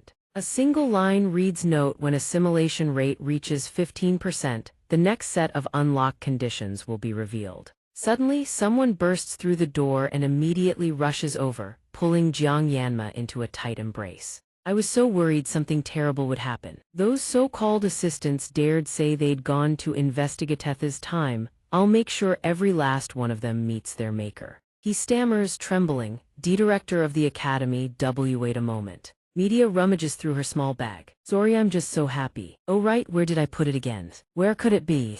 Jiang Yanma straightens his collar, thinking to himself, is that a spatial storage bag? Media exclaims, found it. She pulls out a short sword. Accept this year midterm reward from Muraxum. Media cheerfully presents a Japanese-style blade named S-1EADUVU. The blade is adorned with bone-like patterns. I hope you like it. I'd been meaning to give it to you sooner, but you can see how things have been lately. I'm sorry. Out of the corner of his eye, a figure lurks just beyond the doorway. Media immediately shouts, hey old man, you embarrassed or something? Get in here already. Ziajfu clears his throat awkwardly. Media, how many times have I told you not to call me that? Media glances at him, muttering irritably. You're 70 years old, you know, and I'm still just a young woman. Jiang Yanma is bewildered. What even is this dynamic? He asks hesitantly. What exactly happened, if I may ask? Media suddenly turns serious. I've heard everything from your team. Jiang Yanma goes, on behalf of Joaquin Academy. She suddenly bows deeply, offering him an apology.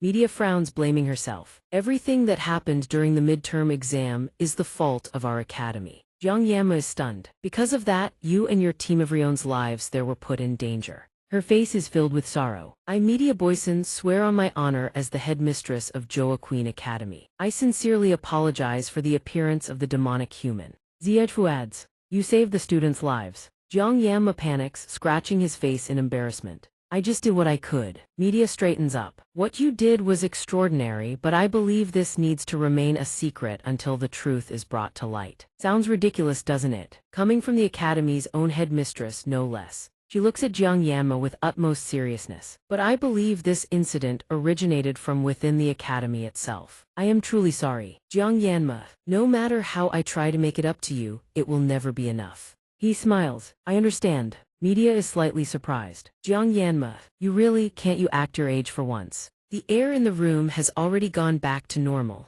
You're like a little old man, you know that. Media and Ziajfu leave together. Both of them are silent, saying nothing. Media's footsteps suddenly stop. Ziajfu halts as well. She gazes out the nearby window and speaks. Ziajfu, do you still remember? Ziajfu still doesn't understand. Media continues, the first day we met after enrolling here you were lying on a bench back then. When I told you to move, you recklessly drew your sword instead. Both of them stare intently outside. What was it you said again? Don't order me around. Ziajfu replies, I don't remember. Both sink back into silence. Media sighs wistfully, feels like it was just yesterday and yet it's already been 60 years. Honestly, we've lived far too long. She murmurs, but isn't it absurd? We haven't even covered a tenth of the academy's history. By the time we enrolled, this place had already been standing for ages. Such a long and storied history. Ziajfu simply listens in silence. Despite everything that's happened, the academy has been training students for 700 years now. Now it's my turn to protect it. Media's voice suddenly turns cold, but the glass window in front of them shatters without warning. Media conjures a barrier, shielding them both from the flying shards. Her face twists with rage. Before the midterm exam, Media had received a report from the instructors confirming they had completed the preliminary scouting trip. Though siren demons are extremely rare on Skobuli Island, she had stayed cautious. Even so, Ziajfu watches Media in silence. He gently places a hand on her shoulder. Media forces a faint smile. Sorry, I got a little carried away. Ziajfu sighs. Media's mood suddenly brightens again. But isn't our Jiang Yanma absolutely incredible? Solo to siren demon, he quietly seethes. This old woman. Ziajfu silently watches Media's excitement. So what do you think? A once-in-a-generation talent. He's witnessed many flashy name-shilled as chosen ones of their era, but they only shimmer for a moment before fading like shooting stars across the sky. In a hero lineage dripping with fame and power, every child born is called a genius, even when they don't have a shred of talent. Ziajfu once banned the word genius from his grandeur whose talent remained uncertain. But if anyone deserves to be called a true genius, it's Jiang Yanma. He wonders if the boy accumulates enough experience, just how far can he go? Is Kang Jiang Yanma the lifelong dream of the Ziajfu family? That spirit realm. Ziajfu suddenly walks past Media, leaving her confused. He speaks up, I'm deeply grateful to the Academy, Media. She offers a gentle smile and the two continue chatting happily. I know, so let's clean this place up together. I don't remember. Is something broken in this old man's head? I don't remember. Back in the noisy classroom, the fact that Jiang Yanma defeated the Siren Demon on Skobuli Island is kept strictly classified. As the academy director said, he feels a bit guilty admitting it to himself, but the reason his classmates can laugh and enjoy themselves so freely is because Jiang Yanma stopped the Siren Demon. After being discharged from the infirmary, the first thing he does is visit the school's forge. Kang Jiang Yanma requests permission to enter and reforge Muraxum, enhancing its power. Truthfully, its stats don't quite align with the sword god's blessing. To Jiang Yanma, it's no different from a slab of iron, it needs an upgrade. He hands over the sword for enhancement. Blacksmith Yulun, speaking with passionate generosity, declares, I won't charge Yao. Next week is the 700th anniversary of the school's founding. Jiang Yanma quietly exhales in relief. Lucky, thanks man. Hopefully this enhancement will be a massive success. A voice suddenly cuts through his reverie. Jiang Yanma. Qinglu limps over on her crutch. You're already discharged. Are you feeling better? Jiang Yanma asks curiously. Qinglu, what happened to you? She cheerfully recounts what happened. But Mr. Sit already treated me and the doctor says I can ditch the crutch in another week. Qinglu brims with confidence. After all, I am an awakened. She laughs brightly. I'm so glad. Jiang Yanma thinks to himself. As long as you're happy, that's what matters. That's right. You didn't do this alone, you know. True, Jiang Yanma did kill the Siren Demon. But then she asks, did anything special happen? Qinglu hesitates. I heard there's conflict between the academy director and the council of elders. Apparently everyone's just rigidly playing their part. System rescue request from Gear 1 versus 100. HP recovery speed W. Jiang Yanma is suddenly bewildered. What exactly did Lion do? Commander, he rests his chin on his hand, thinking, can you really defeat a demon king that way? Seal the entrance to the Mana realm or just take the beating firsties? That the plan. Outside the door, someone suddenly bursts in with a loud shout, "Nobody move." Gunban shouts in a panic, "Everyone quiet down and take your seats. Before training begins, I have something to announce." He stands at the podium, catching his breath. "This is a bit sudden, beauties. There anyone in class who wants to become a teaching assistant? If so, come see me immediately." The students below are confused. So sudden, how annoying. A teaching assistant. But they're quickly left stunned, jaws dropping. Xianxia calmly walks in, his steps measured but utterly decisive. He enters the classroom under everyone's astonished gaze. Xianxia takes the podium in place of Gunban. The whole class erupts. "Isn't that Sir Xianxia? No way. Awesome." Xianxia's expression is utterly serious. Xianxia is just as shocked. "Why?" In a quiet corner of the city, a cloaked figure suddenly collapses hard to the ground. He stammers, I please." A hand suddenly grabs his chin and yanks it upward, then delivers a merciless slap. The hooded man trembles. "I'm sorry, Assistant Jin." The person facing him grits her teeth. Kaladi snarls, "5th Legion Commander. You've driven me to the brink." A hand picks up a piece of candy. "Really?" Assistant Jin casually pops the candy into his mouth. "Do your job properly. Is your only talent being a nuisance?" "I'm sorry." The cloaked man earns another backhand slap to the face. Assistant Jin leans in, seething. "Try saying sorry one more time, I dare you." The man trembles in fear. "Yes, ma'am." Kaladi turns away, muttering, "Was it really that hard to bring a half-breed brat all the way back here? Even if he's a hero candidate, dealing with him shouldn't be this difficult." Assistant Jin glances back coldly. "Because of your blunder, that Xianxia picked up our trail." The man clutches his bloodied face. "I'm sore." She spins around furiously and kicks him again. Are these even words a human being should be saying? He seethes with rage but doesn't dare make a sound. Damn it, damn it, damn it. How could a mere assistant? How dare she, how dare she? Assistant Jin bends down to wipe her shoe. "Geez, my shoes are soaked in blood." Absolutely revolting. But actually, now that I think about it, this is kind of hilarious. She turns to leave. "I didn't expect the siren demon to be reserved for the freshmen, though. Then again, looking at those new kidsis, they're anything they can't handle." The man speaks up hesitantly. "The thing is, I was beaten by a student." Assistant Jin perks up, suddenly curious. "You mean Lion?" "Ah," he stammers, "and no, it's not her." She snaps impatiently. "Then who?" "I hate hesitation, spit it out already." The man lowers his voice. "It was this year's top scorer, Kang Jiangyanma, that kid." Assistant Jin is taken aback. "Jiangyanma, that special student." She curls her fingers around a bag of candy. "So that's how it is." Assistant Jin smirks coldly and turns to leave. "How interesting." Loud shouts echo through the early morning air. 1, 2, 3, 4. The one leading the run is too soft. Again, a crowd of students echoes from behind. "Yes, sir." They shout again, louder this time. 1, 2, 3, 4. Kinglu sits to the side, happily waving. "Go Jiang." Yamma sighs. "So jealous." A voice suddenly barks from behind. "You're falling behind." Xianxia jogs up alongside him.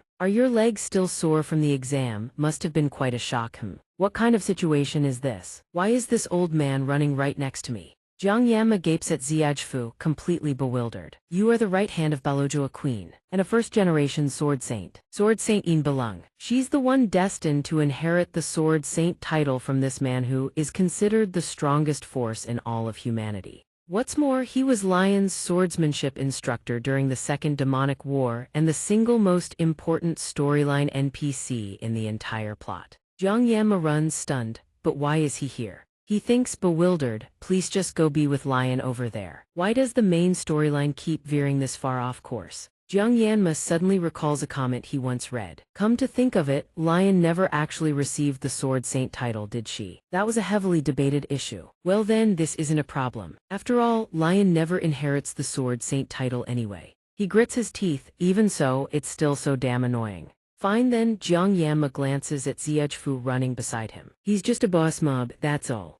I'm just running alongside a boss NPC, he tells himself. The old man suddenly speaks up. The foundation of a warrior is stamina and endurance. No matter how exceptional your talent, if your body can't handle it, you lose. This is the bedrock that supports your growth down the line. Jiang Yanma has no choice but to keep running. Don't slack off, follow my instructions exactly. Yes sir. His voice trails off weakly. He shouts with all the force he can muster. Yes, understood sir. Old Xianxia nods with satisfaction. Good, now keep accelerating. Follow my pace. Jiang Yanma struggles to keep up. He can barely breathe.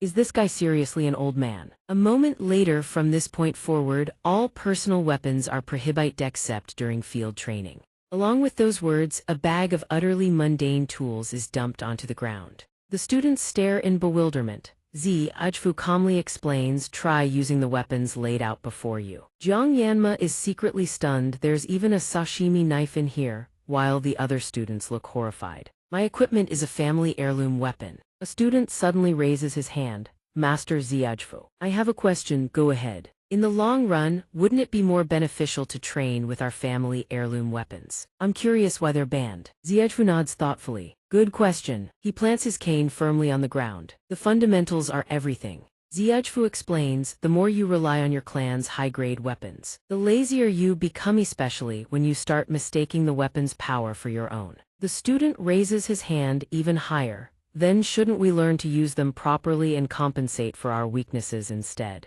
Is he just fishing for attention? Xianxia snaps, no matter how fine a weapon is, if the wielder's skill falls short, it's nothing but pearls on a pig. Besides, he says with a stern face, a true master never blames their equipment. Isn't that right? His gaze locks straight onto Jiang Yanma in the distance. Jiang Yanma silently nods in agreement. That's right, 100%. Xianxia taps his staff against the ground. He calls out, once you've mastered the fundamentals, you'll naturally be able to wield any weapon. So students who nail the basics tend to ace their final exams and rank at the top. The students immediately scramble forward in excitement. Fighting over weapons. Really? Move aside, I'm first. Jiang Yanma stands to the side, secretly stunned. A human leg stronger than a horse's. Who would have guessed the guy always bullied by the media could pull off something like this? He stares at the ground. Only a few unwanted scraps remain. Figures it was bound to come to this. Jiang Yanma picks up a small knife. Guess I'll take this. Xianxia quietly glances at him. Jiang Yanma narrows his eyes. Sure enough, it's him. After the students finish selecting their weapons, Xianxia steps forward and announces, today, we'll spar against each other to learn how to use your weapons. The students freeze in panic. Here, isn't there a subspace? When we get hurt, Xianxia calmly analyzes the situation. You enrolled in this academy to carry on the legacy of past heroes and become true warriors. A warrior only grows through dangerous training, like on a real battlefield. His words leave Lion behind him slightly tense. However, if you swing your swords around recklessly, losing a head is entirely on the table. So before pairing you up, I'll demonstrate first for your reference. The students buzz with excitement. We get to see Master Xianxia's swordsmanship. This is insane. First time seeing it live, he quickly shouts, quiet down, no noise during class. Lion grips his weapon tightly, his whole body trembling. He is Lion, an educator at the world's finest academy, and right now, he feels like he's facing the worst crisis of his entire career. No, his entire life. Even if it's just a demonstration, the person standing before Lion is Master Xianxia. He thinks to himself, Mom, I'm sorry. This life of mine is about to end. Lion whispers his plea. Master Xianxia, go easy. But Xianxia raises his hand to stop him. Before Lion can even process what's happening, Xianxia speaks. Instructor Xianxia locks his gaze directly onto one person, Kang Jiang Yanma. He smirks. Come. He takes a fighting stance and coldly calls Jiang Yanma out for a challenge. Student Kang Jiang Yanma, step up. The students below erupt in whispers. Awesome. Spar with actual blades. I wouldn't last a second. So we get to witness Master Xianxia's performance live. They suddenly feel frustrated. No, wait, is it that guy Jiang Yanma who gets to step up? He walks forward under a mix of suspicious and envious stares. I can hear every word, you guys. Xianxia asks with an air of concern, how are your bones? Jiang Yanma hesitates. Yes, I'm fine now, sir. Xianxia grips his sword firmly and levels it toward him. Pick up your blade. Well, it's only a sparring match, there's no need to go this far. But thanks to plenty of rest, Jiang Yanma's body has nearly fully recovered. However, his opponent is Xianxia. It goes without saying nothing good comes from crossing swords with Xianxia. At best, you lose an arm, at worst. Your head rolls. But perhaps it's the influence of the blessing has Jiang Yanma's instinct to fight surged to the surface. He's already gone past the point of no return. Just thinking about the consequences makes Jiang Yanma speak frankly. I'm not your match, sir. Master Xianxia, please sheath your sword. The students behind him sneer. Well, obviously. How could that guy ever compete, giving up already? Jiang Yanma remains perfectly calm. completely unaffected by the jeers behind him. Xiaofu grows angry. You don't even have the pride of a swordsman. How long do you think you can survive on hidden power alone? No matter how talented you are, it's useless. What a proud coward. Jiang Yanma stays silent. First, has always wanted to become the greatest swordsman in the world. Second, he has no reason to put down his blade. Jiang Yanma knows Master Xiaofu is deliberately provoking him. The surrounding students gasp in shock. What? Is he actually going to fight? The atmosphere practically screams for him to run. If he falls for Xiaofu's provocation, Jiang Yanma will regret it for the rest of his life. But he tightens his grip on the knife. Lion rushes over in a panic. Wait! Student Kang Jiang Yanma is immediately stopped by Xiaofu's raised hand. Xiaofu thinks to himself with quiet satisfaction, it seems he's made his decision. Before the stunned faces of everyone present, student Jiang Yanma. Jiang Yanma solemnly draws his blade. I have received a lesson blessing of the sword god. From a distance, the atmosphere is suffocatingly tense. Two figures stand facing each other, gripping their weapons with deadly seriousness. Jiang Yanma walks forward calmly, knife in hand. Xiaofu thinks to himself, indeed. Even now, at 70 years old, he still remembers that moment as clearly as yesterday. Enlightenment through the sword. Back then, Xiaofu was still young, the memory of a one-armed wandering knight. That person reached out and grasped his small hand, the swordsmanship the knight displayed. The man swung a single powerful stroke. It was clearly within that sacred ground. The young Xiaofu was utterly astonished. The boy he had kept his eye on ever since class assignments. The image of the past overlaps perfectly with the present. Xiaofu thinks to himself, Kang Jiang Yanma. If it's this boy, there will surely be a clue leading me to that sacred ground. He raises his sword with deadly seriousness. We'll know soon enough. Then he slashes forward with tremendous force. Jiang Yanma's figure appears right behind him. Xiaofu hastily swings his sword backward, his face full of shock. Jiang Yanma skillfully dodges every single one of Xiaofu's attacks. Then he charges straight in. Xiaofu doesn't hesitate either, swings his sword. The two blades collide almost instantly. Xiaofu is surprised. Instead of dodging, Jiang Yanma chose to attack head-on. He stares at Jiang Yanma with serious eyes. The trajectory of his blade is strangely almost like a swallow in flight. Jiang Yanma swings his arm again, and the knife suddenly leaves his hand. It hovers in midair for a split second before Jiang Yanma snatches it back and strikes, but Xiaofu blocks it effortlessly. He thinks to himself his physical ability can't compare to before, but he never expected him to move so lightly. However, Xiaofu's sword is longer. He raises his blade high, shocking Jiang Yanma.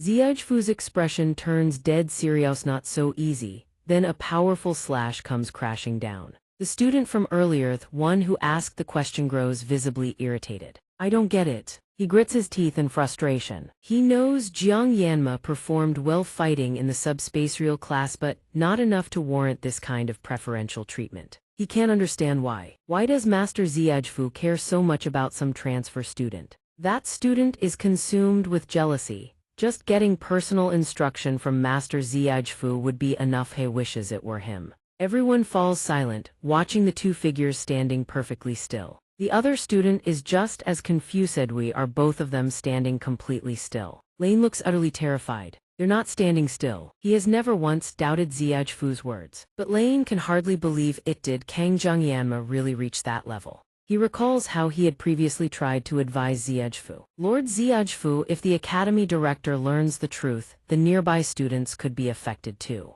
He calmly cuts in. Teacher Lane, do you really think I'd actually fight that boy? Xiaofu explains calmly. Don't worry, if I'm right, Kang Jiang Yanma can enter that state. While the two are talking, Jiang Yanma has already drawn his blade. Lane gasps. That's Xiaofu says seriously. Jiang Yanma's soul reflection didn't just activate, he's already absorbing the strikes. Xiaofu is taken aback. Soul reflection is an incredibly brutal mental battlefield. You can only gauge it when crossing blades with someone. This kid figured it out in less than a minute. Jiang Yanma raises his blade as Xiaofu watches in admiration. Actually pulled it off. He furrows his brow. Impressive. His hand begins channeling force into the blade. So it's come to this. Behind Xiaofu's back, the phantom shape of the spirit sword blessing begins to materialize. Now take this. An overwhelming aura erupts, surging straight toward Jiang Yanma. Back in reality, the surrounding students also feel the crushing pressure. Lane gasps. That blue glowies, that mana.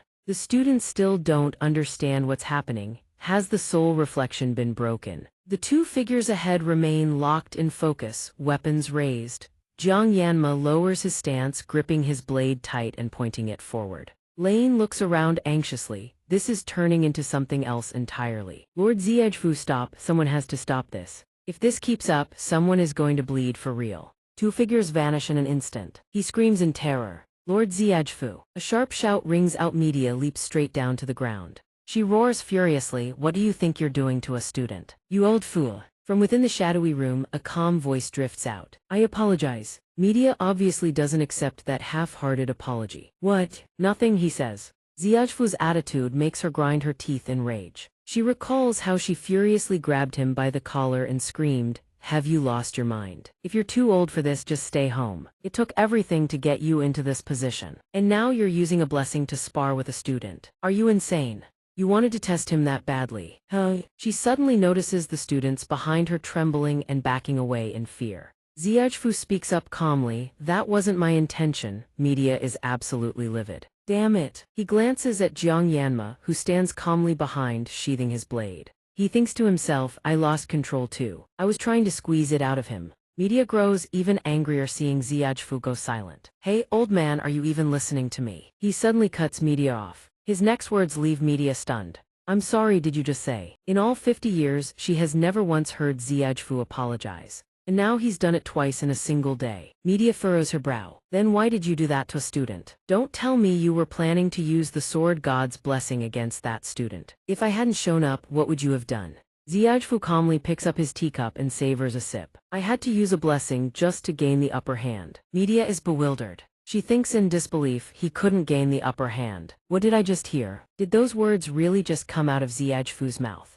Of course, she knows full well about Jiang Yanma's innate talent, but she knows Ziejfu's strength better than anyone. He explains calmly that kid has already reached the soul reflection state. Media, as expected, jumps up in shock. What did you just say? You were nearly 30 before you could use that. But a 17-year-old kid can do it. Does that even make sense to you? Ziejfu sets the teacup down on the desk. I don't know either, but he rests his chin on his hand, his expression utterly serious. I sensed something that felt like it. Media slumps into her chair and buries her face in her hands. Oh my god, good heavens. She thinks to herself, Jiang Yanma. Media recalls the moment she rushed over to Jiang Yanma. I'm fine, he said it. She suddenly caught the killing intent radiating from his body. In that instant, the dignity of an educator shattered. Her feeling toward Jiang Yanma at that moment pure dread. Media tilts her head back and thinks, it's just like the feeling I had when I first met Commander Ba S of the 6th Legion. Why do I feel the same thing toward Jiang Yanma? Her eyes narrow slightly. Is it because Ma is in his name? Media glances at Ziejfu across from her. I don't think he's lying. She says sternly, so, does that mean you lost? Ziejfu suddenly leaps to his feet and shouts. What are you even thinking? No matter how talented Jiang Yanma is, he can't compare to me. Besides, I wasn't even equipped with a weapon at the time. Media stares at him coolly. So, why so defensive? And aren't you always saying a true master doesn't depend on their weapon? She rests her chin on her hand with a smirk. Now you're using that as an excuse. That doesn't look good for you, does it? Ziejfu trembles with rage. Damn brat, they start bickering. What is this? Do you want to die? Shut up. Damn it. The scene of their clash from that day flashes back. The face of the opponent is brimming with excitement. Kang Jeong-ma prepares for combat with a serious expression. Suddenly a strange noise echoes. He snaps his eyes open. It takes a moment for Kang Jeong-ma to realize he is back in his room. Despite performing well, his mind is still haunted by images of the recent duel. Bring it on, bring it on. Kang Jeong-ma mutters, that noble was quite the warmonger. If Media hadn't stepped in, who knows what would have happened. He rolls over, his mind racing again. I think this is what they call a mindscape or something. It feels truly bizarre to experience it. A mindscape, a manifestation of one's proficiency and understanding of their weapon. A mental space triggered only when specific conditions are met. They say only masters who have honed their weapons for a lifetime can enter that space. So even in the world of Miraculous Toxin, there are fewer than 10 masters capable of freely entering it. Lion, the protagonist who was born with the natural talent of a warrior, still needed 3 years to reach the mindscape. Kang Jeong-ma knows this well because he gave up right then and there. Jeong-ma is thoroughly confused. Why on earth do I have that ability? Even the buff protagonist Lion needed 3 years. He suddenly recalls his weapon. Kang Jeong-ma sighs, sashimi, in my past life I wielded a blade for 20 years. I was basically the best in the country. He deduces seriously, furthermore when the sword god's blessing activates my focus surpasses normal perception. My past life and this one are overlapping to create something extraordinary.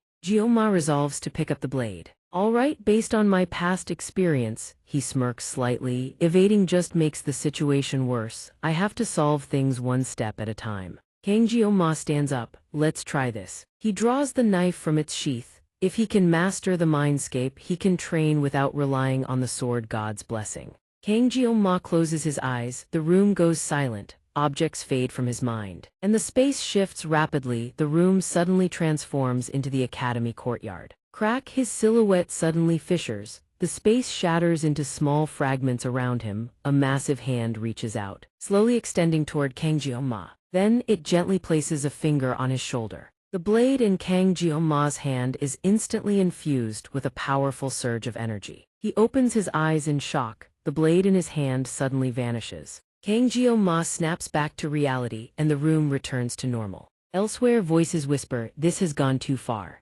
Elder Clow, indeed, it's clear they are looking down on us. Someone slams the table in anger and everyone in the room agrees. 5 people sitting in a circle debating fiercely. They are undoubtedly our enemies. They allowed a demon person to enter. Is that even relevant anymore? We must eliminate the agitator first. I'll say it again, that top-ranked student. We need to investigate Kang Jeong-ma. An elderly woman asks, confused, isn't that student the prime candidate for the hero position? Isn't it Lion Van? Clow speaks up hurriedly, but the brat only used half of his blessing. And have you forgotten, sir? He tries to convince the others. He threatened the genius twins with a knife during the class ranking. Furthermore, media is hiding information to protect him. Everything about that student is a giant question mark. Another person seems to agree. Regardless, the hero's fate is unavoidable. Clow immediately eggs them on. Exactly, we must excise these unpredictable elements. The blindfolded old man speculates, it seems they are determined enough to bring Jeong-ma into the academy this time. Yes, you are right. Clow riles up the crowd. Ever since the 7 Stars media took office at the academy, our status as elders has diminished significantly. He continues his desperate persuasion. After the 3 demon lords were defeated, the world started admiring the 7 stars.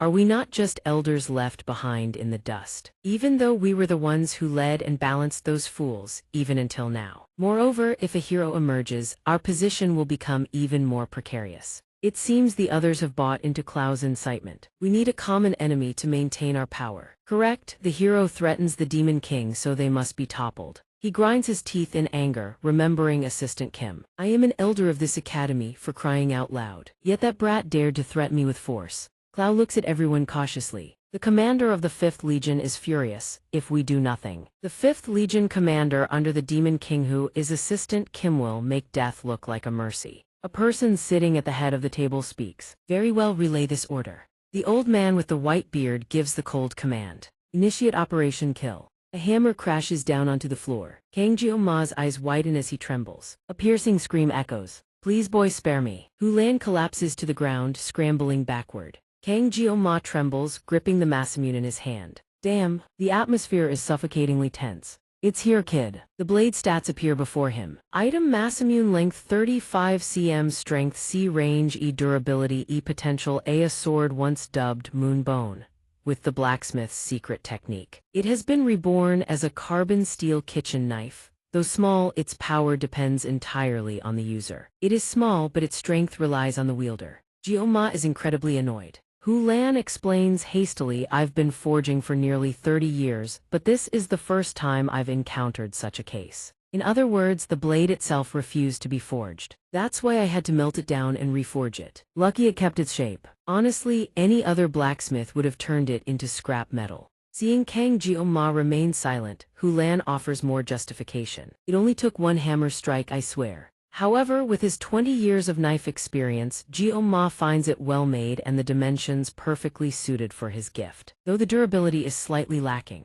Hulan keeps pleading, but its potential is incredible. If you upgrade it, it will definitely be useful. Consider this an apology. If you bring the reinforcement materials, I'll waive the labor fee. Kang Jeong-ma is incensed. What if it breaks again? He stammers, even if it's rank E with a rank potential, this katana could reach rank O or even higher. And there are reinforcement materials that guarantee success. He hesitates, but those materials are obtained from A-rank magic beasts or higher. Then how is Hyulan supposed to do that? An A-rank monster is equivalent to an E-rank demonic human. Does that mean Jiang Yanma has to go kill things like that mermaid? He stares at the weapon in his hand. He doesn't want to risk his life just to enhance equipment, but he could gather enhancement materials from lower-level beasts. He sighs inwardly. Too expensive, but not buying would be a waste. Jiang Yanma frowns at Hyulan. You promise? The man nods hastily. Of course, I promise on my honor as a blacksmith. His next words leave Hyulan stunned. That aside, give me back half the overpaid money. 10 million.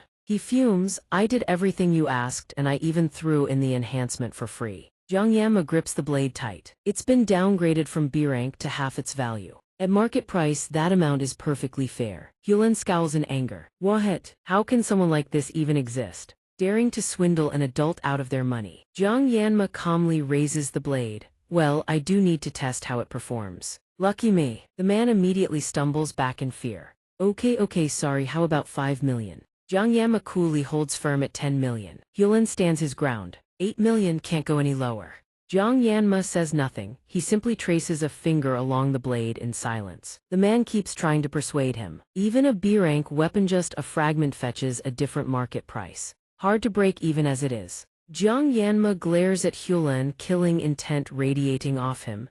Give me back my money. The man collapses to the floor with a sigh. Fine. System attribute panel displayed. Sword God's blessing severs all things. Physical level 78. Sword range expanded. Spiritual level 4. Authority in speech and conduct enhanced. Armament level 13. Pain reduced by 1 tier when activating blessing. Assimilation rate 72%, 93%. One line of unlocked. Reach 15% assimilation rate to meet the requirement. Next unlock. Blessing only activates when using a sword with length under 36 cm and width under 90 cm. Jiang Yanma sits in his chair, eating while reading through the stats. After obtaining the new weapon, his armament level has increased, unlocking additional options. The biggest reason he dreaded using the Sword God's blessing was the excruciating pain. Jiang Yanma thinks to himself, so it actually gets reduced. Thinking long-term, upgrading this is a must. In fact, after reading that line, he tested it right away. Though the pain dropped from want to die to can still breathe, it's still unbearable. But if level 1 already reduces it this much, then at higher levels, Jiang Yanma might be able to use the Sword God's blessing without needing the painless blessing. It seems the armament level increases when obtaining a new weapon or enhancing an existing one. System armament level has increased. The midterm exam is over. From now on, the top priority is weapon enhancement. If he keeps progressing like this, perhaps Jiang Yanma will come to understand the power he was granted here. He eats and ponders, maybe even the identity of whoever threw him into this world without noticing the figure approaching from behind. Kinglu leans in and calls his name, startling Jiang Yanma half to death. Jiang Yanma's flustered reaction leaves Kinglu a little confused. You were just eating, what's wrong? Nothing, just lost my appetite. He asks, cast off the bandages already. Healed up, Kinglu happily bounces on her healed leg. Still needs some weight on it, but I feel way better than before. She flashes a bright, optimistic smile. Bones grow back stronger after they break, right? Jiang Yanma doesn't know what to say to that.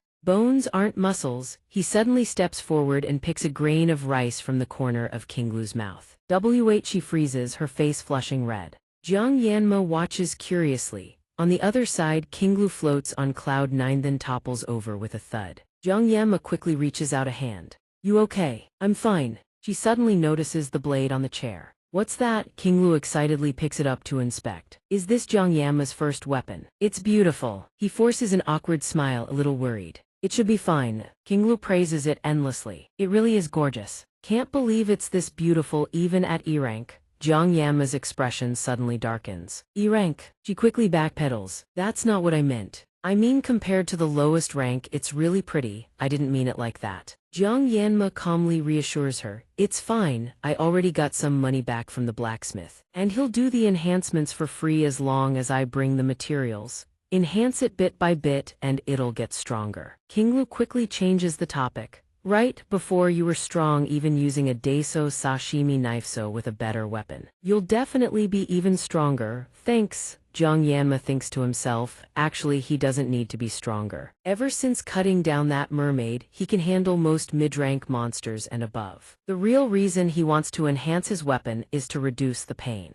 He suddenly sighs. King Lu assumes Jiang Yanma is upset because of her attitude. Jiang Yanma, I'm sorry, I didn't mean to badmouth your weapon. No, that's not it. King Lu, he reassures her, it's just, when I saw the reward sword I was given, I felt a little down. King Lu mutters under her breath, that blacksmith ruined Jiang Yanma's weapon. She lowers her head, her voice starting to crack. Those who made him suffer, murderous intent fills her eyes. I'll kill them all. Jiang Yanma pats King Lu on the shoulder. King Lu, she snaps out of it, sorry. He suddenly glances to the side. Jiang Yanma stares intently at a nearby tree. Can King Lu not sense it? Seeing him suddenly approach the tree, King Lu hurries after him. Jiang Yanma, where are you going? He kicks the trunk hard. What are you doing? A figure drops from the tree, crashing straight down to the ground. Jiang Yanma is at a loss for words. This guy. The figure scrambles into a fighting stance. The first time I let my guard down, King Lu is stunned. Jiang Yanma grips his carefully sheathed blade.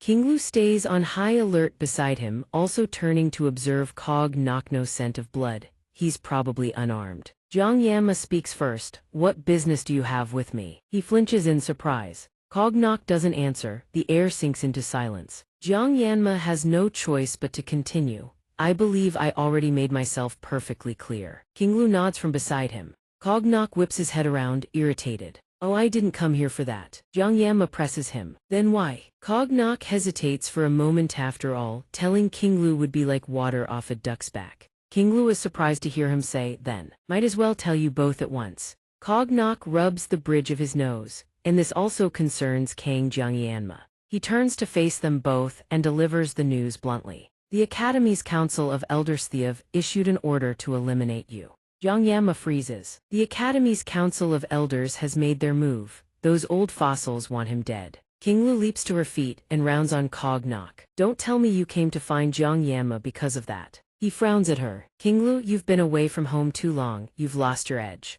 King Lu ignores him entirely, pulling out her weapon. Jiang Yanma, get behind me, looks like this guy's mine to handle. Jiang Yanma can only watch helplessly as she dashes far ahead. Hurry, get behind me now. Cog Nok nods, looking satisfied. Good, you've still got your edge. King Lu, he turns to Jiang Yanma. Jiang Yanma, I don't care what you're up to, but the Council of Elders is obsessed with you. Cog Nok's voice drops low. It's not just me, even the higher-ups within Edo find it suspicious, and they want to postpone the mission. He explains how the council secretly issued the order without going through the academy principal. Furthermore, assassinating a student goes against our principless, but since this is a direct order from the Council of Elders, it's impossible to ignore. Finally, Cog Nok concludes if the pressure keeps mounting, Edo will be forced to investigate you. Jiang Yanma. Then he suddenly falls silent for a long moment. Cog Nok looks at King Lu with genuine sincerity. Either way, King Lu, you're a member of Edo, so I'm telling you this. She's stunned by his sudden change in demeanor. Though he used violating clan principles as his excuse to come here, the real reason was concern for King Lu.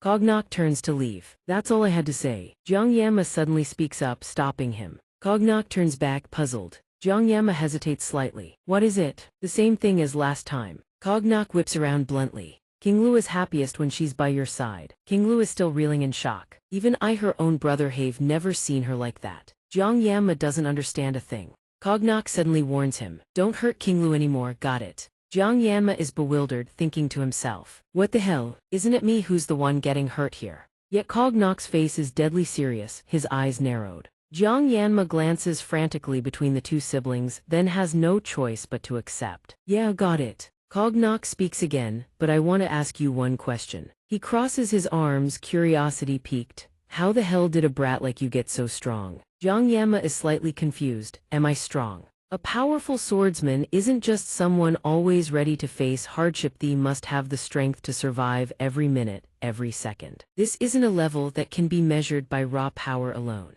Jiang Yanma can't say it outright, but Cog Nok is using King Lu as a pretext to reveal clan secrets to him. An outsider. Jiang Yanma's words catch Cog Nok off guard. He says something cryptic. You're not passionate enough. What do you mean by that? Jiang Yanma's face is deadly serious. Even if you are an auditor, once you interact with the outside world, there's always a degree of complacency that sets in. If you stay confined to the academy, you'll quickly hit your own growth ceiling. So go out and accumulate real-world experience. If you pour your sweat and tears into learning, you'll definitely achieve something. Cognoc hasn't even had time to process the words. Jiang Yanma has already turned and walked away. I wasn't wrong, have some confidence. In the classroom, the scratching of chalk against the blackboard echoes through the room. The teacher lectures from the podium. Above all things, including discipline and prosperity, there are many gods in the heavens. Yet Jiang Yanma sits absent-mindedly, his thoughts consumed by the Academy's Council of Elders targeting him. 5 of the 7 council members are disciples of Barroso from Joaquin Academy. As far as he knows, this council holds enormous influence not just within the Academy, but across the entire world. However, since their role is to obstruct the protagonist and maintain the council's grip on power and authority, players have given them a nickname, the 5 Evils.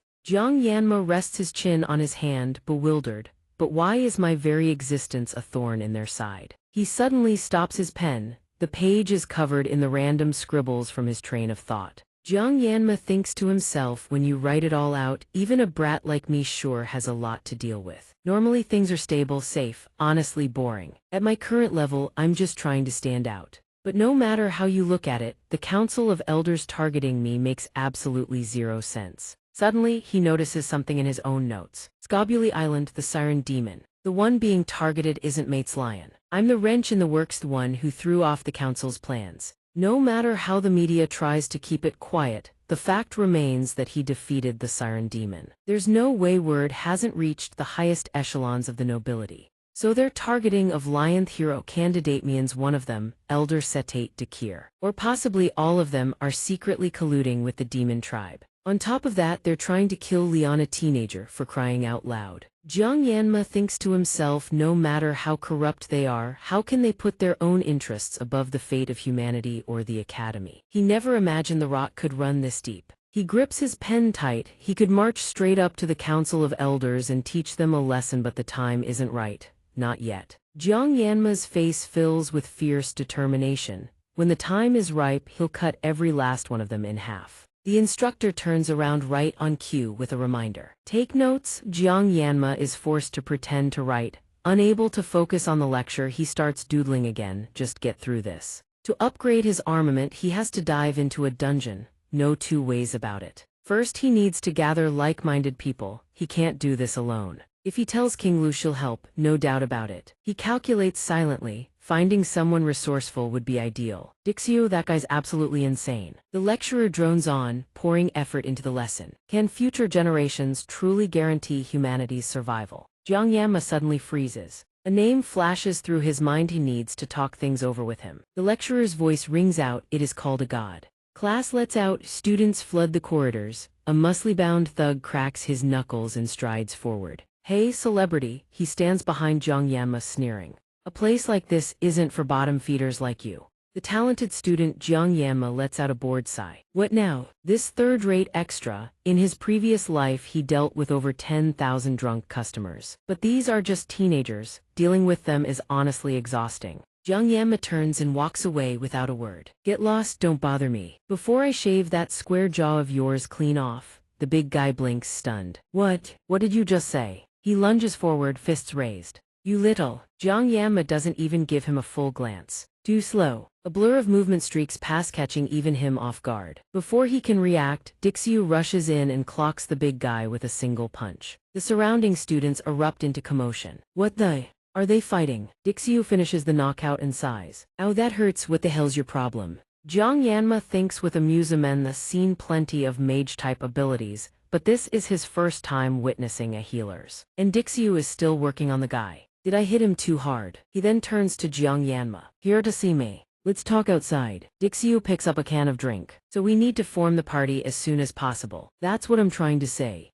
He confirms with Jiang Yanma. I'll help you recruit members. The loot gets split evenly among everyone. Do you have any data on the monsters? He speaks with a hint of resignation. If I just say let's form a club, nobody's gonna show up except King Lu. So if someone from the dragon class like you pitches in, it'll be way easier. Dixiu takes a sip of his soda. To enter a dungeon, you need at least 4 people. Even without academy rules, could you really solo clear 5 or 6 dungeons? Xianxia quickly shakes his head. There's no way I could conquer them on my own. Dixiu thinks he's just being modest thumble-bragging as usual. How can you say that after taking down a siren demon? Too much humility isn't a good look, you know. Jiang Yanma blinks, he thinks I'm being humble. He falls silent looking at Jiang Yanma. Dixiu gazes at him and remarks, you look better now. Jiang Yanma replies honestly. Thanks to your infirmary room I got plenty of rest. He makes up his mind, alright then it's settled. Dixiu glances at Jiang Yanma. I'll accept your proposal, no reason to refuse. Besides, being around you always brings new experiences. He lets out a relieved smile. Thank you. Dixiu asks curiously, which dungeon are you planning to hit? C-rank Buffalo Dungeon. That dungeon's in Chen World, right? Yeah. He murmurs, calculating, the continent's most classic dungeon. So that's you, me, and Kingla, 3 people total. What kind of 4th member are you looking for? Got anyone in mind? Jiang Yanma says bluntly, I'd prefer it not be Jir or Lion. Dixiu laughs, they're not going anyway. He fills Jiang Yanma in on what those two have been up to lately. Jir has been grinding at the training center ever since enrolling, while Lion is preparing to conquer dungeons with other students. Jiang Yanma breathes a silent sigh of relief. That's lucky. Dixiu suddenly speaks up. I know someone who'd be perfect, they're probably napping over there right now. Jiang Yanma blinks in surprise. Napping? At this hour? He replies nonchalantly, that's just how they are. Dixiu tosses the empty can into the trash. Let's hit the cafeteria first, gotta eat something to stay alive. That evening, the two head toward a secluded villa district. It's open, let's go in.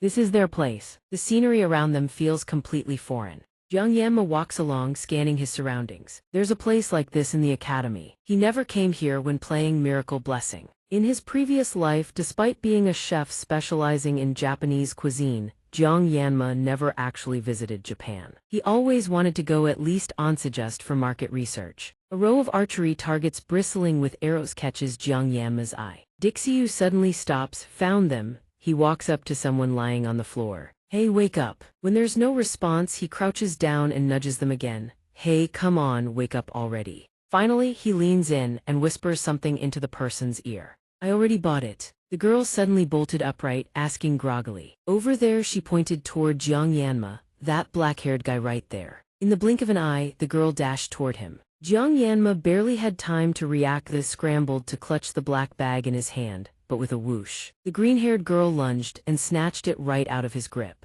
Her eyes burned with lethal intensity, leaving Jiang Yanma completely frozen and at a loss. Both of them crashed to the floor. The green-haired girl happily lay sprawled on top of Jiang Yanma, savoring the food. So good. So good, so good, so good. He was bewildered. What the heck? The other person suddenly called out to him. She looked up at Jiang Yanma. And what about Kang? In the bustling kitchen, the chefs were focused on preparing ingredients. Suddenly, a loud scream rang out, startling everyone. Jiang Yanma furrowed his brow tightly. It's here, it's finally here. The hand gripping his phone began to tremble. He had lived a life knowing nothing but work. In Miracle Blessing, Jiang Yanma's character always got wrecked by reeking lowlife sand. It was no different in real life. Finally it had come to him. Jiang Yanma sat on the toilet, tension at its peak. Damn, if I pay up, will it show up right away? His face full of anticipation, he resolutely tapped on the Nello screen. An electronic voice rang out. Another green-haired girl appeared on screen, seemingly laughing in Jiang Yanma's face. Do you have Jiang Yanma?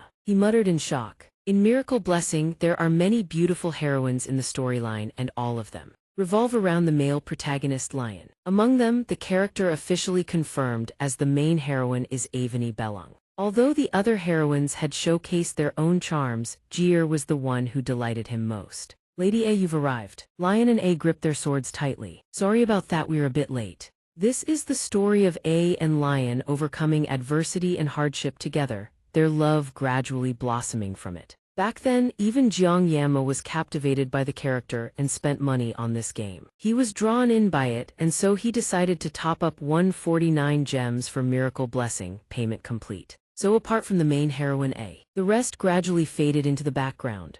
Among the heroines, the one who was forgotten the fastest was his very first 5-star pull. Saki Jiozo, daughter of Jian Gongsh, was staring right at him. What about Jiang Yanma? Jiang Yanma can't even react in time. Jiozo immediately turned around. This guy looks kind of annoying. The reason she insisted on that was because Jiang Yanma had used her before and knew full well that Jiuzo had the highest DPS among all attackers. Though she didn't look the part, she was actually very intelligent. Besides, Jiuzo didn't play a major role in the main storyline, so there was a high chance her political standing would be shaken if she participated in this operation. Jiang Yanma was confused. Maybe it'll be fine, right? Jiuzo walked over. What brings you here? She was already holding a baguette in her hand. That. She snatched it nonchalantly and said go. Just as she was about to take a bite, Lion's sudden words made her freeze. That's Kang Jiang Yanma. You know him, right? Jiuzo nodded casually. Lion explained, he came to see me early this afternoon. He was calm when he told me, but at the time he was being bullied by some thugs. But she didn't seem to like beating around the bush. Getting straight to the point, Lion said, all right. We're recruiting members to conquer the dungeon. We're heading out next week. Jiang Yanma was slightly surprised, straightforward as always. True to her reputation. I'll give a brief overview. Apart from the crystal cores, all rewards will be split equally among members. Jiuzo suddenly stepped forward, jabbing a finger into Jiang Yanma's chest. You're that guy from back then, right? The spatial arena duel. Jiuzo's expression was deadly serious, leaving him slightly flustered. She turned around in disappointment and walked away. The dungeon rewards would boost his scores, so there was really no reason to refuse. But you're not as brave as I thought. Jiang Yanma was slightly annoyed. He didn't want to hear that from someone who was always sleeping. Jiuzo spoke bluntly. Sorry, but I don't want to work with someone who lacks courage. Lion tried hard to persuade her. Saki, you saw him fight too, didn't you? Besides, Kang Jiang Yanma isn't some ordinary guy. Maybe his opponents were just weak. Are you crazy? That person came from the upper echelons. Plus the midterm exam. She suddenly stopped, hastily covering her mouth. Jiang Yanma's expression also turned serious. Lion was frustrated. There were things she couldn't say aloud. It was maddening. Just listen to me. Jiuzo was extremely displeased. Am I your pet dog? Why should I listen to you? That only made her angrier. Hey, you're the one who drools just looking at Jiang Yanma, aren't you? Jiuzo was also enraged by the jab. If you know nothing about Jiang Yanma, then don't. Lion tried to sweeten the deal. Fine, I'll buy it for you. Jiang Yanma was speechless, watching the two of them bicker. What should I do? He thought to himself. Wanting to recruit members and tolerating someone with this kind of attitude were two different things. There was no need to persuade someone so uncooperative. He resolutely turned to leave. Enough, let's stop. No need to convince someone who doesn't want to cooperate. We'll find someone better. Jiuzo said coldly, I guess you don't really want to conquer the dungeon that badly after all. Jiang Yanma stopped. He turned to face her, then casually pulled out a blade hidden on his body. The other two flinched. The knife in Jiang Yanma's hand glinted. He flicked his wrist and hurled it. Wu's eighth blade shot through the air toward the target board and embedded itself dead center. Jiuzo froze, a chill running through her. Suddenly, another object flashed past her face. Jiuzo whipped her head around. Another knife was embedded dead center in a different target board.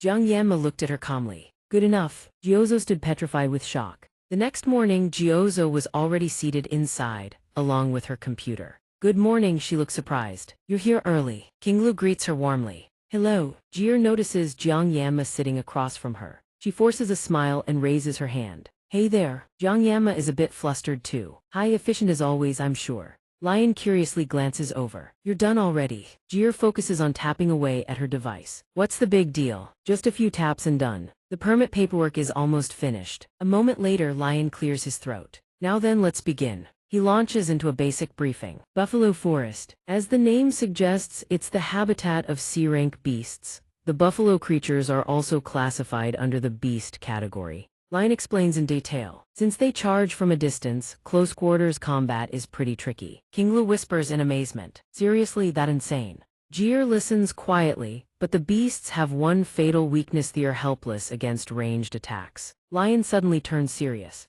However, there's one critical warning, something you must never, ever do. His tone hardens. Absolutely do not open the stone gate at the center. King Lu asks curiously, what happens if you do? Lion rubs his chin, thinking for a moment. It's sealed as the rumors say. That's what I've heard, but no one knows the truth for sure. Jir speaks up to diffuse the tension. The academy doesn't allow opening that stone gate. There's no reason to do something that's forbidden, right? Jiang Yanma smiles faintly. Exactly, it must never be opened. His strange demeanor leaves everyone puzzled. All three stare at Jiang Yanma, making him feel a bit uneasy. Dixiu, what are you so curious about? Kang Zhongyanma, do you know what's behind that gate? Jiang Yanma says one thing but thinks another. Well, obviously it's because I don't want to do anything forbidden. There's a boss hidden in there plain as day. Lion doesn't press further. What else is there to say? He lets out a quiet sigh of relief. From the start, the stone gate could only be opened if all conditions were met. Right now, it can't be opened and it's been sealed shut. Honestly, aside from that one risk factor, there's no dungeon easier than the Buffalo Dungeon.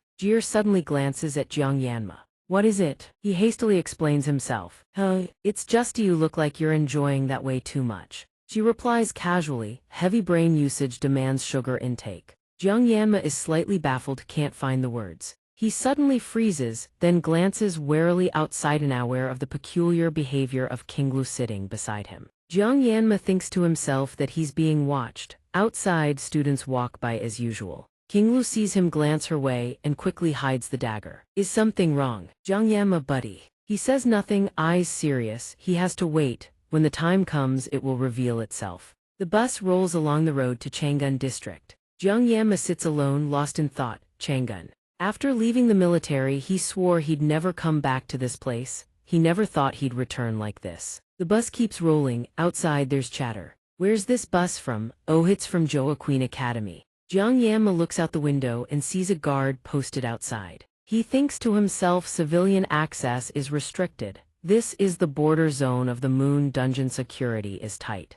Jiang Yanma recalls the day they gathered to plan their strategy. The Council of Elders was watching them. Lion suddenly cuts into his thoughts. Kang Jiang Yanma. The two exchange a few casual words. You want some eggs, or maybe a bite of something? How about soup? I'm fine. Is it okay to eat this stuff? She asks with concern. Are you nervous about entering the dungeon? Why the long face? Jiang Yanma can only manage a wry smile. Is that so? Lion turns around. Saki wants some eggs. Dixiu casually declines. He keeps going on about how delicious they are. As for King Glush has been dozing off for who knows how long. Dixiu glances toward the front. Jiang Yanma and the others are chatting away. Are you planning to do anything impressive this time? No. He suddenly notices something behind him. Jir startles, then turns to stare out the window. Jiang Yanma sighs in frustration. It feels like he's being watched. Why does she keep staring at me? After the bus stops, everyone files out one by one. Kinglu looks around in awe. We're here, nice weather, huh? They say magical beasts have nested here since ancient times.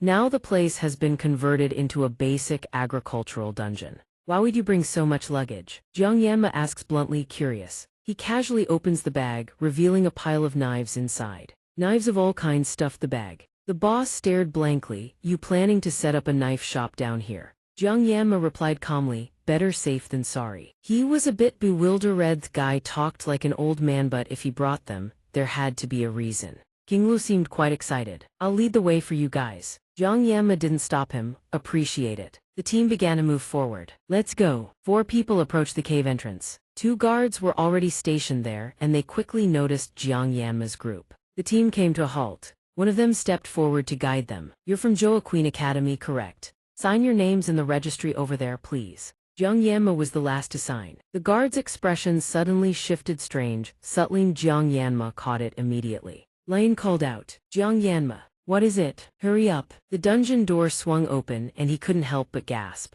The damp, earthy smell of roots filled the air. Despite Kinglu carefully charting the route, Jiang Yanma stayed on high alert, his eyes constantly scanning. He glanced toward the entrance. It'll be fine. The group quickly pushed deeper inside. Jiang Yanma was speechless when he saw the inscriptions carved into the walls. They turned a dungeon into a tourist spot. Rich kids. His arm was suddenly tugged. Dixiu bent over, panting heavily. I'm so tired. Jiang Yanma frowned, puzzled. You don't look hurt at all. She probed, do you have anything sweet, anything at all? Jiang Yanma sighed and rummaged through his pockets, pulling out a piece of candy. Her face fell with visible disappointment. Candy works, I guess, but no chocolate. Jiang Yanma snapped, you're asking me. Didn't you bring any? She explained weakly, I'm saving mine for later. Jiang Yanma thought, exasperated, focus up, for heaven's sake. Kinglu suddenly crouched low, every sense on high alert. 3 No, they're 200 meters out. Confirm and fall back. Stick to the plan, that way we avoid danger. The 2 highest combat power members in the team readied themselves. I'll provide covering support, so don't worry.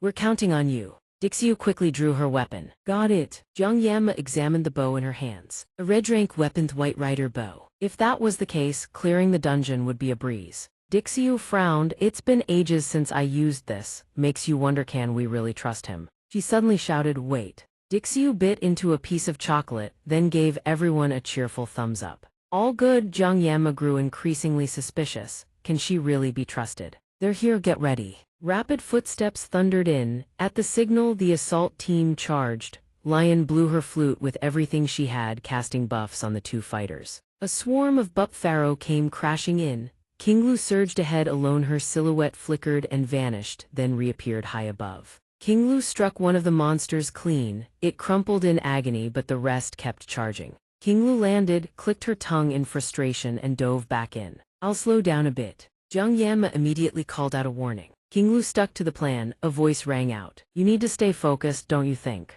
Dixiu rushed in. She released her fingers. 3 arrows shot out with devastating force. Qinglu was still frozen in place. 3 buff pharaohs seized the opening and lunged but were instantly blown apart by Dixiu's arrows. She said casually, oops, beat you to it, my bad. Then she took another bite of chocolate. So good. Jiang Yanma still wasn't satisfied. What if you break its horn? He smiled to himself, but she really was something. No one could stop a pro archer in her tracks. Impressive. Jiang Yanma kept his eyes on the item he came for, enhancement materials. Qinglu happily showed off what they'd gathered. What do you think? A stone suddenly clattered to the ground. The one-eyed wounded monster lunged straight at Dixiu. She was annoyed. I thought that thing was already down. What a pain. Suddenly Dixiu's foot buckled and the bow slipped from her hands. She could only stare in shock as the monster closed in. Huh? Dixiu squeezed her eyes shut, but the pain never came. She slowly opened them. Jiang Yanma appeared out of nowhere and cleaved the buff pharaoh clean in half. The blade gleamed. His expression was utterly blank. Dixiu stood there stunned. The monster's body split apart along a single smooth cut. Jiang Yanma asked, you okay? Dixiu covered her mouth, eyes brimming with admiration. A phone buzzed incessantly. The guard from earlier answered. His expression turned sinister. Yes, Assistant Jin. Jiang Yanma bent down and picked up the horn that had fallen on the ground. He examined it with satisfaction. There it is. The whole reason for entering the dungeon. Crystal horns. A C-rank enhancement material with wide applications. Useful for far more than just boosting armament power. Jiang Yanma crouched and kept searching. He needed to gather as many as possible. Dixiu suddenly spoke up. She held out a chocolate bar. Hey, thanks for saving me back there. Don't mention it. Jiang Yanma furrowed his brow. Suddenly he sensed killing intent emanating from Qinglu. What's wrong? Jiang Yanma turned to Qinglu, startling her. Why yes. He stepped closer and whispered. That staff member from earlier. Qinglu was taken aback. I see, got it. Jir watched them from a distance, looking thoroughly confused. Are you two dating? Qinglu immediately turned beet red, flustered by the dating remark. Dating Jiang Yanma. Jiang Yanma spoke up in protest. If you keep viewing every relationship between a man and a woman that way, you're the one with a bias. Jir responded nonchalantly. Oh really? It's just that she's always by your side. Suddenly, Jiang Yanma noticed Qinglu's expression darken.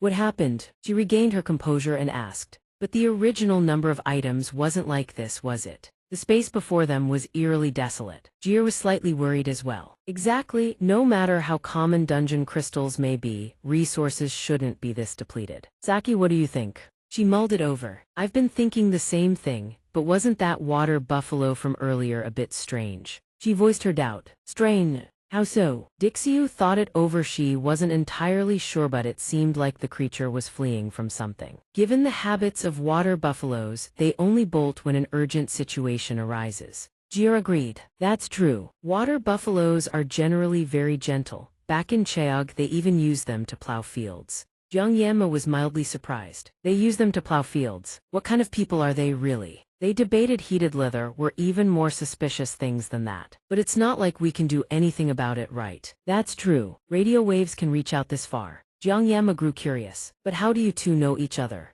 Dixiu proudly introduced herself. I was the top scorer in the written exam. Jir, the runner-up, flew into a rage the moment she heard. What the hell is that supposed to mean? She snapped, burning with frustration. Hey, what's that supposed to mean? Dixiu continued her brag unabashed. On top of that, I secured 3 slots in the entrance exam. Jiang Yanma stared at Jir in amazement. The written exam department. I thought only people with connections could get into that, but you don't really look the type. She answered honestly. Connections. Jir is a relative of many a distant one though. Jiang Yanma thought for a moment. Relatives. That's why, as a player, you wouldn't know the relationship between these side characters and the main cast. She explained, my clan is a branch house of the Ziajfu family, the same one Jir belongs to. She suddenly trailed off saying more wouldn't help. Jir gave Jiang Yanma a pat on the shoulder. Don't make that face. This guy. I'm happy with where I am, but you're even more impressive than I thought, Jiang Yanma. When you make it big someday, don't forget about me. He smiled faintly. Don't worry, that won't happen. Everyone around them burst out laughing. Who knew maybe one day he'd become a 7-star hero? That's right, if it's you, Jiang Yanma, it might just happen. Suddenly Dixiu stepped forward. The other three looked on in confusion. She spoke up. Dixiu turned around with a grave expression. I don't care about 7-star heroes. The group was completely lost. What's gotten into her? Let's change the subject for now. We'll figure things out after clearing the dungeon. Catching about 20 should be enough, right? Strange marks appeared on the wall, catching Jiang Yanma's eye. Rem quickly called out, what is it? Let's go. Yeah. Stones radiating a strange aura lay scattered across the ground.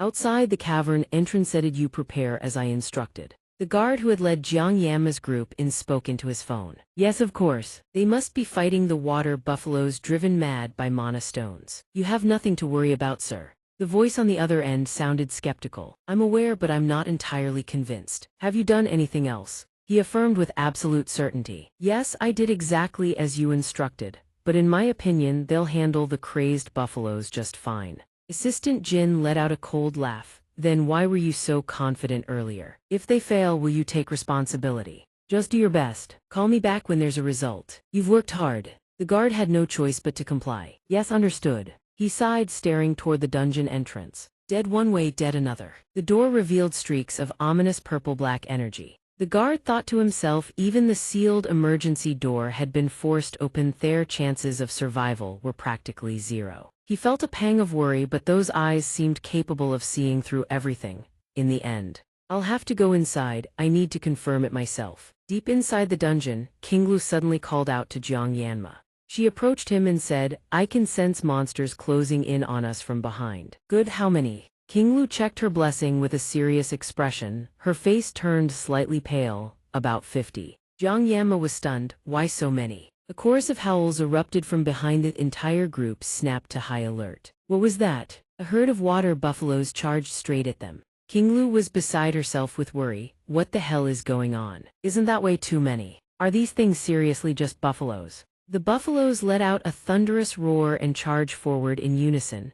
Jir looks terrified. Just moments ago I called them gentle beasts. Jiang Yanma doesn't feel particularly happy about it either. The water buffalo are stampeding this way. Sashimi. A familiar voice echoes in his mind. Every blade has its own purpose. Your master from your previous life always said a blade meant for slaughtering cattle can't be used to kill a chicken, and a fish knife is only meant for cutting fish. Understood. Jiang Yanma didn't understand at the time. What's that supposed to mean? Then what about beef sashimi? The man raises his hand, he flinches and shields his head. Sorry, master. But no pain comes. Jiang Yanma cracks one eye open. His master stares at him, wide-eyed with surprise. The knife in his master's hand has already perfectly halved the fish on the cutting board. Jiang Yanma's master says calmly, what you said isn't wrong though. He suddenly snaps back to reality. Why is he remembering his past life right now of all times? Actually, using a fish knife to butcher cattle should work fine too. He calmly distributes the assignments. Qinglu, go draw the buffalo away. Don't attack head-on, hit them from the flanks. Their trajectory will break. You don't even need to land real hits, just pull their aggro.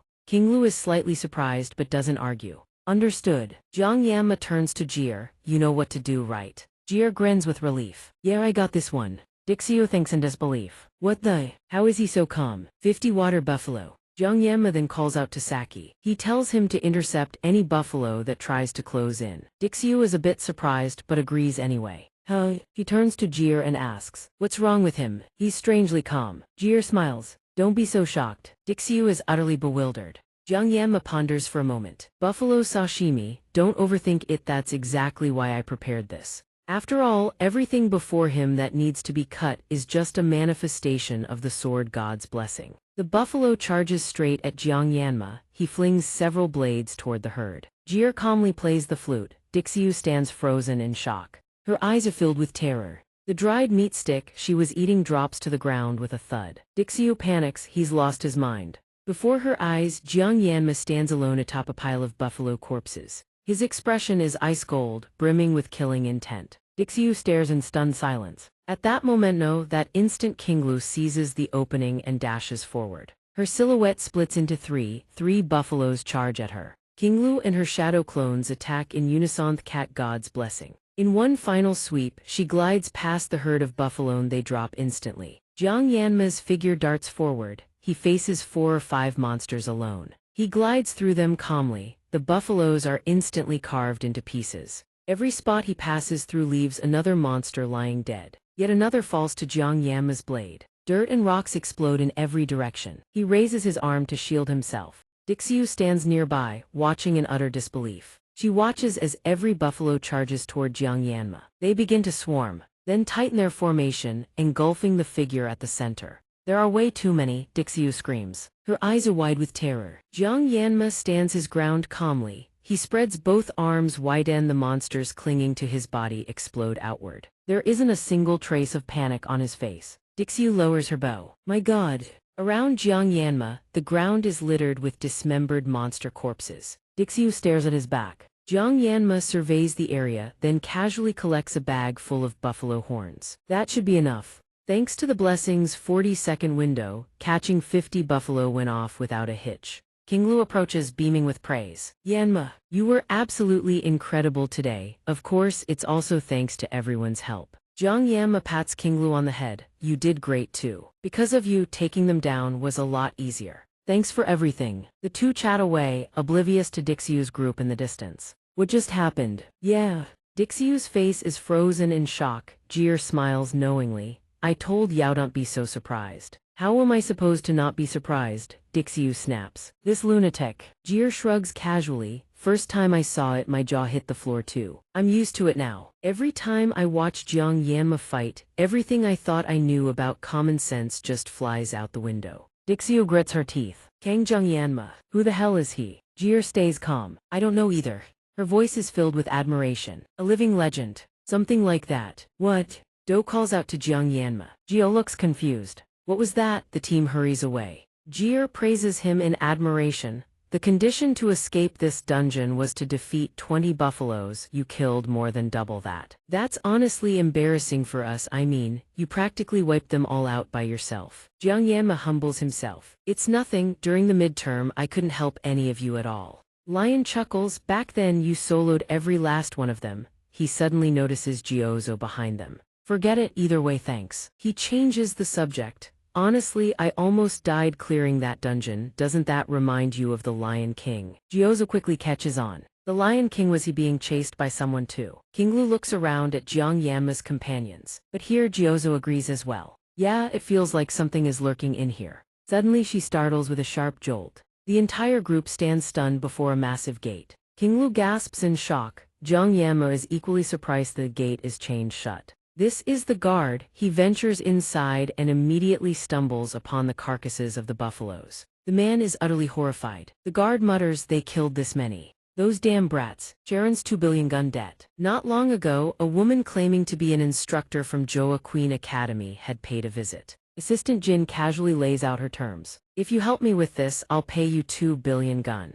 The guard is confused. Why? She doesn't answer. She simply produces a taming stone for the buffaloes. Then she drives them into a frenzy, using mana stones on top of that. Assistant Jin smiles faintly. When the student named Kang Jiang Yanma enters, release all of them. She gives the order, simultaneously unlocking the stone gate at the deepest level. The guard panics. You mean push those students into a death trap? Assistant Jin pretends to leave. Not interested. I suppose that's fair. Who would want to join a gamble they're not sure of winning? I guess I'll have to find someone else. Sure enough, the man hurries to grab her arm. He snatches the stone from her hand. I'll do it, I'll do it. Assistant Jin praises him. Well, look at Yao quick on your feet. I'll relay the instructions by phone, so pick up heaven if it's an unknown number. The guard beams with joy. Yes, yes. Assistant Jin swiftly takes her leave. Well then, I'll be on my way. The guard breaks into a satisfied grin. 2 billion, 2 billion. With that kind of money, I can try one more time. He turns and heads deeper inside. His 2 billion. That's right, they're nothing more than drops of blood, nothing more. Once that stone gate opens, they'll all be slaughtered. Jiang Yanma's group is completely bewildered. How is that gate even here? They have no idea what's going on. A spatial stone gate.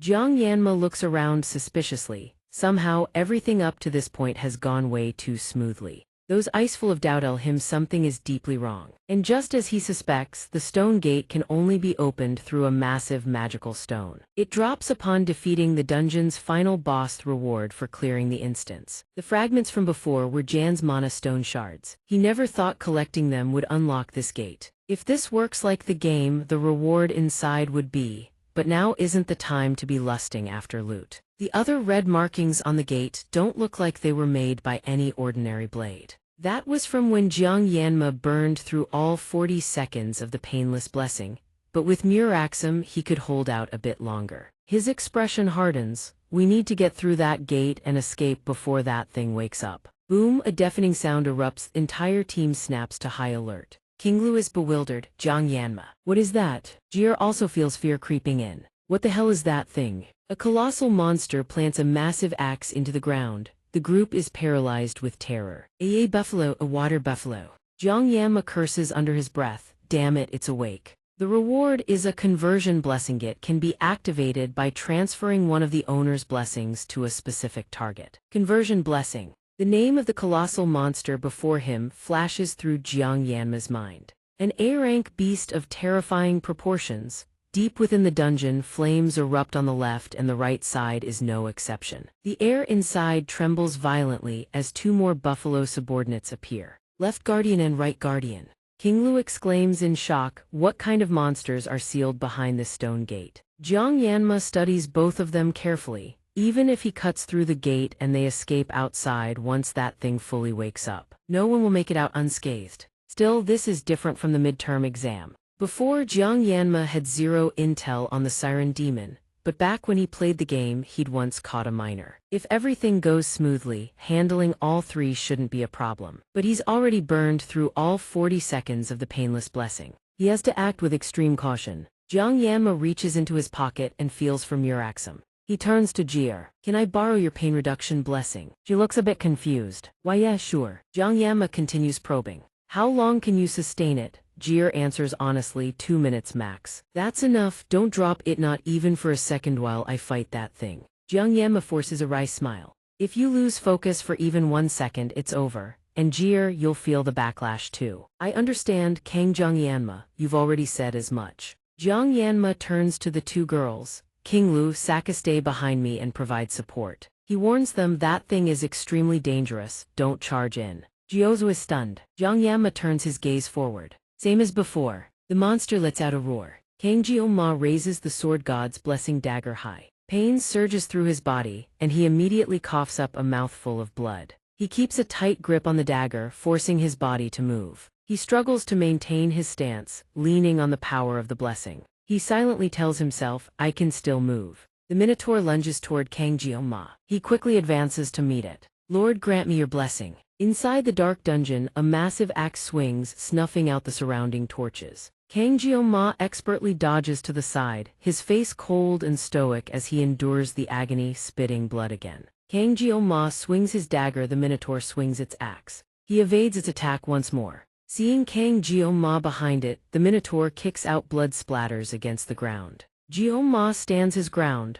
Thanks to the painless state granted by the blessing, his senses are fully awakened. The Minotaur raises its axe high, but he charges forward to clash with the brutal attack. This Minotaur is no pushover. The axe mid-swing suddenly shifts, aiming straight for Jioma's face. Yet he maneuvers with total freedom, easily dodging the blow. Jioma circles behind it, the Minotaur hacks into a pillar, shattering it. It pivots again, and Jioma continues to evade. The Minotaur smashes down where he stood, rocks fly and dust chokes the air. Nothing remains in the scene but the monster. It is shocked to find that Kang Jioma has managed to dodge yet again. Jiozo is equally incredulous. Are you insane? Is that even human speed? The enemy seizes the chance to attack, but she nimbly dodges. Jiozo fights while keeping a close eye on Jioma's muscles, his stance, his movement, his mana efficiency. He breaks the enemy's balance with the smallest, most efficient movements. She draws her bow to aim, though theory is often far removed from the brutal reality of combat. One of the monster's eyes is instantly maimed, and it charges in a frenzy. Gyouzo remains calm, unfazed even in the face of death. She looks exactly as she does when drawing her bold and focused, muttering, "Don't block my vision." An arrow flies true, piercing through the monster's head. Gyoma exhales a long breath. Gyouzo thinks in terror, no way, is it true? Are the rumors that he used his ultimate technique on a gifted student actually real? The Minotaur's eyes glow. It stares at Kang Gyoma, who seems to radiate an overwhelming aura. The Minotaur throws a furious punch. Kang Gyoma swipes his dagger casually, and the monster's arm is instantly severed. He looks back emotionlessly as the monster's limb is sliced off cleanly. The Minotaur clutches its bleeding stump and howls in pain. Behind them, Klau's group is struggling to hold off the other enemies. They play their flute while Klau strikes at the monster. It collapses immediately. Klau wipes the bloodstains off, breathing a sigh of relief, still too green to handle these magic beasts. The more human-like a magic beast is, the greater its power and intelligence. But seeing how these beasts mimic human behavior, she starts to look at Kang Gyouma's battle with growing anxiety. The Minotaur retaliates, bellowing with rage. It grips the shaft of its axe and raises it high. Gyouzo is alarmed. Magic how? How can a magic beast use magic? Veins bulge on the Minotaur's arms. Gyouzo stands stunned. They are sacrificing their own lives to release mana. The beast is the catalyst. The three of them stare in shock, unable to approach due to the erupting mana. Gyouzo's hand trembles. Even in this situation, he is still pushing himself. Kang Gyoma. His vision begins to blur. "I trust you. Over there." Gyoma faces the giant axe alone. He coughs up another mouthful of blood, helpless to do anything but watch as the axe descends. Gyoma raises his dagger to block. The two weapons collide, creating a powerful shockwave. Both their faces are locked in grim determination. The mana density is insane, Gyoma thinks. Unbelievable. He glances at the others behind him. If he dodges now, the Minotaur's momentum will overwhelm him. His feet slide backward. "I'm being pushed back." Suddenly, an arrow flies straight into its eye. Gyouzo screams from afar. "What is that? Get out of the way." The Minotaur turns its attention to her. Gyoma seizes the opening. He opens his eyes. A flash of red light flickers within them. Gyoma stands perfectly still. His vision turns deep red, then a streak of blue light flashes past, cutting through the space. Looking closely, Gyoma has perfectly parried the descending axe. Klau stares in shock. The blue light from Gyoma's blade slowly carves through the massive axe head. A secret technique. Gyoma pours in more power, and the Minotaur begins to panic. The blue light intensifies. He flashes past, and the Minotaur's torso is instantly severed. Gyoma has cut it in half. The blue light on his body fades, and he sheathes his blade. The group stares in stunned silence. The Minotaur falls to the ground in two pieces. Gyoma stumbles. He stands tall, head tilted back, completely exhausted. Gyouzo gazes at Kang Gyoma in awe. Numbers begin to appear. 93, 127. Exhausted, he collapses to the ground. His lips are swollen, and blood trickles from the corner of his mouth. Kang Gyoma, every time I see you fight, I'm left speechless. Rem stares at him, thinking, that single blue light was enough to illuminate the entire dark cavern. He's the same age as me, yet he already has that kind of presence. As she ponders, Gyouzo approaches and pats his shoulder, making him jump. "Hey," she says, looking at him with a puzzled expression. "What is it?" "Why?" Gyouzo sits down beside him. "I think I understand your intent now. What you said back then. What about what I said? The legend you witnessed with your own eyes. That incident." She glances toward Jiang Yanma. "Now I get why you keep tailing that kid." Jir tries to play it off. "Hey, when was that?" Jir suddenly changes the subject. "Right, Jir. According to school regulations, Kang Yanma can't fail any courses this year, correct?" Dixiu looks surprised. "Did getting roughed up scramble your brain?" Jir smirks. "Then what about the opposite? Nobody said I can't do that, right?" He hesitates for a beat, but she just smiles softly. "Fine, I want to go with him." Kang Yanma. Even with Lion's blessing, after this fight, Jiang Yanma is going to need some serious rest. He can barely breathe. You pushed yourself that far. But Jiang Yanma also needs to consider, if not for the painless blessing, what would his combat performance actually look like? Kinglu rushes over and throws her arms around him. "Jiang Yanma." She sobs. "Are you hurt anywhere? Are you okay?" Jiang Yanma, in pain, tries to calm her down. "Kinglu, I'm fine now. Just give me a moment." She lets go of him, flustered. "I'm sorry." Jiang Yanma thinks to himself, "I want to die right now." A notification suddenly appears before his eyes. A new message from the system. System, congratulations, you have received a new blessing. According to the original script, it should have been Lion who received this blessing. This is a Spirit Rank blessing, an extremely rare tier in this world. When combined with other blessings, its effect it transfer blessing allows the user to bestow their blessing onto other creatures or objects. However, it can only be activated when the caster makes physical contact with the target. This is a blessing used to control the threshold where yin and yang coexist. Jiang Yanma lowers his head and thinks to himself, stay positive. Suddenly, he snaps his eyes open something in the distance. Jiang Yanma speaks calmly. Kingla, thing I asked you to do before, she responds immediately. Yes, the guard lurking outside the door. What's going on? The guard's jaw drops in shock. Kinglu lunges forward and strikes before the guard can even react. Her sword plunges straight through his leg. The guard trembles and screams. Kinglu orders coldly, silence. The group is stunned. What? What just happened? Jiang Yanma doesn't bother explaining. This is what I asked Kinglu to do. The guard is still playing dumb. Why are you brats doing this to me? What did I ever do to you people? Jiang Yanma stares at him expressionless. I want to know right now. Everyone finally understands. Has everyone lost their minds? The stone door opens. This was all his doing. Jir nods in agreement. This doesn't quite add up. It's not like there aren't cameras in here. But this guy showed up as if he'd been waiting for us all along. Jir is confused. But why would this guy do something like that? She gives him an earful. Idiot, now's the time to dig out the rest of the truth. The guard trembles without end. Hey, mister, it wasn't just you alone, was it? Dixiu asks bluntly. Who's pulling your strings? The guard stammers. That's. Dixiu smirks. Looks like you're not planning to talk, huh? Jiang Yanma chimes in. Don't even try saying there's no one behind you. The guard falls silent, then finally speaks hesitantly. I'll talk. A while back, an assistant instructor from the academy came to see me. She said she'd pay off all my gambling debts. Jir shouts in shock, you did this because of debts. Selling out students for a few lousy coins. The guard desperately defends himself. I owed 20 million at first, I refused to. That explanation only makes Ziajfu angrier. Shut up, what a pathetic excuse. Jir calmly stops him, hold on, then continues the interrogation. What did that assistant instructor look like? The guard answers honestly, she had purple hair and purple eyes, average height. Jir strokes his chin thoughtfully, an instructor from our class. The first time I saw her, I couldn't forget her. Those eyes were very striking.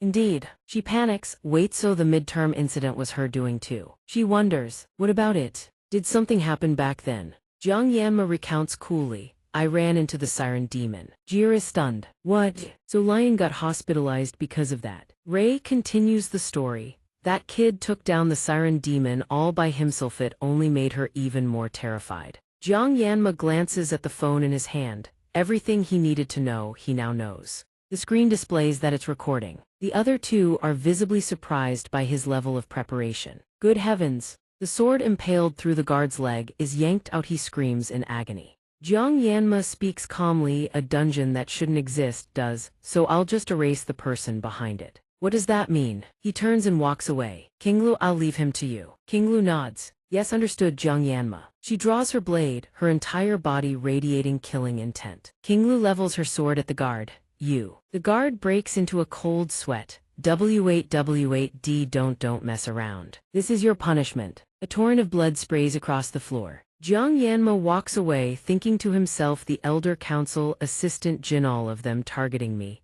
Come at me. I'll cut every last one of them down. Several items are laid out on the table. A beast king's horn, a minotaur horn, and a dungeon fragment. When reinforcing a lower-tier armament, success is guaranteed. Jiang Yanma says casually, please reinforce this for me. Hu Lan's jaw drops in shock. He trembles inwardly. Good heavens, he actually brought these. A rank monster material 7 for a student of Joa Queen Academy. This is extraordinary. Hu Lan hesitates before asking. These A-rank materials, did you hunt them yourself? Jiang Yanma doesn't bother hiding it. With some friends, how could I catch them alone? He suddenly adds, also, this too. He places a battered blade on the table. It's already in this state, could you reinforce and repair it at the same time? Hu Lan snaps angrily, kid, what the hell did you do to your weapon? Jiang Yanma shoots him a cold glare. What did you just say? He immediately shrinks back. I meant next time be a little more careful. I'm just worried you'll get hurt, that's all. He turns to leave, then just keep your promise. Hu Lan can only swallow his frustration. How did he end up like this? Damn it, I'm getting ground down to nothing these days. Jiang Yanma suddenly stops. Hu Lan flinches.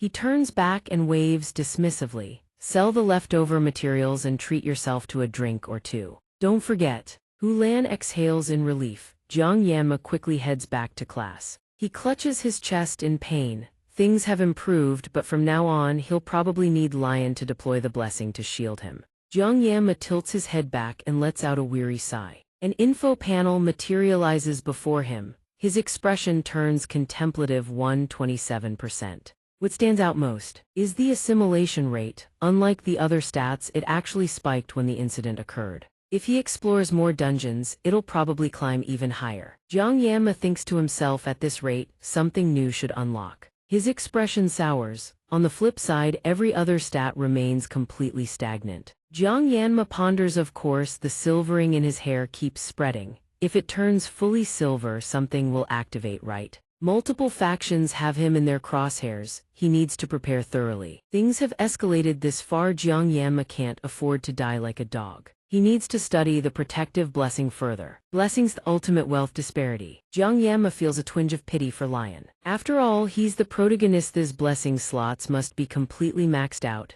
He can't absorb anymore. Jiang Yanma stretches his body. There's still so much to do, but he needs to recover his physical condition first. A chocolate bar suddenly appears on his desk. A note is attached. Hope you recover quickly. Congratulations on conquering the dungeon. Sweet, so sweet it makes his face scrunch up. The first time he's assembled his own party to conquer a dungeon. Now his life is threatened more than ever. But it's not all bad. Jiang Yanma now has two friends by his side, Lion and Kinglu. These two don't truly affect the main storyline. Besides, he's not even sure if Kinglu genuinely considers him a friend. Jiang Yanma holds the chocolate bar, lost in thought. Kinglu had to be hospitalized due to injuries sustained after conquering the dungeon. He should find time to visit her. Lunan walks in, and everyone quickly returns to their seats. Jiang Yanma rests his chin on his hand, bored. Who knows how long this will take? Suddenly his phone buzzes. He picks it up, puzzled. A message from an unknown number. Who's it for? Wrong number.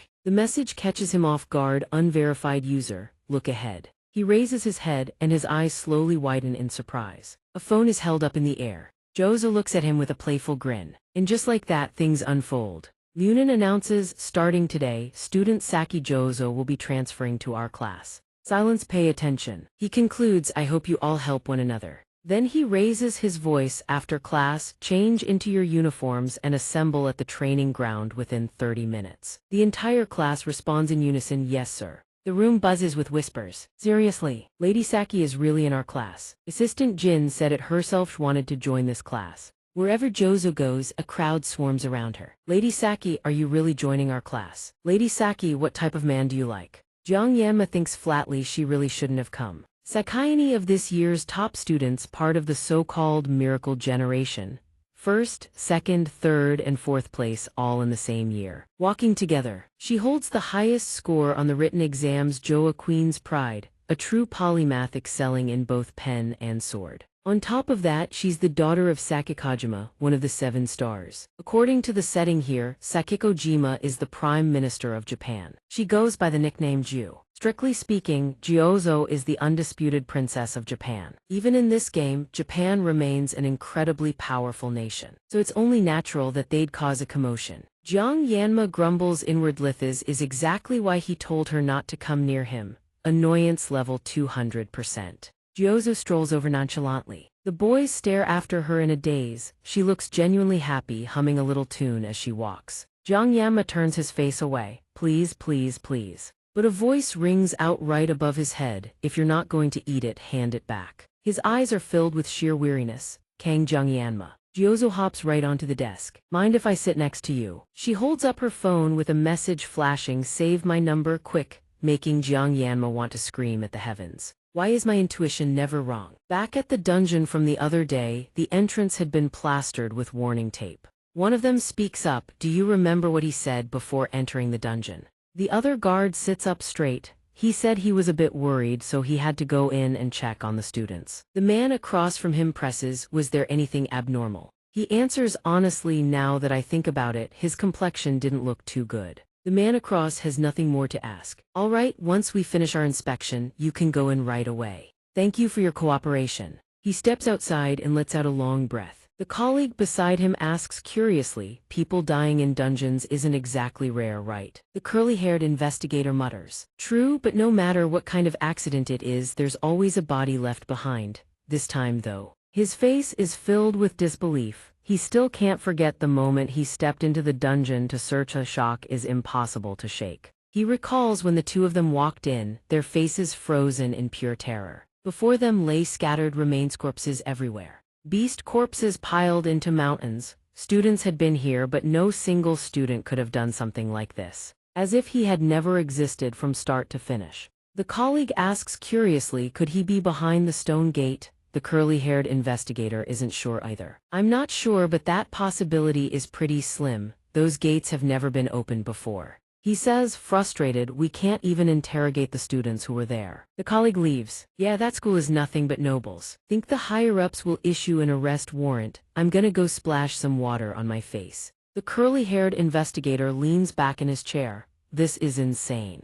Suddenly, the colleague from before collapses to the ground. A figure steps forward. The investigator freezes in terror. What kind of magic is this? Is that a demonic human? Assistant Jin flashes a cold smile. Hello there. His eyes go wide with shock. A human, but before he can process the thought, Assistant Jin glides past. The man's head flies into the air. A pleasure to meet you. The investigator's eyes still haven't lost their look of horror. A human and a demon bound by a contract. Assistant Jin, half human, half demon, smirks coldly. Hard work is admirable, but he mutters, you know nothing. Dio takes a bite of chocolate, then cheerfully remarks, delicious. Xianxia whispers, hey. She looks annoyed, why won't you eat it? I gave it to you, you know, are you looking down on me? He quietly reminds her that's where King Lu usually sits, but Jiozo couldn't care less. So, she looks at Xianxia, completely unfazed. But if that's the case, where am I supposed to sit? First come, first served, right? You're hesitating, aren't you? Why, yeah, I guess so. Jiozo lets out a sigh. It really is delicious. Xianxia asks, curious, but why did you transfer to this class? A loud voice suddenly cuts in. 5 minutes left. Students shuffle to their feet and start filing out. Xianxia watches, bewildered, as Jiozo casually slips on her blindfold. The class has a training session every morning. You're not going. She couldn't care less. I'm not feeling too great. Then she crosses her arms and dozes off, leaving Xianxia completely speechless. Good grief. Jiozo lifts her blindfold. Oh, and from now on, don't call me Saki anymore. Call me Dio. Xianxia is confused. Why? Jiozo explains. In my country, close friends call each other by their first names, but you've been calling me Saki all this time. She waves her hand dismissively. That's not important anyway. Have a good training session. Xianxia is left completely speechless. Oh, in another classroom, Dixiu stretches lazily. So noisy. She starts gossiping. Hey young miss, did you hear? Apparently Saki transferred to the wolf class. That girl who's always sleeping. Wonder what she's thinking. Bo, you're spacing out. Yeah, I got it.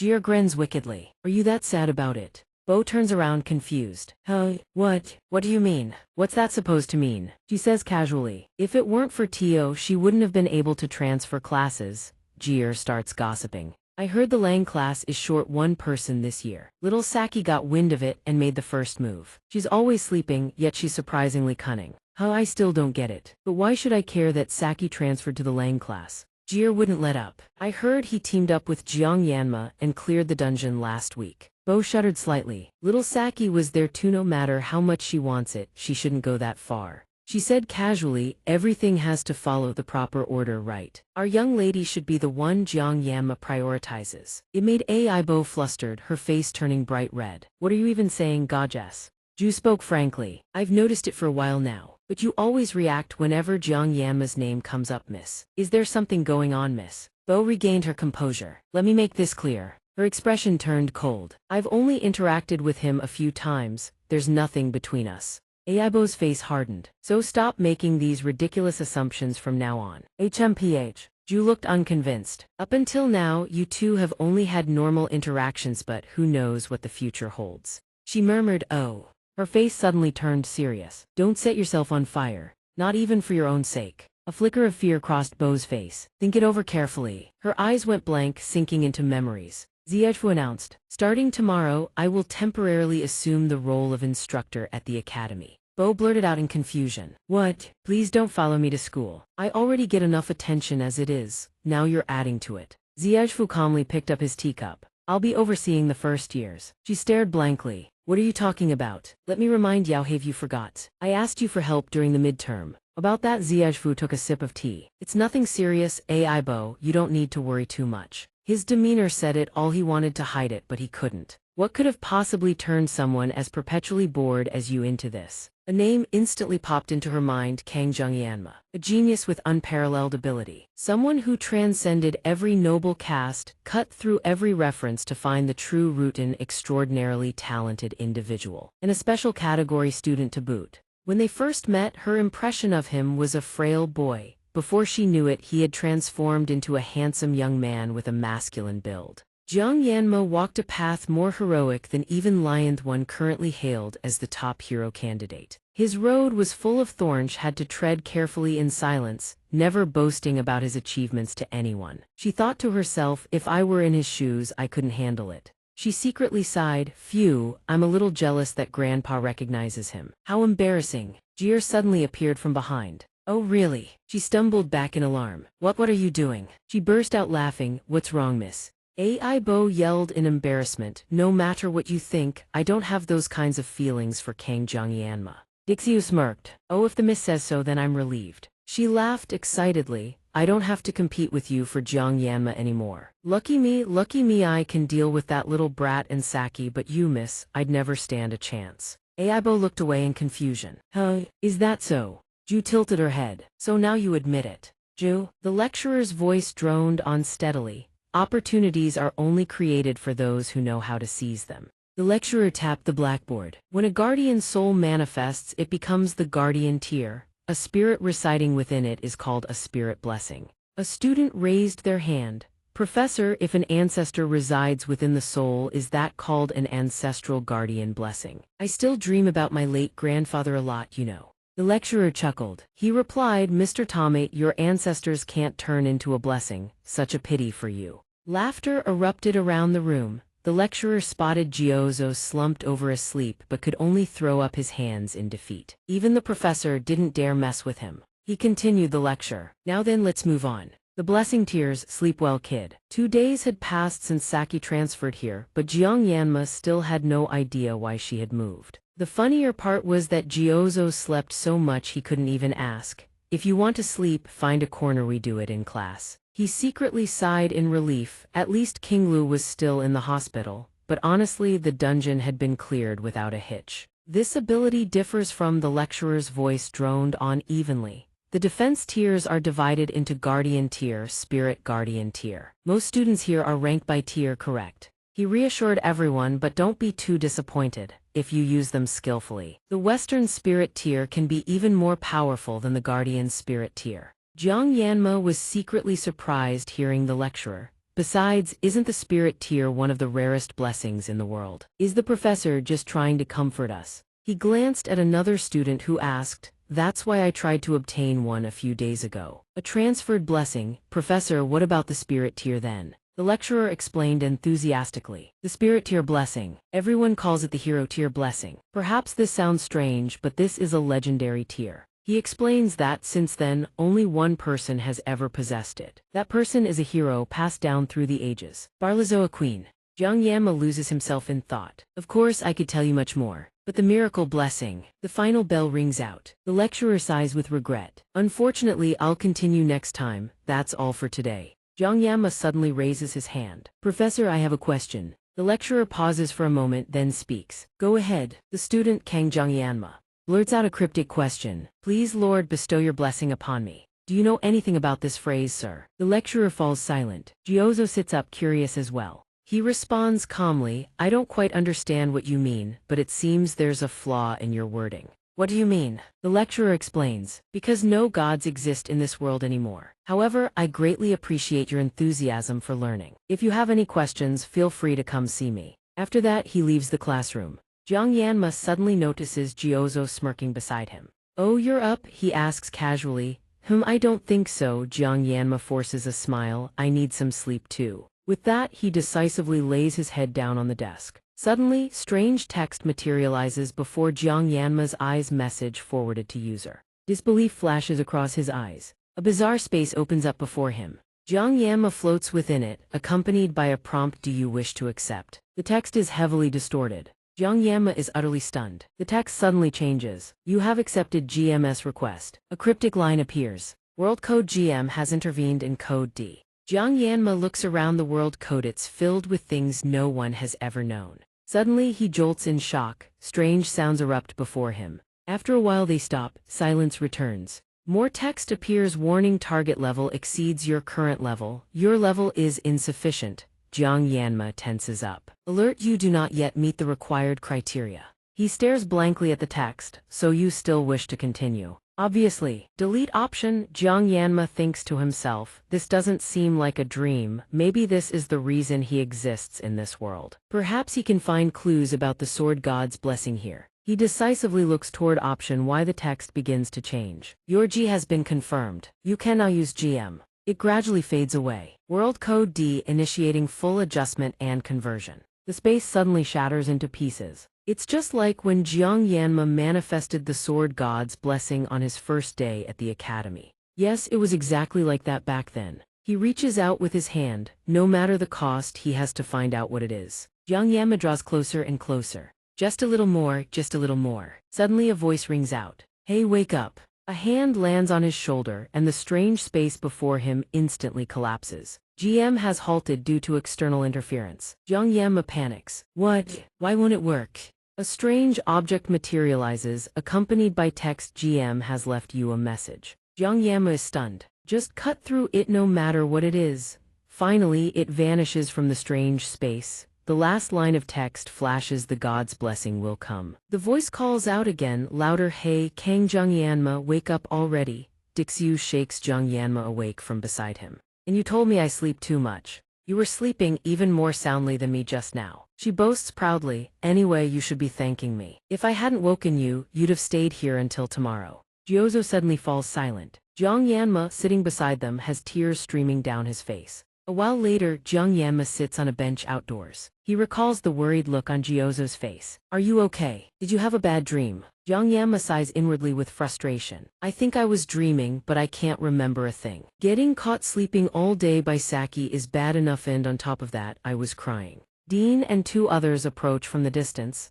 He got here first. All three of them walk over to Jiang Yanma. They quickly begin discussing. "All right, let's go over the short version one more time." It seems like someone here was targeting Jiang Yanma during the midterm exams, one of them says, pointing irritably. "Oh, hold on, I've told you how many times. That's exactly why you can never rank first. Stop rambling already. Get to the point." She scolds sharply. "If my ears start bleeding, are you going to take responsibility?" Jiang Yanma is speechless, thinking, I asked them to summarize, but now it seems like they've gotten themselves into a mess. Not that he's backing down either. "What, you think everyone can keep ranking first forever? Just wait for next week's written exam and you'll see." Gyouzo covers his ears and shouts. "Oh, it's bleeding already, stop, stop." Beep. Kinglu stands in place, coughing violently. Jiang Yanma asks with concern, "Kinglu, are you feeling better?" Yeah, I feel much better now. But I need to keep my distance since I'm still a bit under the weather, so that's why you've been standing so far away."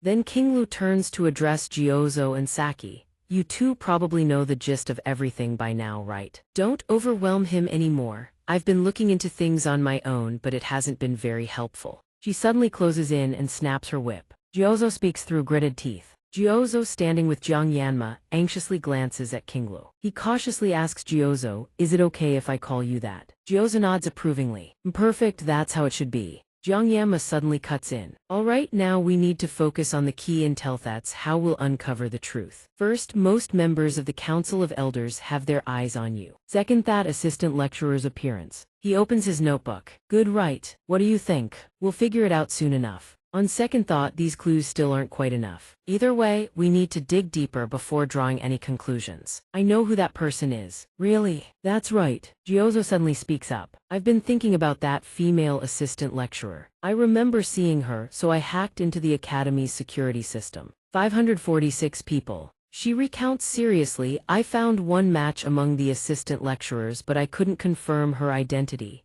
Jiang Yanma wonders. "Then what good does that do?" Gyouzo chuckles softly. "In a world undergoing the fourth industrial revolution, what else can you do?" She looks annoyed. Now we just have to wait until dawn to breach the system again. I barely got any sleep, I'm even more wrecked now. Do you guys really think I sleep without a reason? What a nightmare. Xianxia suddenly recalls this morning's message. I never gave him my phone number. Now it makes sense. Looking at him, it's clear nothing's certain yet. Besides, we can't openly pick a fight with the Council of Elders. He cautiously suggests, if it were Jiang Yanma, it wouldn't be surprising. But if we do that, things will only get worse. The other two also agree. I agree too. Same here. So the conclusion is we need to establish a private club.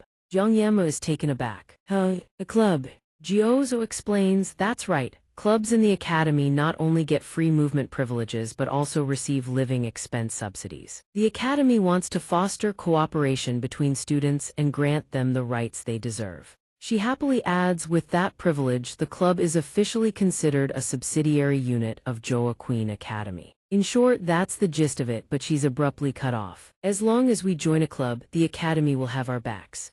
Being just a student isn't enough. Jiozo leans back in her chair. Exactly, the club will serve as our seal protecting us both inside and outside. The club system is one of the core features of the blessing. Since the game is set in an academy, players can personalize their own space and build relationships between characters. That's why the player's wallet just keeps getting drained. Oh, you're late, I've been waiting for you. The so-called housing feature never interested me, I didn't have time for it, but who knew it'd actually come in handy? He asks curiously, so what are the conditions for forming a club? I quickly answers, first, 5 people need to write a club proposal and submit it to the relevant department. Jiang Yanma silently counts. 5 people, then we're 1 short. He suddenly wonders, are you guys actually planning to join? Jir is blunt. Wow, that stings. If I didn't plan to join, why would I even bring it up? The other 2 girls are equally enthusiastic. That's right, if it helps you, Jiang Yanma, I'm all for it. Besides, I still owe you from back at the dungeon continent. Plus, with someone as brilliant as me here, it's a perfect fit.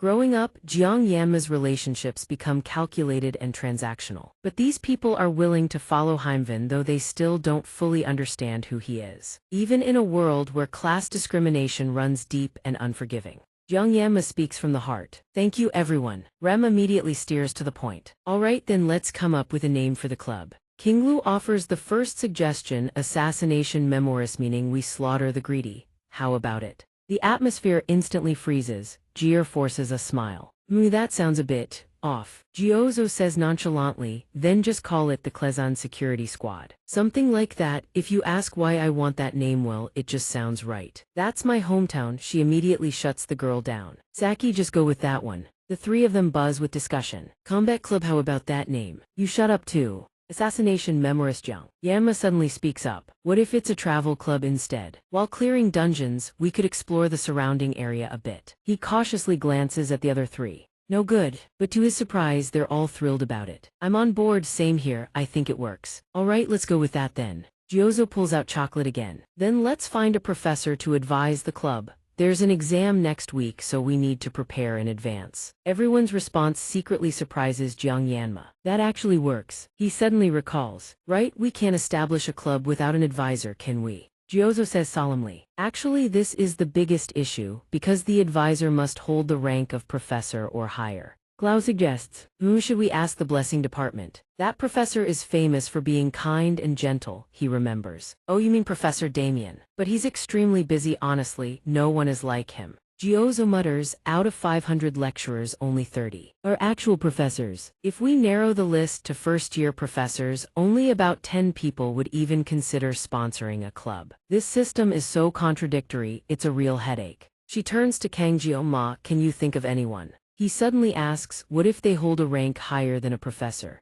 The 3 of them are surprised, is that even possible? But there's almost no one like that in the academy. Kang Jioma picks up his phone, it's not like there's no one. He shows his screen to everyone, leaving the group stunned. Really? A voice rings out. The club registration must be filed by the club president in person. Kang Jioma says confused, I am the president. The clerk looks at him disbelieving, it's you. She glances at the badge on Kang Jioma's shirt and sneers. He thinks to himself, is she really an employee of this educational institution? Is she being this blatant just because of my status? Kang Jioma frowns, how annoying. Look, as long as I follow the procedure, the club can be established, right? So please just process the paperwork. The person in front of him suddenly stands up. sorry about that. She leans forward and smiles lightly. A first-year student, oh, a special student. To register a club, you need a professor to take responsibility as an advisor. And looking at you, I don't see anyone willing to take charge of this club. Kang Jioma is irritated. What do you mean?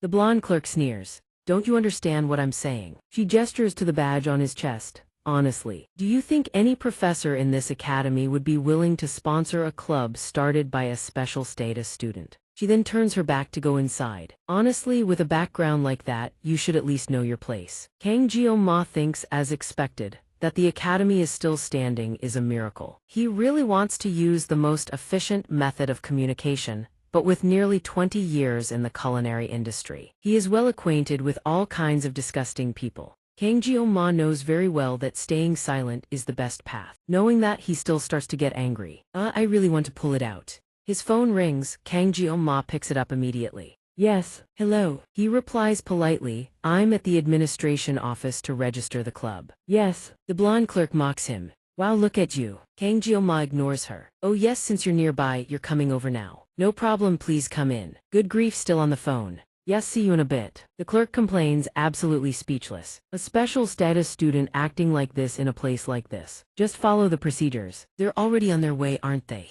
She yells, hey, who are you relying on to be this arrogant? What kind of power do you think you have behind you? Speechless. The other staff around seem quite afraid of her. Sure enough, the clerk begins to boast, you know who I am. I'm the cousin of the principal's best friend. With just one word from me, a special student like you. Kang Jio-ma laughs, making her even angrier. I've tolerated you long enough. Are you crazy? He suddenly says coldly, SHH, you're being too loud. The clerk's face turns beet red and she screams. What was that? What did you say? Kang Jio-ma sneers. See, your fake mask is slipping. That's right, showing your true colors is more like it. The office door is suddenly kicked open. The staff members are shocked. The loud-mouthed clerk is left speechless. A figure steps inside. Kang Jio-ma introduces, say hello, it's her. Media walks in gracefully, the lecturer in charge of the club. She looks at him happily. It's been so long since we last met in person, Kang Jio-ma, I'm really glad. Kang Jio-ma apologizes. I know you're busy, but I'm sorry for troubling you to come all this way. I apologize. Oh my, it's fine, it's your request after all. Even if I had to run here barefoot, I would have come. The blonde clerk is panicked. Our Media isn't the top student this year. She frantically checks the name tag. Media says it's in Ma. Now hand the paperwork to me, the advisor, and you should go. Isn't the theory exam next week? Kang Jio-ma pretends to snap out of it. It's getting late, then I'll leave it in your care. A chair is pulled out. The staff in the room hurriedly invite Media to sit. The clerk who was just shouting is now trembling. Vice principal, there seems to be a misunderstanding here. This isn't what you think. Media points a finger. You don't even need to invoke a blessing for that. I already know your type. You'd drag out someone's background just to mock them. On top of that, she's targeting the very student that Jier and I specifically chose as our successor. A sheet of paper floats over to the blonde employee. Media says flatly, you have 5 minutes. Her cold gaze burns into the page as she jots something down. The employee stares blankly at the paper. Jiang Yanma mutters, that other employee probably got fired, huh?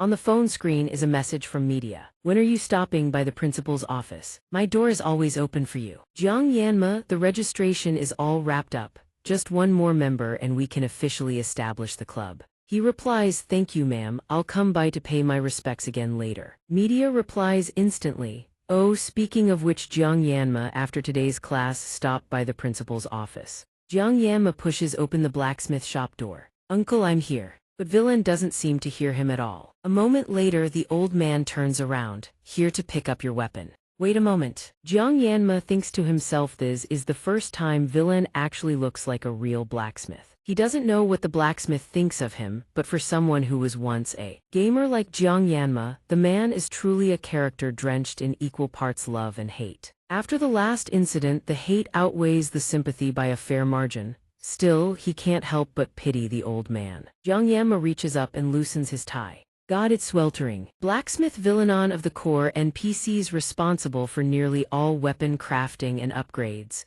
Cleaning, reinforcing, oiling. Thanks to the nature of the mobile game, he was both a professional punching bag and the gatekeeper of every player's wallet. One click and all your resources vanish like smoke. Jiang Yanma was a low spender, so he wasn't hit too hard. but the whales, they'd burn incense and pray like this. O great light of Villain, bless us, I offer this tribute. Minimum A rank or above, please. O magical youth, the light of Villain burns redder than the blood in my veins. I hereby swear to live and die for Villain. Of course, most players eventually nicknamed him Cursalan, Killan, or Damlin. And honestly, fair enough. When Xianxia tried to upgrade Muraxum and ended up downgrading it from B rank all the way to E rank, Villain suddenly yelled, "Hey, what the hell are you thinking pulling a stunt like that?" Xianxia flinches and looks up. "You're dodging the question." "Oh, nothing, uncle, it's just you remind me of someone I know," Villain laughs. "Then that person must be as handsome as me, right?" He brings out the weapon.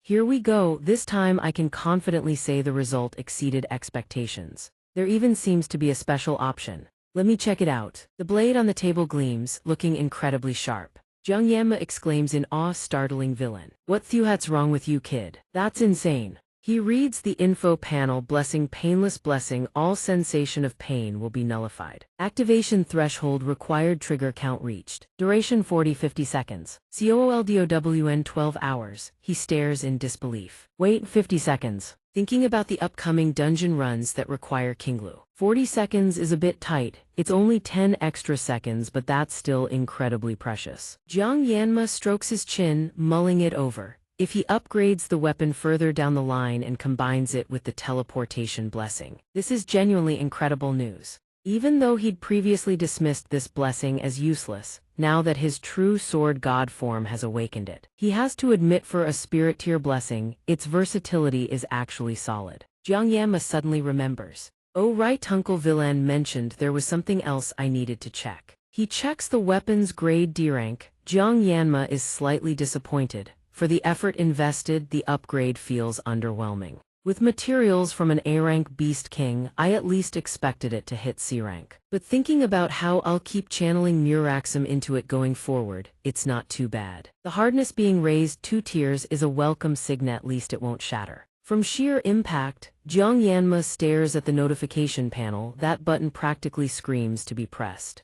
Suddenly I'm getting a bad feeling about this. After pressing it, the 3D model of the weapon lights up instantly. System enhancement successful. Weapon has reached its growth threshold. 3 ability slots available, can only be slotted via Mana Stone. Activation random. Xianxia stammers, Mana Stone, he mutters. That damn Villain. An object crashes into the mirror, shattering it to pieces. A figure appears in the fractured glass. Kaladi sits up, seething. Damn it all, he grabs a bottle and takes a long swig, then hurls it aside. Empty bottles litter the floor around him. Kaladi sighs, what the hell am I supposed to do? He gazes at the portrait hanging on the wall. Father, Liman von Bam. Kaladi's father was one of the 7 Stars heroes known by the title Matiger. But that man died 40 years ago. In the campaign to subjugate the 3rd Demon King, the commander of the 6th Corps Republic hailed him as a noble hero. But after his death, the Bam family was relentlessly targeted by those hungry for power. To survive, Kaladi buried poison deep in his heart. Every assassination plot orchestrated by his own kin, he flipped them on their heads, making them tear each other apart. In the end, he stabilized the crumbling power base left in his father's wake and held the family together.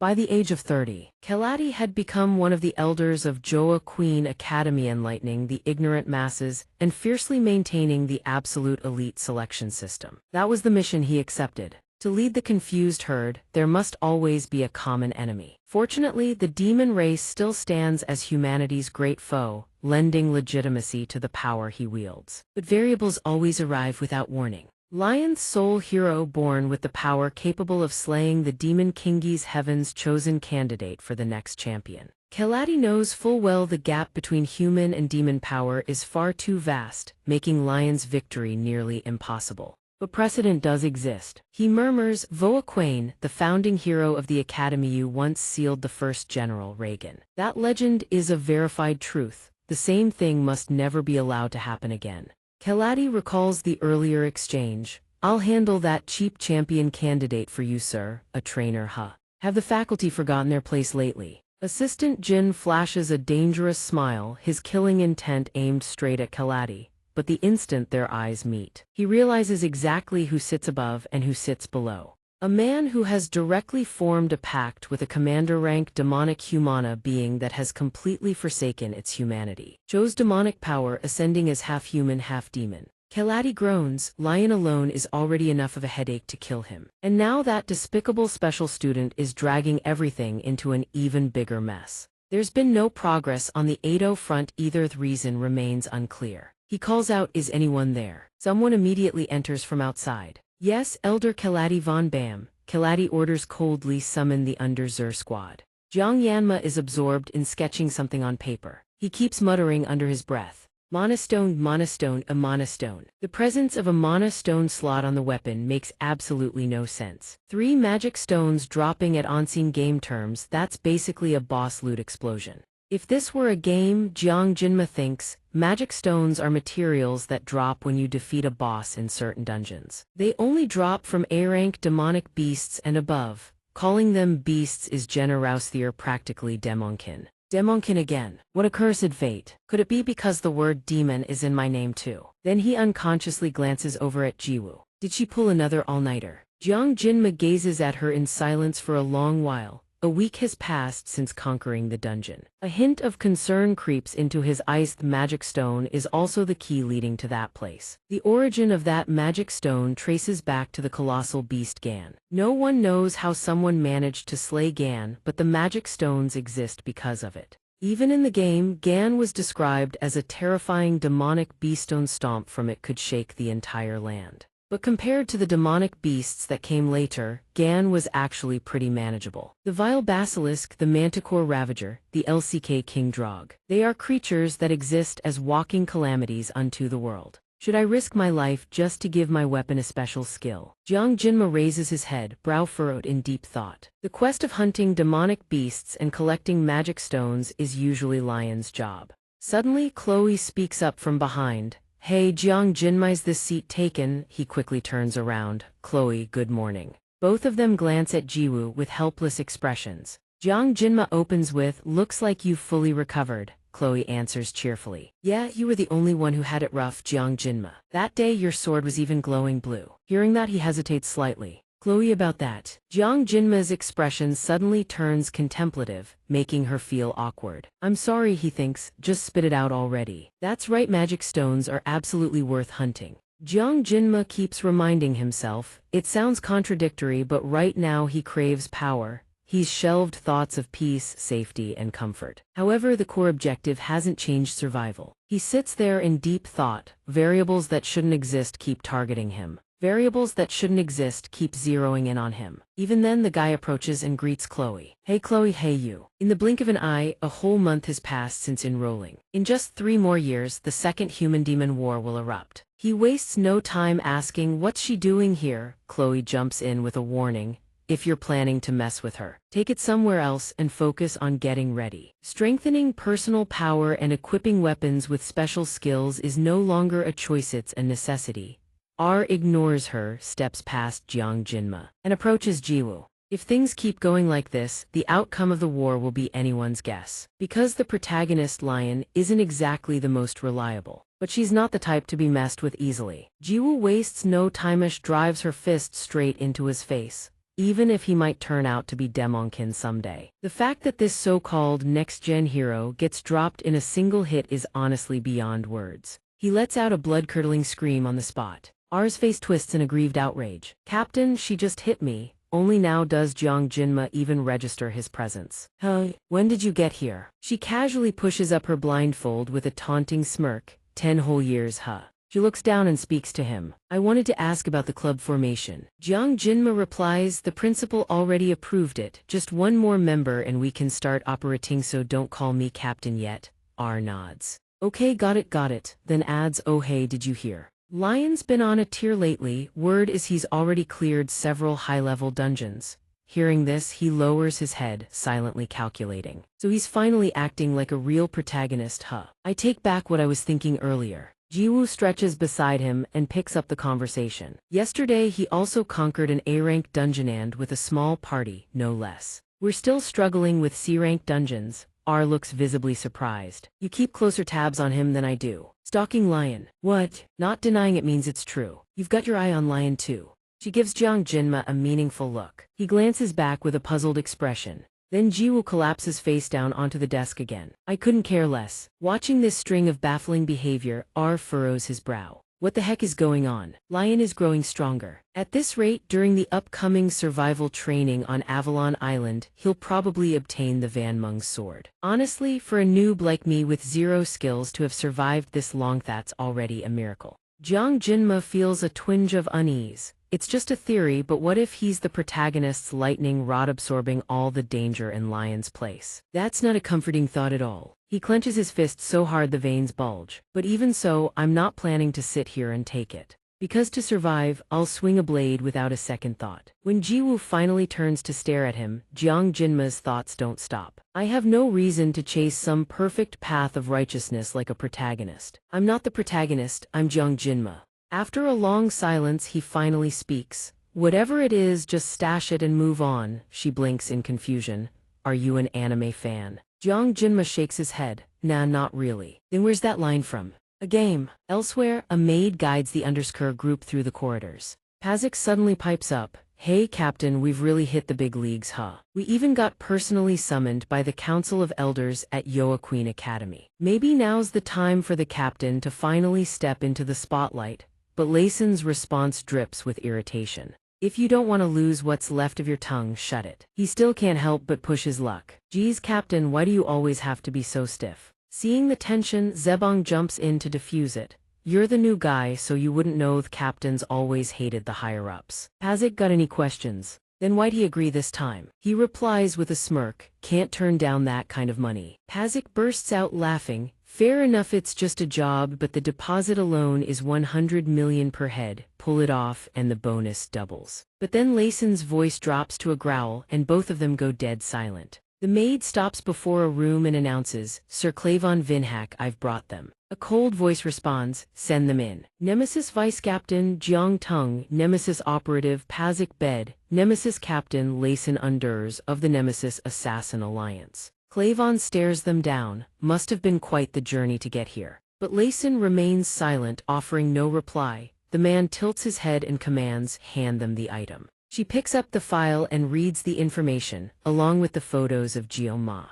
Bayek stands behind her, offering a scornful critique. What's this? They look like green kids who haven't even finished growing into their own skin yet. Don't they just look like pampered rich boys? I'm way better looking than that. After a brief pause, La Dai speaks up. Next week is the survival training on the deserted island. Handle it. He is there. As promised, the advance payment is 100 million gun per person, and the bonus will be transferred separately. Upon hearing this, Lyson immediately probes, and what about the disposal afterward? Surprisingly, he just sets his water glass down coldly and tosses it aside. Ladai even suggests quite cruelly, the island is surrounded by sea, isn't it? Use them as fish bait or just throw them to the sharks. On the day of the written exam, Jioma picks up a piece of bread, takes a bite and starts reading. The first discovery of the Holy Blessing occurred in the year 694. He focuses after the heroic revolution in France, even though he performed well on his midterms. He hears that the rankings are going to be posted publicly. Thinking about it, Jioma mumbles, if it weren't for that, I would have just half-assed it.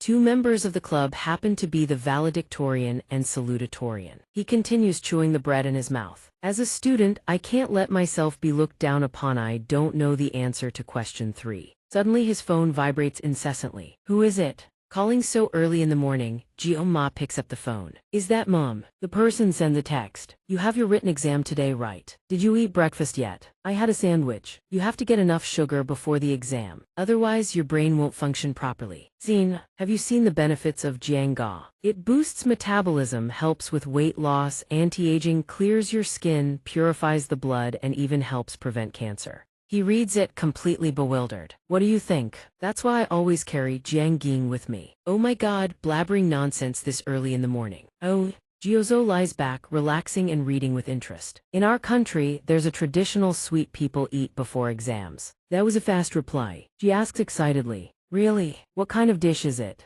Unexpectedly, Jioma replies, just eat some taffy. Clau complains irritably, sending message after message. Eat it yourself. Hey, Jioma. He quickly flips his phone face down, ignoring the incoming notifications. Jioma tells himself seriously, I have to do well. I can't lose to this idiot addicted to ranga. After a while he meets up with the other two at a cafe. That's it, the idiot just finished her exam. She asks furiously, how could you write the first answer like that? Jiozo replies calmly, who explains God is dead like that. Cloud glances over at Jioma. Jioma, did you do okay on the test? He replies very concisely. Question 3, I just guessed. She looks surprised. Huh? That was an essay question, how can you just guess? Jioma thinks to himself, I had to rack my brain and dig up knowledge from when I played the game just to answer it. But I should have done better than Clow, right? Clow sitting next to him starts laughing. Are you teasing me? Then he suddenly asks her, Clow, have you heard anything from him lately? It's been quite a while since I've heard any news. Clow hesitates. Actually, he scratches her cheek and stammers. Nur called me yesterday, but I went to bed early so I didn't pick up. Jioma continues his investigation. What time did he call? Clow glances at her phone, seeing it was around 700 p.m. Lately, she's been staying up late to study. Jioma thinks to himself, you're a night owl. You definitely ignored it on purpose. He assumes that the phone numbers of Eido's members are top secret. If he doesn't come to meet in person, the only way to get news is through Clow. They might have their own reasons, but the two of them still seem quite awkward. Regardless, they're brothers, I hope they get along better. Suddenly she yells in despair, why? I stayed up for nights to study. Jiozo replies with total indifference, just accept it. It's just a difference in intelligence. At this moment, only her distressed shouting can be heard. Too loud. She stands up and moves to sit next to Jioma. Jiozo leans in close and asks, what are you two talking about that's so fun? Are you two actually dating? He feels exhausted hearing that. Is this all you kids think about because you're teenagers? Clow's face turns beet red. Dating me with Jioma, dating. But surprisingly, Jioma gets serious. Haven't I said this a million times? It's not what you think. Is she still going to push it? Jiozo leans in even closer. Then why do you always ignore my messages? He has no choice but to reply. What do you mean always? It was just one time I didn't answer. A growling voice echoes. Jioma turns around in confusion. Clow is radiating pure killing intent. Contact. She and Jiozo glare at each other. The two of you contact. Jioma witnesses the two girls and is completely startled. What though? You're sitting right next to each other and don't say a word, but then you're texting like this. He looks just as bewildered. Chloe. Jiwoo scoots even closer, taunting him. Huh, what's going on? Why is Chloe acting like that? Jiang Jinma looks visibly annoyed. Back off a little, will you? She keeps teasing him with loaded hints. What's the matter? Jiang Jinma, you've been around Chloe for a while now. Don't you already know why she's like this? He clenches his teeth in frustration. What the hell is this girl thinking? Jiang Jinma, my friend. Hearing that, Chloe snaps even harder. You didn't even give me your phone number. Jiang Jinma breaks into a cold sweat, trying to explain to Chloe. That's because my number is classified information. She growls through gritted teeth, you even promised. Chloe glares with terrifying intensity. You were supposed to become my prince. Seeing the emotional outburst, Jiwoo clings tightly to his arm. What the? That girlie, does she always pull stuff like this? Jiang Jinma stammers. Jiwoo, do you even know that word? She even looks excited about it. What? In English? What does it mean? I'm not exactly fluent in English, you know. Layson panics and rushes over, shoving Jiwoo away hard. Hey, are you seriously that dense? Can't you read the room? She's still yelling. I'm Japanese. Jiwoo clutches her head in frustration. Hey, why'd you push me? I'll kill you. The chaos only escalates. Unexpectedly, Chloe presses down the box cutter in her hand. Jiang Jinma freezes, stunned by her terrifying expression. Back then was different, what should I do now?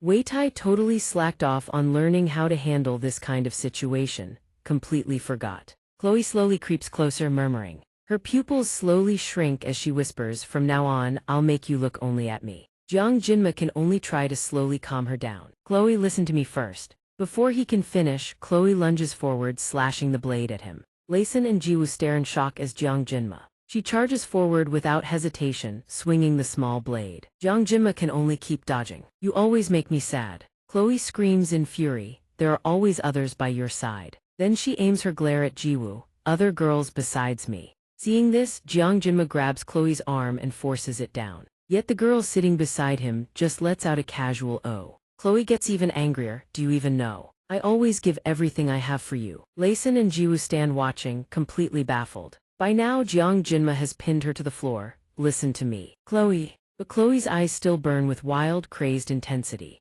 Let go of me, even though he's gripping her wrists tight. Jiang Jinma shouts again, calm down, just listen to me. Chloe scowls and demands, you won't even text me, what more could you possibly have to say? His voice turns serious. I just wanted to face you and talk in person, why settle for phone messages? They're just lifeless little data fragments. Our relationship deserves way more than that. Hearing those words, she trembles, stammering, our relationship. Yes, our relationship. Jiang Jinma leans his face close to Chloe's. Chloe, it's time I said this. He whispers softly and her face flushes crimson. Thank you for always thinking about me, just hearing that makes my heart race. Meanwhile, Jiwoo furrows her brow in irritation. Jinma continues to soothe her. Back in the dungeon, I had to lean on you just to survive, so please don't be sad anymore. Now Chloe has finally returned to her normal state. Really? He turns away and lets out a sigh of relief. Looks like he's finally turned the situation around. She quickly calls out, you. Are you okay? Jiang Jinma smiles back, all good, she's still beaming with excitement. Jiang Jinma, so what do we talk about next? But he reminds her first, let's clean up this mess. Right, but Jiwoo, annoyed, just storms off without a word. Jiang Jinma sighs, why does she have to be like that? The sun gradually dips below the mountain.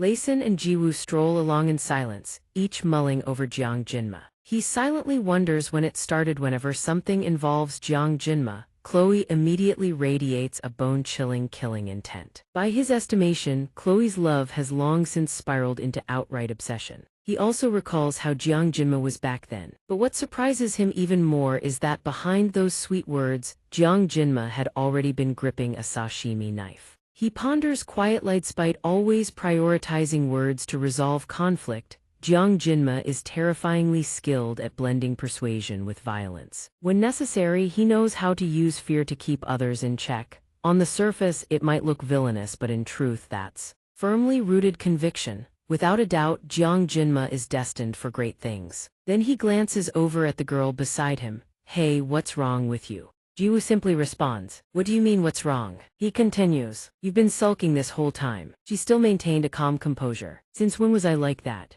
Rem had no choice but to change the subject. Forget it. But seriously, why are you always glued to your phone? Jiwoo stared intently at her phone. I'm deleting some videos because the view counts aren't what I expected, she blurts out unexpectedly. You make videos too. She showed it to him, nothing professional, just done for fun. Upon seeing it, he exclaimed in surprise, what is this? A perfect survival guide with 210,000 views. Numbers like that and you're deleting it, what a waste. But Jiwoo looked utterly indifferent. Whatever, I don't need it anymore. The comments just keep repeating the same stuff anyway, do what you want. He asked out of curiosity. What's the channel called? Zahan teaches Japanese. You're trying to teach Japanese in this day and age, who even studies like that anymore? She explained.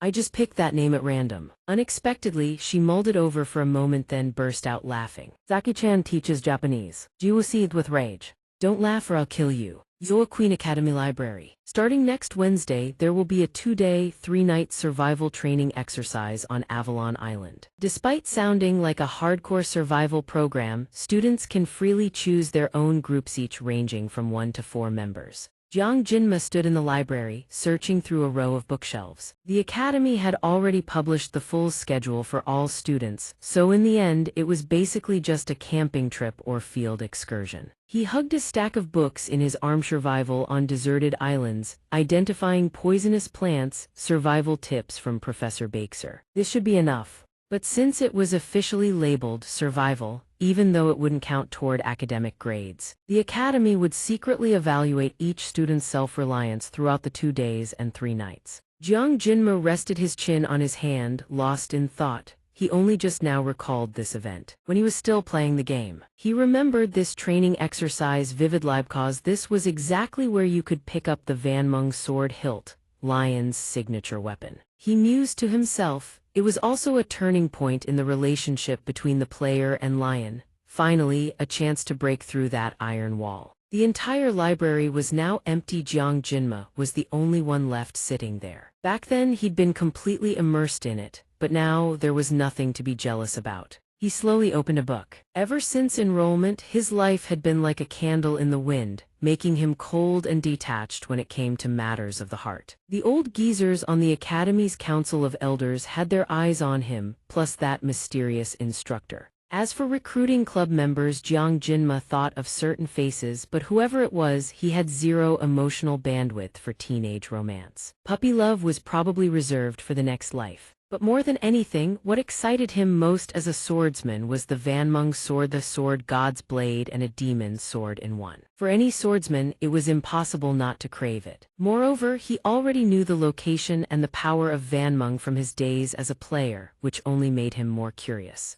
But collecting Vanmeng's fragments through the main storyline, even if you knew every hiding spot, you still couldn't pick them up. What a bizarre memory from the past. The condition to possess Vanmeng, only the chosen one. Could anyone actually prove their worthiness? You had to activate the guardian blessing first. You had to save the world from the demon king. In other words, this was a weapon reserved exclusively for the protagonist. Jiang Jinma sat there deep in contemplation. A pie in the sky, admire it all you want, but you can never have it. All he had was a sashimi knife he'd bought at Daiso. The gap was just too depressing. He flipped through the pages and thought to himself, forget the daydreaming. Focus on learning the practical survival skills needed for the upcoming 2-day, 3-night trip. Avalon Island was a desolate island with no demonic beast. Hopefully, nothing like the incident at Scobie would happen again. Jiang Jinma suddenly recalled that this time, the academy director had personally assigned Zeketh temporary instructor of the stray class to join and lead the Avalon expedition.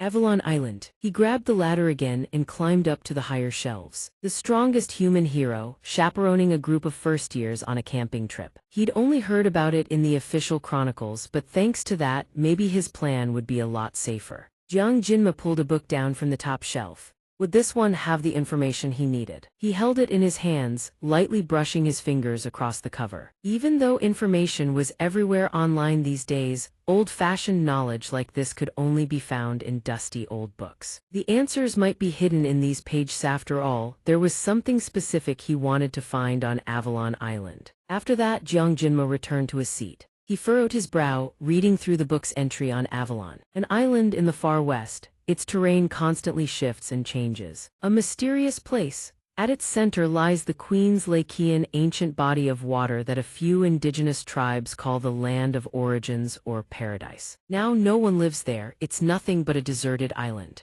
Jiang Jinma felt a pang of disappointment, all stuff he already knew. He muttered to himself, focused. He'd have to tear through the entire library to find the clue. Where was it? Suddenly a voice rang out and Jiang Jinma looked up. You're here too. Lion walked over and placed a hand on his shoulder. Long time no see, Jiang Jinma. Female students nearby began whispering and buzzing. Huh, seriously? Lion spoke up. Long time no see, but Jiang Jinma's gaze was fixed on the book in Lion's hand. Introduction to Magic. He glanced at it and thought even if Lion claimed he wanted to use the midterm exam as a learning experience. Lion, the protagonist, shouldn't be sitting in the library studying basic magic at a time like this. Lion also fell silent, staring straight back at Jiang Jinma. How could that not raise suspicion? Then Lion walked around to sit across from him and asked, "What are you reading?" Jiang Jinma answered casually, "Just some stuff related to Avalon Island, the site of next week's training, looking into a few things." He looked up coolly. The two of them sat in silence for a brief moment.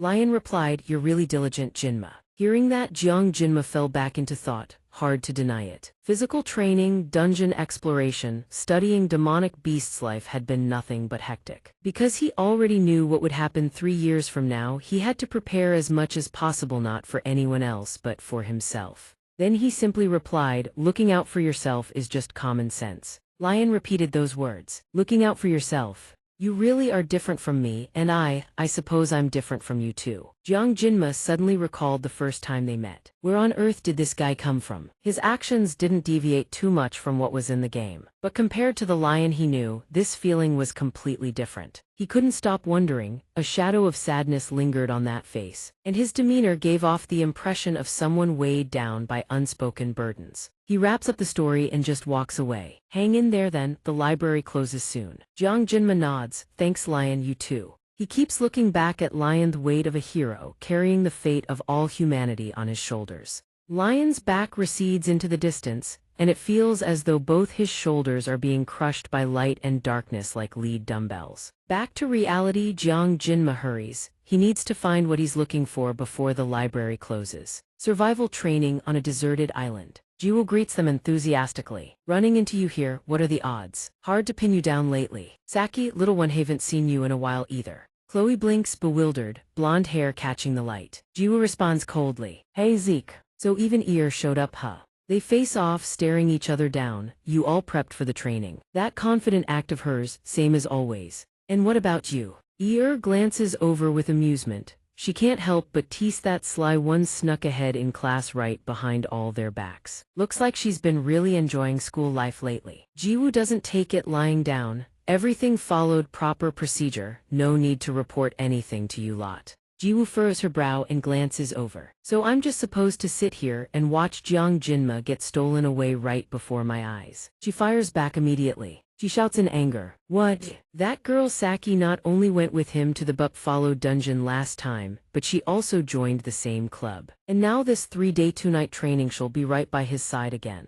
But Jiwoo calmly drops a revelation. Jiang Jinma said he wants to go solo this time, apparently. Chloe chimes in. That's right. Jiang Jinma said there are a few things he wants to test on his own, so he decided to operate solo for this training exercise. Hearing this, Jessel lights up. Seriously? Dead serious? She can barely contain her excitement. So for this 3-day 2-night survival training, none of us are assigned to go with Jiang Jinma, is that right? What's the class president going to say this time? Even ER looks confused. Jiwoo, what's going through your head? Surprisingly, Jessel starts making a serious deduction. Jiang Jinma only said he wants to go alone. He never said anything about us not being allowed to follow, did he? Jiwoo is at a loss for words. That's some next-level logic right there. She pitches an idea. I think all 4 of us here, whether we say it or not, are thinking the same thing, right? So I propose a fair game, working title Jessel's game. The other 3 stare blankly. Fair? Jessel, game. Jessel explains right away. Everyone already knows this, right? Because the terrain and environment on Avalon Island keep shifting,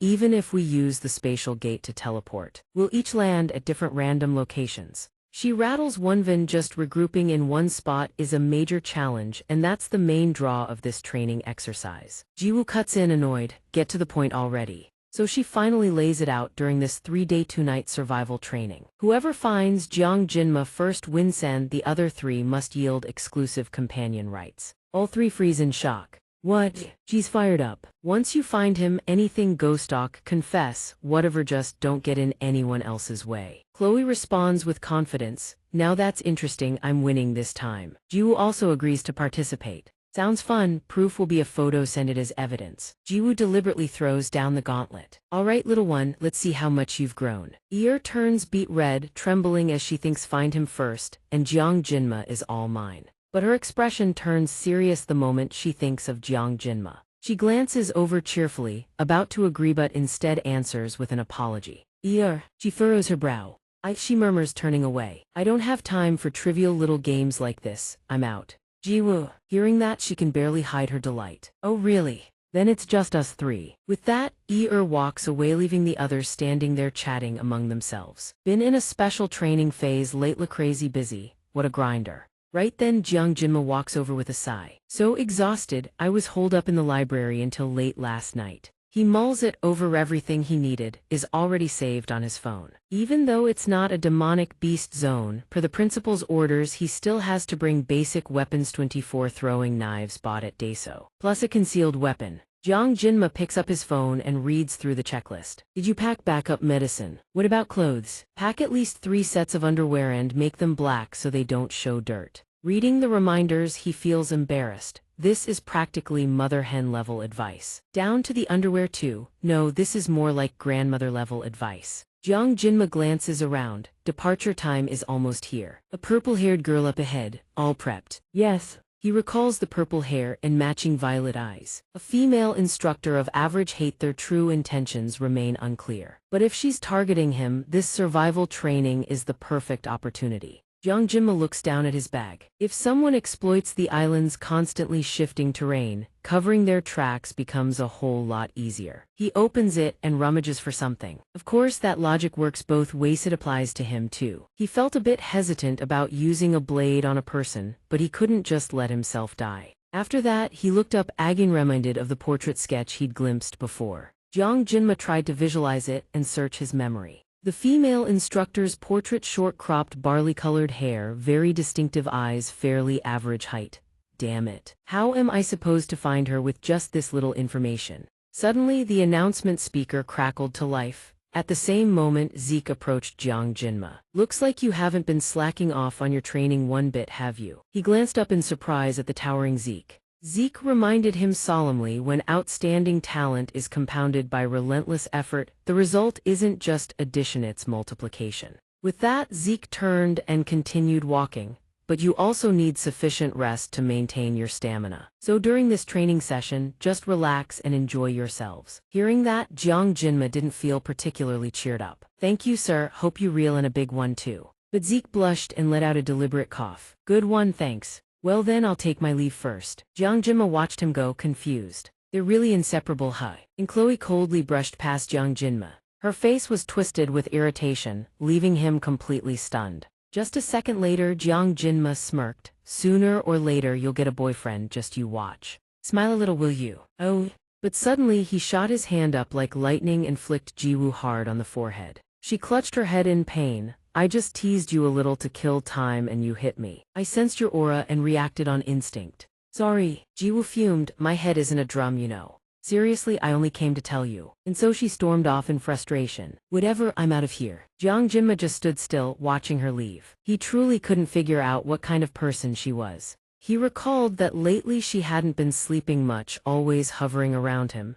If he didn't react, she'd get even more agitated. Pacing back and forth until his head spun. Jiang Jinma told himself he wasn't sure what part of him she was interested in, but Jiwoo was a genuine female lead through and through. Is she interested in Lion? Not anymore. I don't want to build relationships that are too close. A while later, another announcement rang out. Notification: the spatial gate leading to Avalon Island is being activated. Notification: please stay safe and enjoy your time. He looked up. This time, he hoped he could just focus on his predetermined goal and quietly get through everything.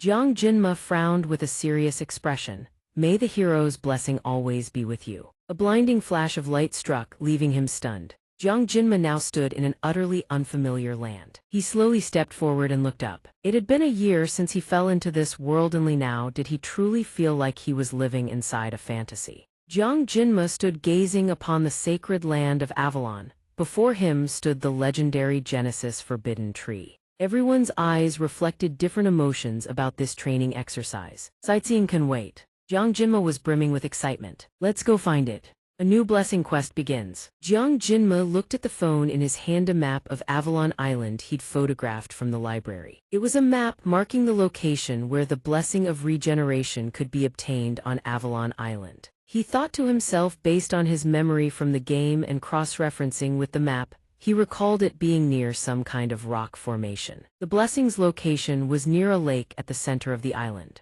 Jiang Jinma quickly calculated his options. In other words, to reach the target area where the blessing lay, he had to head toward the lake housing the World Tree and cut straight through the forest. World Tree, forest, rocky area. Alright, there are still 3 days left. Besides, the Academy had also assigned a side quest: collect the rare Ophioccordyceps scattered across the island. Honestly, it was just like a treasure hunt on a field trip. The more he found, the more achievement points he'd earn. Plus, they could be used as enhancement materials. So he planned to collect them along the way. He rummaged through his bag. Following the advice from the survival guidebook, Jiang Jinma pulled out a knife. I should prepare some survival gear first. Secret weapon: a 50 cm machete, a utility blade for cutting through brush and branches bought from the mountaineering section of the supermarket. He stared at it intently and muttered, I gritted my teeth and bought this machete just for this training exercise. I need to conserve my 50-second painless blessing, so I'd better get used to this beforehand.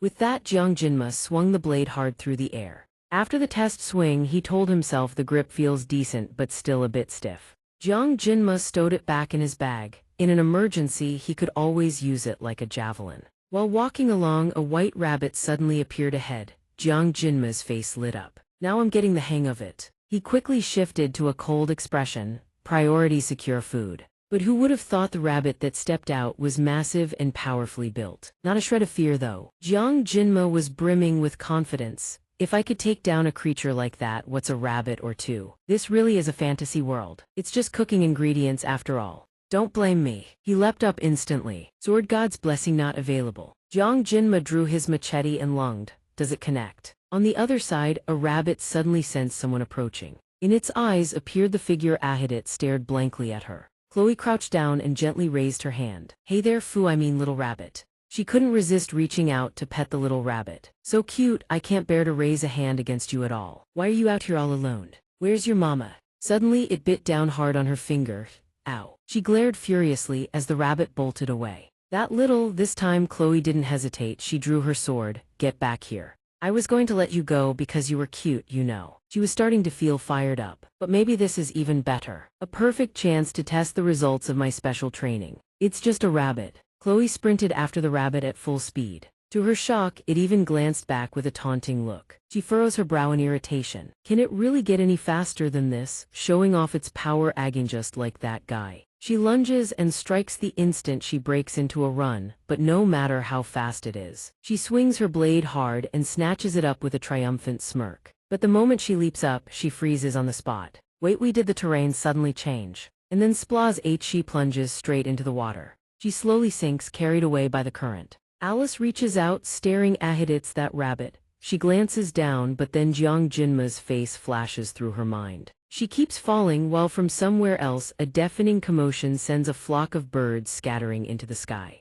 Jiang Jinma charges head-on at the hulking rabbit. After a long chase, he's completely spent. He trained his stamina like a madman. Yet without the vitality Blessenjeven, though in his previous life he was confident in a body like Thistle. Jiang Jinma slows to a crawl, his whole body buckling as he gasps for air. He slumps to the ground, wasting energy like Thish might as well starve. I'm letting you go, scram. Who would have thought? The rabbit turns back and stares at him with sheer contempt. He immediately hurls the knife to the ground. Blissing, his eyes flood with killing intent as he grips the sharp kitchen knife and shifts his gaze deeper into the forest. Jiwoo comes rocketing out of nowhere. She grins with excitement and lands as effortlessly as anything. But she murmurs to herself it feels like she's been running in circles this whole time. It's over, it's over. Come to think of it, she'd boldly called this whole thing a game, yet she can't help but burst out laughing at herself. What should I do? This is so awkward. Suddenly a crow flies past. Jiwoo looks up following it. She mulls it over, her black hair swaying. Jiwoo figurest remembers that crows are drawn to shiny things. If I just follow that direction, I'll find Jiang Jinma. She digs both feet hard into the ground for leverage. Overthinking is just a waste of time. Better to act than to think. A blazing fast jump rockets her straight into the air. I'm coming to find you. Jiang Jinma. Nearby, Jiwoo tilts her head. Could have sworn she just heard a voice. She holds her bow at the ready and quickly checks her gear. Rations, nutrition bars, blanket, heavy coat, all her equipment checks out. The more she thinks about Jiang Jinma, the more her eyes light up with interest. She still hasn't found him yet, though. Jiwoo ponders if this is a game she can't afford to lose. She landed on the coast of Avalon Island, so she needs goals that fit this unique environment. She suddenly remembers in the island, there's only one place that never changes: the world tree. Jiwoo knows full well that with Jiang Jinma's personality, he'd definitely go solo and try to conquer something. He's probably deep in the island's interior, somewhere no one else would dare go, but she has no choice, she has to try. After mulling it over, she makes up her mind. She has to go, she won't let anyone else snatch him away.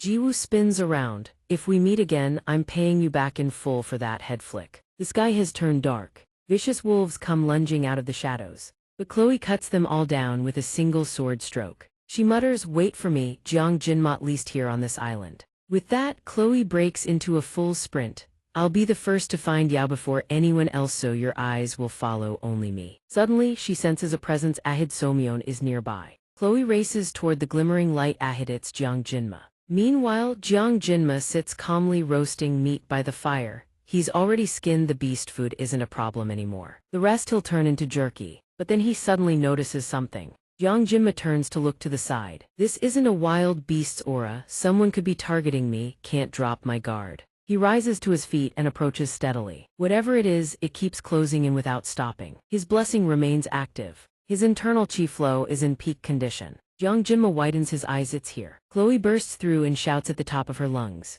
Jiang Jinma. But the person standing there is actually that girl. She's stunned. Blonde hair. Both of them stand facing each other, glaring with irritation. Why are you here? And at this moment, the one who found Jiang Jinma first stares at him in surprise. She trembles so hard her face flushes bright red. She stammers, this is. Alice glances behind Jiang Jinma, his thick fur coat. Then she notices the pile of meat beside him. With this much jerky, I won't have to worry about going hungry anymore. A flicker of sadness crosses Alice's face. Even here I can't outdo Jiang Jinma. She wraps her arms tightly around herself, huddling up. So embarrassing and so cold. Alice suddenly looks up. She didn't expect him to walk over and hand her a rabbit fur cloak. Here, put this on. Huh? Her face flushes red with embarrassment. Alice thinks to herself she really is an idiot. She should have turned back, she just couldn't resist. She speaks softly. It's really warm. Thank you. Alice's ankle was injured while chasing the rabbit. Wait, when did this happen? She suddenly widens her eyes, stammering.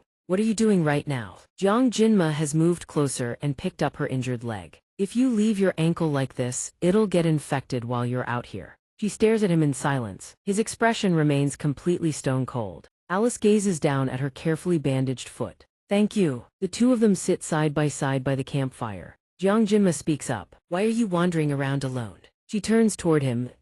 Well, she suddenly recalls what Jiwoo said. The first one to find Jiang Jinma gets to claim him. She covers her face, speechless. There were a few things she wanted to do, that's why she came alone. He nods. I see, looks like you're just like me. Bo furrows her brows. I'm about to pass out. Trembling, she raises her phone toward Jiang Jinma. Surprisingly, she'd snapped a photo of the two of them and sent it straight to the group chat. Oh my god, can you believe this? What the hell is going on here? Jiwoo reads the message and screams. You promised you wouldn't do that. Meanwhile, Jill is absolutely thrilled. Such a good little kitty. Love it. She reads the incoming messages in silence. Suddenly, Jiang Jinma holds up a skewer of meat toward her. Here, eat. Thick smoke and embers rise into the air. He sits there thinking to himself, awkward. She finally speaks up. Why are you so strong? Jiang Jinma's expression turns complicated. It only took a minute to say, but the amount of trouble he's endured at the academy is beyond measure. He can only reply, probably thanks to my great teacher. Bo is taken aback. He taught me swordsmanship. She ponders immediately. 17 years short by any measure, but I've spent my entire life learning the sword from my grandfather. I was confident I knew the sword better than anyone, yet I've never seen anything like that before. Bo asks excitedly, what exactly did you learn? What's your family name? But Jiang Jinma grows somber. I realized a long time ago that being strong doesn't mean you win. He shares his philosophy: the one who fights to the very end is the true winner. Enduring, persevering, surviving until the last breath. That's what real strength is. Hearing this, Bo freezes. She furrows her brow, agitated. Why do you sound like some old uncle? Then she bursts out laughing. Sorry, but what you just said is so cliché I can't help it. This sounds exactly like my grandpa. Seriously. Are you only 17? She then eagerly recounts, reminding him of their previous conversation. This is probably the first time we've actually talked like this, But Jiang Jinma holds out another skewer of meat. Here, eat up. She takes it and sighs in admiration. This is actually delicious. The next morning, Bo wakes with a start. She's alone, no sign of Jiang Jinma anywhere. Bo stares at the dried meat beside her. He left without saying a single word. She remembers everything from yesterday, then looks down at her injured feet. Tears fall to the ground without warning. Bo is so devastated she starts crying. What? Why am I crying? She rubs her eyes, sobbing the feeling of being cared for by someone. My whole life, no matter what hardships hit me, I've always faced them alone. Bo tells herself, even when facing the tallest walls, I still found a way over. Even when I wanted to cry, I held back the tears. I never had the luxury of acting my age. That's the burden of carrying the Nai Byung name. Bo wonders, full of emotion. Jiang Jinma, why did you treat me like that? She mutters, I've always been jealous and competing with the people who were kind to me. Bo picks up her sword. Right. There are still 2 days left. She tightens the bandage around her arm. Sitting here crying won't change a thing. Bo's expression turns serious. Either way, I have to pay him back. She throws on her rabbit fur coat. Let's go. Meanwhile, on Jiang Jinma's end, Tez set off alone. The night was freezing, but now the heat is rising. Jiang Jinma thinks to himself, she's probably awake by now. She's kinda cute actually. He catches himself muttering out loud. But it really felt like she doesn't like me all that much. Well, that's not exactly surprising. She's always been that way, a proud, aloof girl. Jiang Jinma recalls last night after running into Bo by chance. He just did a few decent things.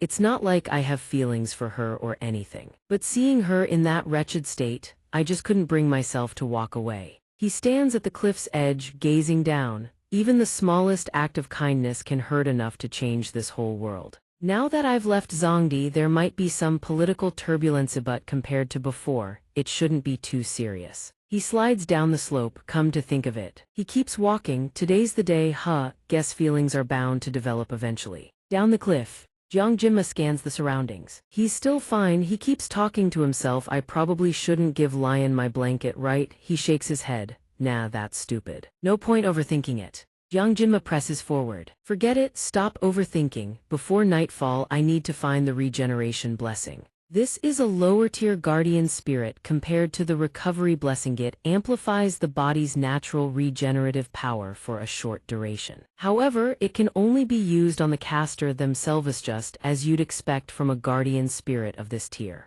He pictures it in his mind. But since I already possess the recovery blessing, the self-only restriction doesn't apply to me. Regeneration blessing, recovery blessing, perfect. Jiang Jinma crosses his arms, smug. Even damaged tissue can partially regenerate, he figures. At first glance it looks like cheating, but it's not. It doesn't regrow severed limbs or reattach heads. It just accelerates wound healing, that's all. Jiang Jinma's face turns serious again. Besides, in the game, this guardian blessing was considered a hidden piece. It doesn't have much impact on Lion's overall growth. Lion's definitely going to get stronger anyway, just take it. He grips the top of the cliff ahead and after some effort hauls himself up. The graphics are way different out here. In the game this was clearly just a rock. After wandering endlessly, night finally falls. Jiang Jinma pants overjoyed. Found it, the regeneration blessing. Before him lie ancient ruins, something gleams within. The guardian blessing is definitely hidden in there. Something is glowing over there, a loot drop, there's one this big. I came looking for the guardian blessing and stumbled onto a loot drop too, now that's some RNG luck. Jiang Jinma hurries over, excited. Looks like luck is finally on my side. My luck has always been absolute trash after all. He grips his knife, should grab the loot first. If I can snag that glowing thing before nightfall, that'd be amazing. But Jiang Jinma suddenly furrows his brow. He stares in shock. Huh? What the? A voice speaks up. Didn't expect someone to make it this deep. You didn't come all the way here just for sightseeing, did you? The figure stands beside the orb for Jiang Jinma. He glares down at Lion. Lion asks, or did you come here with a different purpose? He answers calmly, I spotted it from a distance, just came to grab it. The other replies, same here, saw it and came running.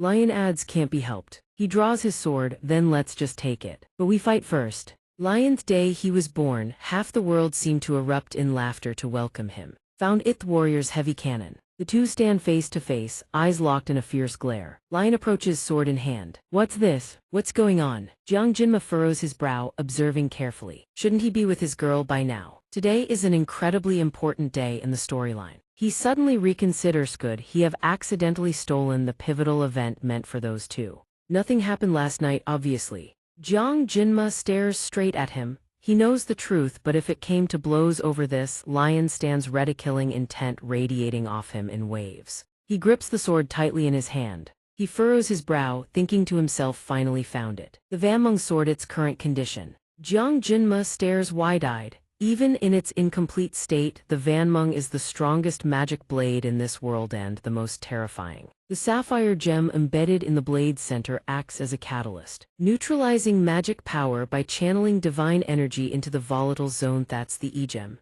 However, since the Vanmeng sword's very existence is rooted in magic power, even with the E-gem neutralizing it, the blade remains heavily influenced by the wielder's personality. That's precisely why, in the game, this sword can become either a holy sword or a demon sword depending entirely on how the player wields it. Jiang Jinma hesitates, could Lion really be the one? Suddenly Lion speaks up from above. Alright, just think of this as a sparring match between partners. He's immediately taken aback. Lion still hasn't mastered the sacred image. Right, this is insane. Are you actually being serious right now? He answers with a straight face, I'm not good at lying. Lion gradually closes the distance toward Jiang Jinma. Is this guy planning to use the Vanmeng sword and turn me into a stepping stone for his own growth? He furrows his brow. Lion's actions are understandable, but it's still just speculation. One thing's for sure, the gem is just a pretext. He steps forward and says coldly, sorry, but I don't have much time. The moment the words leave his mouth, Lion lunges like a bullet. Let's begin. Scene shift JIWO's location. She lets out an annoyed scream. Zem trails behind, irritated. What is it? The sudden scream startles the hell out of him. But Jiwoo doesn't care. This is so frustrating. The person I need to find is nowhere in sight. And of all people, I bump into this Zem kid. He fires back angrily. Hey, you think I actually want to run into you? She cuts him off immediately. Hey, nobody told you to be terrible with directions. Why are you following people around and then yelling at them? And who exactly are you looking for? You're looking for Jiang Jinma, aren't you? Jiwoo nods. Yeah, Zem blurts out in surprise. Huh? Don't tell me you have feelings for Jiang Jinma. She probes, eyes narrowed. Why would you even think that? He immediately explains. Well, what else could it be? Just last month you were lying around the archery range doing absolutely nothing. But ever since you started hanging out with Jiang Jinma, you've become way more active. He continues to point out, plus, you used to hate stuff like hacking and tech, but now you do everything on your own. Nobody even has to ask. Something's clearly off. While they're walking, Jiwoo suddenly stops. Zem crashes right into her and yelps. Hey, don't stop so suddenly, you almost broke my nose. But her face darkens and Zem flinches, looking at her nervously. Jiwoo turns her head back to his shock. Her face is flushed red with embarrassment. Was I that obvious? Zem, are you possessed by a demon or something? Or did you get hit by spirit-type magic? Hearing that, Jiwoo immediately throws a punch straight at his face. Shut up. Right at that moment, a deep rumble echoes through the air. She looks around, bewildered. What was that? Zem scans the surroundings at the sound. Could it be an earthquake? Jiwoo frowns. This feeling is off. She suddenly grows worried. Jiang Jinma. As for Jiang Jinma, his blade has been snapped clean in two. He looks up stunned. Jiang Jinma frowns in frustration. Damn it, Lion demands an answer. Why didn't you fight back? Even knowing I was aiming off, you didn't put up a single bit of defense. He's starting to get irritated. You truly don't have a shred of respect, do you? Jiang Jinma. But he doesn't respond. Honestly, he couldn't react in time. He never thought Lion would actually swing the Van Meng sword. And when someone suddenly picks a fight, he can't just swing blindly either. Jiang Jinma hesitates slightly. I'm holding back because I'm afraid that if I activate my blessing, I might accidentally kill him. Lion shouts Jiang Jinma. If you let your guard down even for a second, your head might go flying. He grows even more serious. Lion is the wielder of the miracle blessing. Pick up your sword. One way or another, this was bound to happen sooner or later. Now he has no choice but to pick up the blade. The wielder of the miracle blessing, the pinnacle of swordsmanship. Jiang Jinma locks his focus, watching as Lion comes flying in. Fighting a monster like this without a blessing is unthinkable. Scrap those shallow thoughts right now. Both lock eyes, ready to strike. System blessing activating. Clang, a violent clash rings out. The two lunge at each other, each gripping the other's arm. He quickly leaps backward. Lion immediately pursues. He swings his blade down in a straight slash. The sashimi knife is cleaved in two. Jiang Jinma springs upward, dodging the strike. Lion tightens his grip on the sword. He coldly swings again. A deadly arc of steel, but Jiang Jinma manages to leap back just in time. Jiang Jinma digs through his pouch, finds something, and hurls it, but Lion dodges effortlessly. He swings his sword and lunges forward with a burst of speed. In the blink of an eye, Lion closes the distance. He unleashes an instant strike. A flash of light tears through the rubble. Stone pillars are cleaved clean in two. Jinma ducks just in time, narrowly dodging the deadly slash. Jiang Jinma grits his teeth, regains his footing, and leaps away to disengage.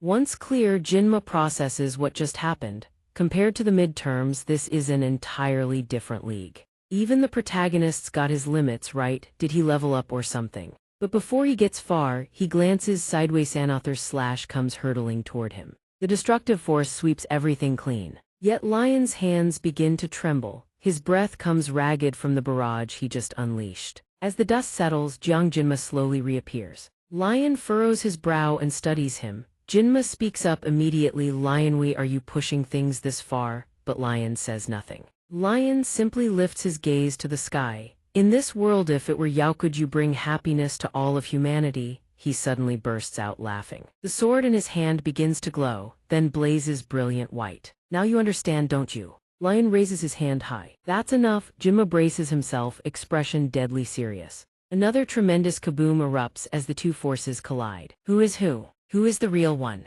Lion's eyes lock onto him with a fierce glare. Jiang Jinma doesn't hesitate, charges. He glides past and delivers a clean slash. Lion remains rooted in place. A chunk of his sword has been cut away. Father always believed in you. Both stand in silence after the clash. Lion murmurs blankly. Father, I. Lion glances up at the sky. So tired. A hint of regret flickers in his eyes. If only the chosen one had been me. Jiang Jinma calmly sheaths his blade. Jiang Jinma. The remaining ruins crumble apart from the clash between the two. Jiang Jinma slowly slides his blade back into its sheath. When he presses down firmly, a flash of light erupts from Lion's body behind him. Jiang Jinma glances back. Lion has vanished without a trace. Gone. What the? An unexpected duel. He simply stands there watching in silence. I think that was an act to forge himself to prove his worth as a warrior. But I have no intention of losing to anyone. He stares at the shattered sword fragments scattered on the ground. From the very start, his opponent never held back. What a shame. One slip and I'd be dead.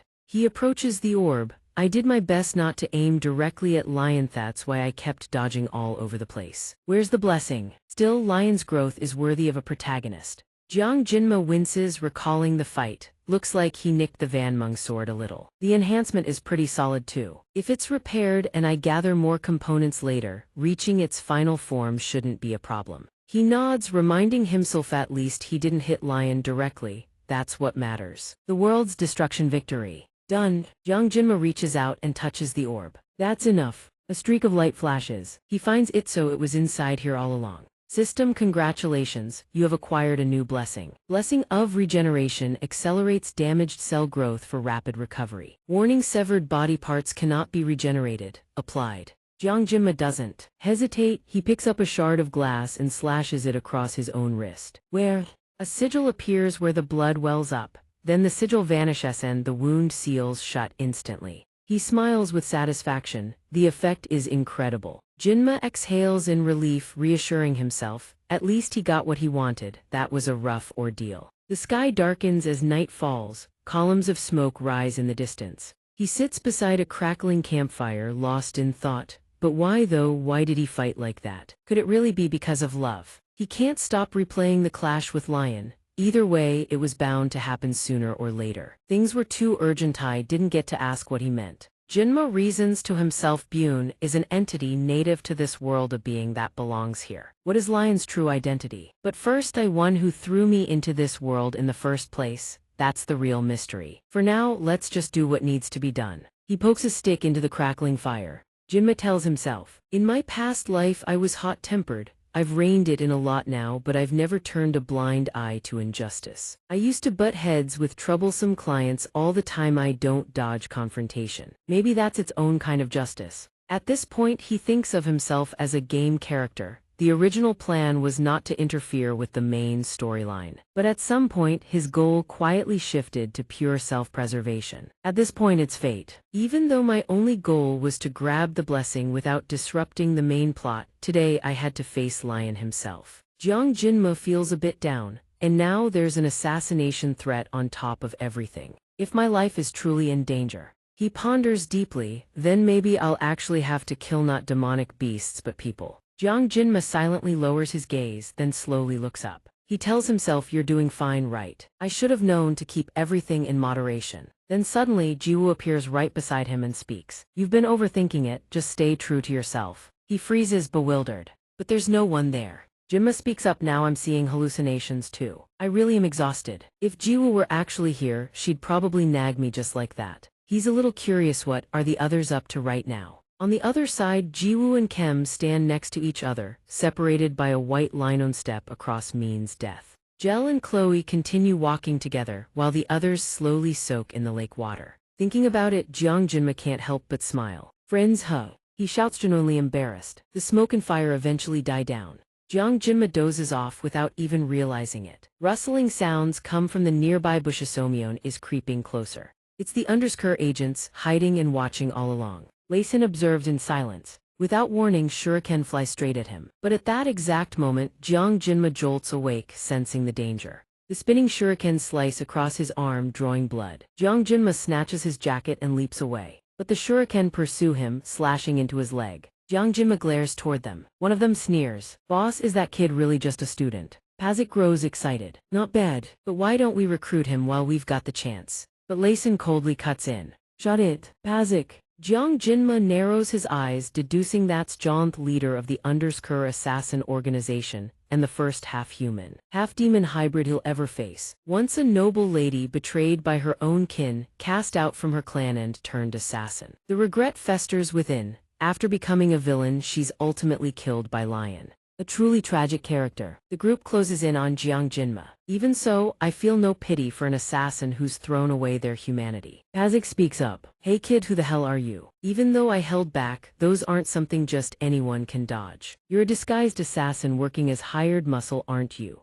But Jiang Jinma just glares without a word. He smirks with interest. This kid isn't some run-of-the-mill pushover, boss. Seriously, why not try recruiting him? A kid who can keep that kind of composure in a situation like this. Only now does Layson speak. Hey, which side are you on? Jiang Jinma thinks, what the hell, you're here on a kill contract and you're asking me which organization I belong to. Can't these guys tell I'm just a student? Pazik grins. Hey kid, before you should know you really are something special. You know that. This is actually the first time the boss has ever taken interest in someone. Right, Vice Captain? Zebong smirks with interest. Judging by his movement, he's definitely no amateur. Figured even the top student would just be some brat. But dodging to this degree, he could go pro right now, and even if he didn't dodge clean, he'd only get nicked here and there. He cracks his wrists and watches Jiang Jinma in silence. Jiang Jinma suddenly shivers all over. He speaks up, this feeling if you've already come this far. Jiang Jinma's eyes go wide. One pulling the strings behind them is at least elder rank, right? The Death Squad. The assassins freeze in shock. Pazik erupts, cursing. You little shit, which organization are you really from? You dare investigate us? Layson raises a hand to stop them. Enough.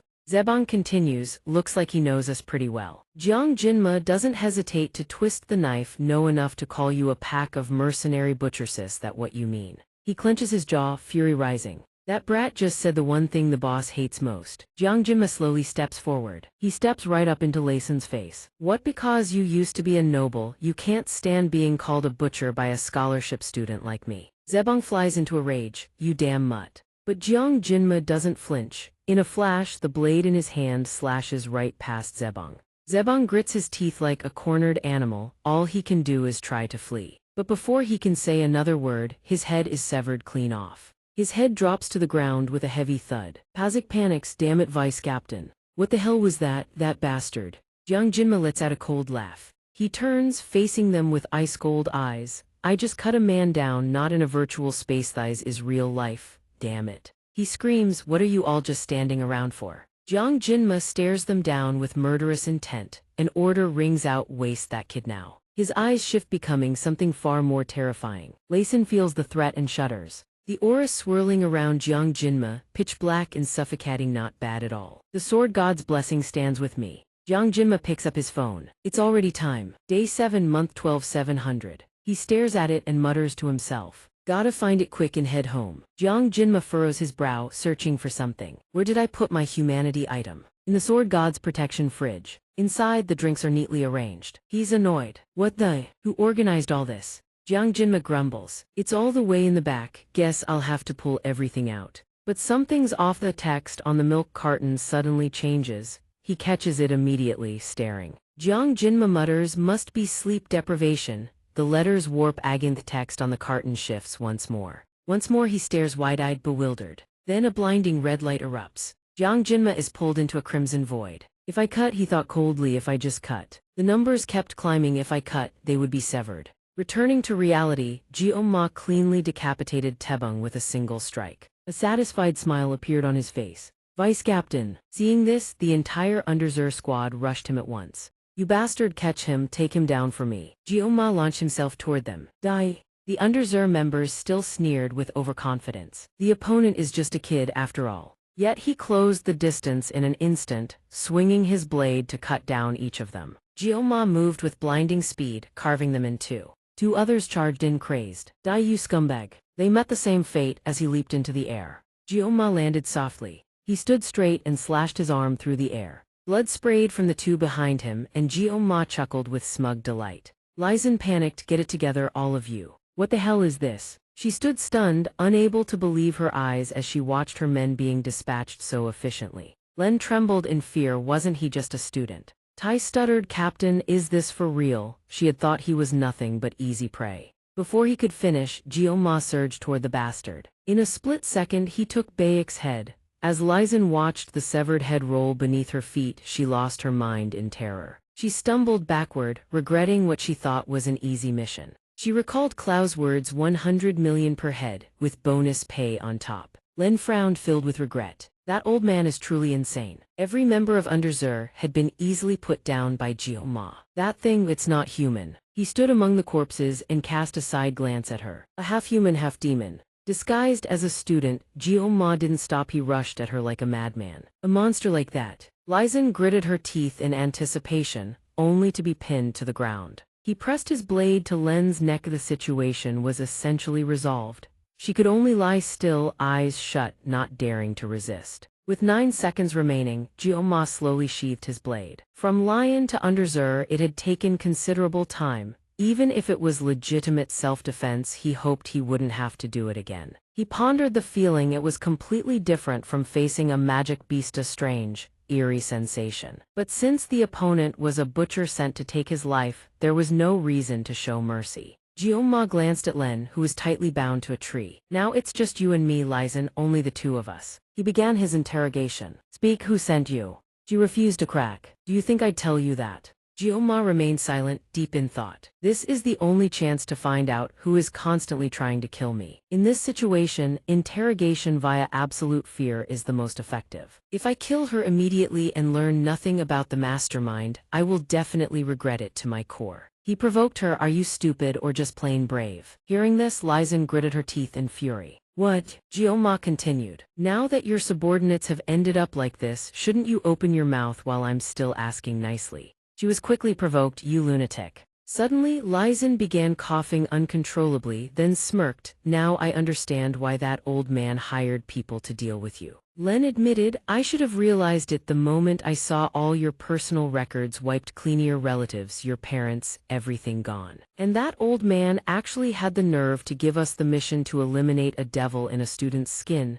If I had known, I would have slit that old chairman's throat first. Jioma froze. What was that? Information about his parents and relatives deleted. He thought instantly, my parents. Jioma's gaze turned hazy. What did they even look like? He stood up abruptly and demanded, what did you just say? Lizen frowned in confusion. What? Suddenly, Jioma drew his blade. Did you just say I don't have parents or family? He was cold. At first, I only intended to hear the name of the one who hired you and give you a painless death. She trembled with fear. Jioma became serious, but it seems I have other things to ask you now. Let me make it clear, this isn't a negotiation, it's a threat. The blade is sharp. You can still talk even if you lose an arm and 2 legs, right? Lizen looked up in panic. At that very moment, a suppressive force crushed down on them, and both gritted their teeth to endure. What the hell? What is this pressure? Magic power suddenly. However, the pools of blood at their feet began to move. Then, it stopped. He looked back. This is the blood from the corpses.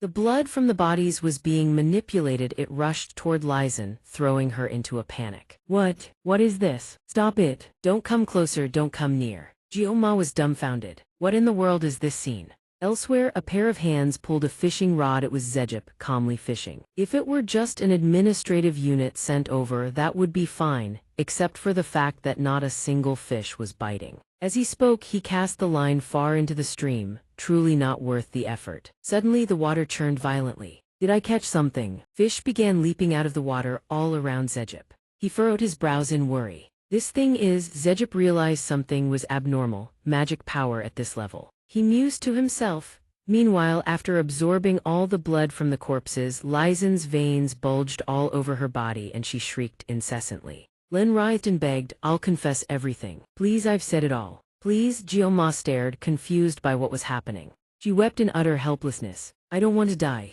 A spark of light flashes and then it coalesces into a massive pillar of fire that crashes straight down onto Lizen's position. The pillar of fire is so terrifying that it's visible even from miles away. Ta Kim is in the middle of bringing something to her lips, but she suddenly notices it too. Ta Kim rushes toward the window master. A piece of scrap metal falls to the ground and melts in the blink of an eye. Tran watches the dark silhouette slowly rise to its feet. Behind the haze of smoke, the figure of a woman takes shape. Lizen clutches her head and bursts into gleeful laughter, then speaks up. Yes, this is it. After 700 years, she finally sets foot in the mortal realm. He freezes. 700 years, no way. Her appearance has completely transformed. Her demonic power is so immense that even the mightiest fairy would rank as nothing but small fry. This murky flame. Layson runs a hand through her flame-wreathed golden hair, tossing it back with flair. Greetings, little one, commander of the 5th Legion of the Demon King's army, the succubus queen, Eir. Heat radiates off her so intensely that birds in flight plummet straight to the ground.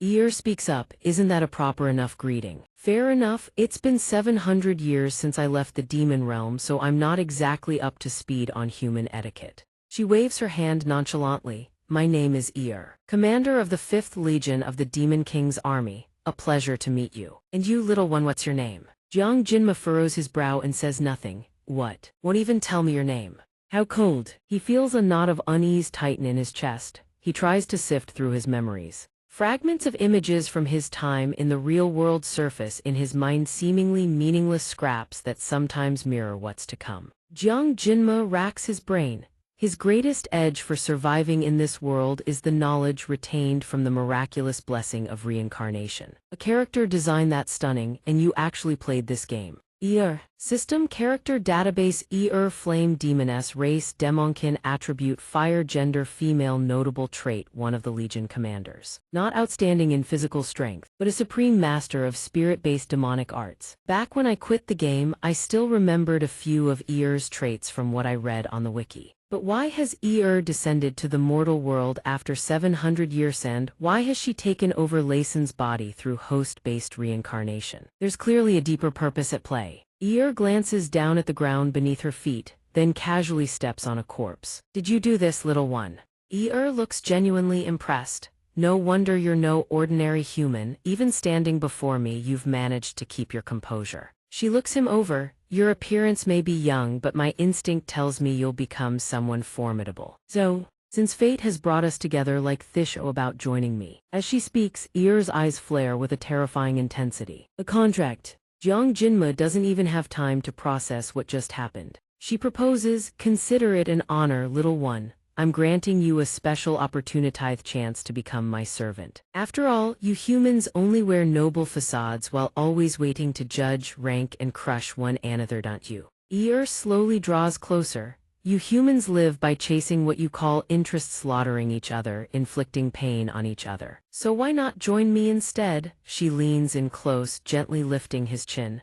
Dream a glorious dream rather than rotting in mediocrity. Jiang Jinma is shaken. If he thinks about it carefully, Eir isn't exactly wrong. Images of past suffering flash through his mind. Jiang Jinma stands frozen, lost in thought. To survive, accepting Eir's offer might be the wisest choice. Moreover, if he wants to survive at any cost, relying on the Demon King's forces would make everything far easier. Meanwhile, Eir watches him with an amused expression. Not bad looking either. A glorious dream. He stands there in silence for a long moment. Jiang Jinma brushes her hand away. But standing right in front of me is a demon. Not just any demon, she's Eir, queen of the succubi.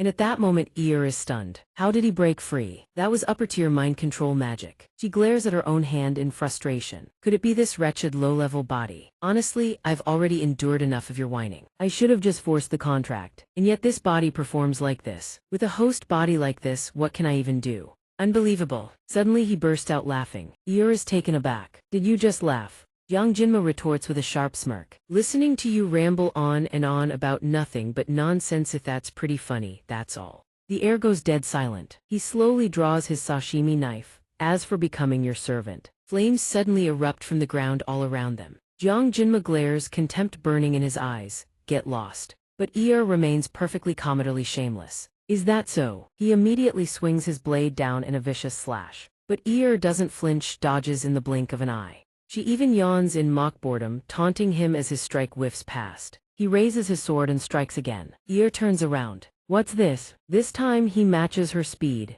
His slash forces her to skid back a considerable distance. Now Eir turns serious. Before I was only half serious, but now, you've truly made me want to claim you. Hey little one, but Jiang Jinma keeps fighting with cold, relentless precision. She stomps her foot hard into the ground. Let big sis test you out. Then she commands the earth to erupt in violent, roaring flames. Kaboom. Just how strong are you really? Eir deliberately taunts him. Do try to hold your ground, little one. He stands perfectly still, calm and observant. And just like that, Jiang Jinma charges forward without a shred of fear. She's mildly surprised. He darts after her in pursuit. As she runs, she thinks to herself he's surpassed human limits already. Impressive. As for me, how long has it been since I descended? It seems I still haven't fully adapted. The train of thought cuts short. A ghost spins around Jiang Jinma has already closed the gap right behind her. She freezes on the spot. Wait's already caught up. How is that even possible? A deafening boom rings out. Dust and smoke choke the air. But a go blocks his slash with just one hand, effortlessly. My fiery temperament, huh? She's taunting him at a time like this. Big sis here has all the time in the world. Jiang Jinma grits his teeth in frustration. Don't you dare stop, there's no time for that. He drives his blade down with everything he has. Light flashes. His eyes blaze with an eerie glow. Ago's excitement only grows faster, faster, faster. Both clash at breakneck speed, too fast for the naked eye to track. Time loses meaning, the flames rage on. Jiang Jinma staggers to a halt, gasping for breath. Her hands are slashed to ribbons. If not for that closet, that ancient pact from 700 years, Agoth crimson-robed ones would never have accepted it. But with her body of flame, Ago simply regenerates. Almost makes you think I'm human, doesn't it? She keeps taunting, honestly, letting you live as a mere human is such a waste. That blazing will burns like a flame, consuming its own body. Captivating, a bit rough around the edges, but that fiery spirit, it's right up my alley. But Jiang Jinma doesn't care one bit about Ago's words. To be this strong at your age, compared to the one chosen as her vessel, I'd say your potential far surpasses theirs. She then rises high into the air. I've only just about fully adapted to this body, you know. Hey kid, can you become the one to make our dream a reality? Ago raises her hand high, eyes blazing with excitement. To find out, I'll test you one last time. If you survive this, you'll live. A massive fireball coalesces in her palm. Jiang Jinma is spent, barely able to stand. Ago launches forward and unleashes the attack. This level should be survivable, right? Kid. The fireball rockets toward him, but he stands frozen in place. By some miracle, he still has enough strength to leap backward. Noits Zeke, he rushes in with his sword drawn, intercepting the blow. Jinma snaps back to reality. Jiang Jinma's eyes widen in confusion. What? Who the hell is this now? Can you not get between me and the kid? He blocks the blow and stammers, I won't allow it. Not this child. Zeke shouts, this boy's one I absolutely cannot lose. But Ago charges in even more furiously. Then go ahead, tree to protect him. Jiang Jinma lies motionless on the ground. He slowly cracks his eyes open. Am I dead? Then his eyes snap wide open. Before him stands a familiar silhouette. He staggers, vision blurring. Zeke, one arm severed, shielding him with his body. Young Master Jiang descended from the cliff face. A prodigy of his caliber cannot be allowed to vanish in a place like this. Zeke interposes his sword to block the blow for him. Jiang Jinma. Without hesitation, he uses his arm to shield against the incoming fireball. This boy will surely become the hope that severs the cursed chain. And so, to protect Jiang Jinma, Zeke has his arm burned away. But he shows no pain, standing firm between human and demon. Zeke glances back, snap out of it yet. While you're recovering, just rest. Looking at the situation, it's not good at all. He clutches his wounds, gasping. Master Zeke. Zeke calmly reassures him, it's fine, you don't need two hands to swing a sword. Don't worry about medical care of yourself first. Ago steps forward and speaks. Hey old man, she glances at her own arm. Don't you find that strange? How could you possibly block my magic? Ago grows irritated. He's just an ordinary human, nothing more. Both sides fall silent for a moment. Zeke narrows his eyes, calculating.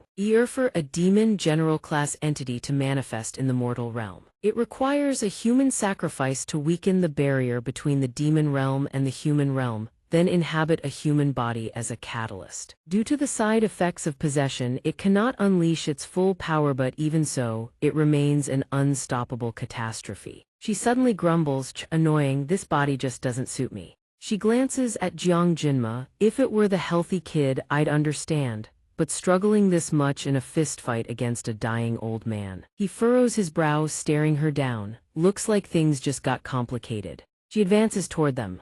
Old man, I don't know what trick you pulled, but this time when I come at you, it won't just be an arm. But without a flicker of fear, Zeke calmly prepares to receive the blow. He surges forward and slashes at Ago. She screams in fury. Zeke stands firm. One of Ago's arms lies severed on the ground. She whirls around, livid. How? He speaks. You're afraid, aren't you? Ago can't keep her composure. What did you just say? You insolent wretch. She unleashes a column of fire, screaming, "Burn, you filthy vermin." Zeke simply raises his blade and declares, "I don't know why you crossed the demon realm to come here, but I see it clearly. In your eyes burns a fear you cannot hide." Go's flames surge forward. But for Zeke, a single slash is all it takes to halt them fear. Seeing her attack neutralized, she stands stunned. Ao frowns, looking at the anxious brat. Just because you got lucky with a comment, you think. Before she can finish, the sword lunges. He launches a powerful counterattack. Ao is livid. An old man who looked useless just a moment ago is now emitting such suffocating pressure. She studies Zejip closely. Those eyes, could he be a descendant of a Dun? Ao grits her teeth in frustration.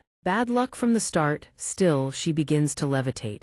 In the end, you are nothing but a human with a frail, fake shell. Well past his prime, Ao repeats her previous attack. Humans are truly pathetic. The descendant of A is ancient now. Do you really think that body can dodge this? He remains fearless, looking up at her as she manifests a rain of missiles. Seeing their grim expressions, Ao smirks in triumph. Too many for you. The missiles slam down, forcing Zejip to scramble for cover. They close in behind him. Jioma watches from a distance, filled with anxiety. Master Zejip. He trembles, struggling to stay upright. I want to help, but just keeping my composure right now is a miracle. Jioma's hand throbs with bulging veins as he tries to grip his knife tighter. Abandoning my blessing in this situation is suicide. Zejip narrowly dodges her strike. Then he slashes, shattering the incoming fire missiles. Zejip didn't expect a single swing of his blade to be enough to cleave them. Ao sneers again. A decrepit body managing that much, perhaps you aren't a bug but a mouse. Has he managed to close the distance?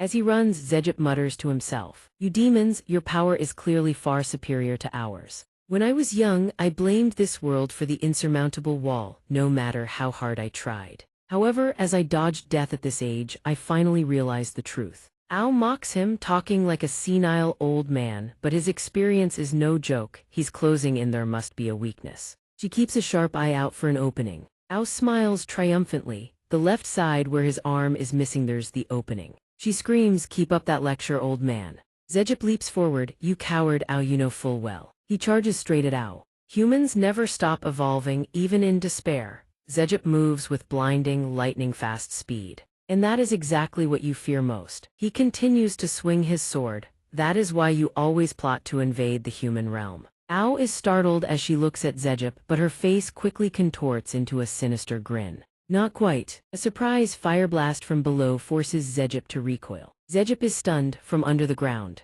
Ao is amused. Not having it, are we? She instantly reaches for his abdomen. Can't hear you anymore. She pulls back her hand. A flame pierces straight through Zejip's gut as Ao clenches her fist. A volley of arrows impales his body. Zejip coughs up blood in agony. He drops to his knees as blood pools around him. She deliberately stomps on his head. In the end, this is all you amount to. Ao looks down in contempt. Whether 700 years ago or now, you are just as hollow as ever. Anyway, with a lifespan under 100 years, I suppose that dying wish is acceptable. Jioma screams in panic. Zejip suddenly remembers. All right, kid, no, you're Jioma, aren't you? Ao ignores Zejip now, turning her back to head toward the boy. Sorry about that, I almost forgot. Remember that little test from earlier? Zejip urges him desperately. Don't tense up, Jioma. Run away. She smirks. The results meet the requirements after all. Jioma stares blankly. What? Ao grabs his cheek. Your body will be used to fulfill our wishes. Don't hold any grudges. See you in hell. Zejip yells from behind. You dare turn your back on an enemy. That kid is just a student. She doesn't care, whispering dismissively. With a gut like that, what are you babbling about? I have no interest in dallying with a walking corpse like you. Just stand there and watch closely. Ao presses against him. Now let's seal the acceptance. Jioma collapses, his knees hitting the dirt. Zejip is helpless. You damn monster, she mocks him. Are you complimenting me? Now he starts to whisper. An incantation mark appears on Jioma's forehead. It feels as if his entire body is being reprogrammed. System emergency alert. External unauthorized access detected. Notification automated defense protocol activated. Error unexpected system fault. Alert user level too low. Insufficient permissions to initiate program. System catalyst detected IgG. User level temporarily boosted. Status restructuring and world line synchronization forces reached.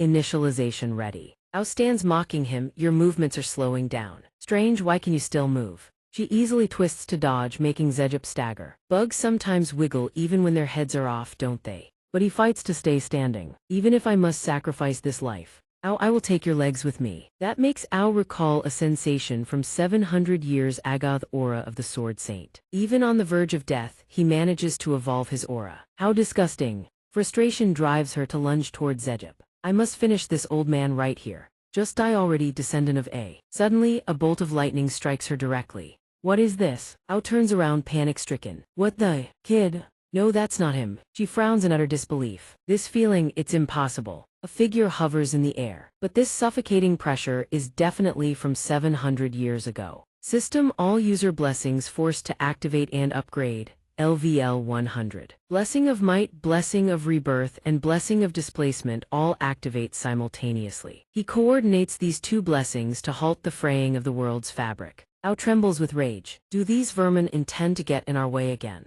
She grits her teeth and lets out a hysterical roar. Jioma has transformed completely. System Sword God's Blessing released, please witness. She grips the sword on her back tight. Her expression is grave, this is the end. She stares into the distance, almost checking the time on her phone. She asks Jiozo, the sun hasn't even risen yet, why aren't you sleeping? She looks up at the sky, confused. Dawn passed long ago, surprised she asks. What are you saying?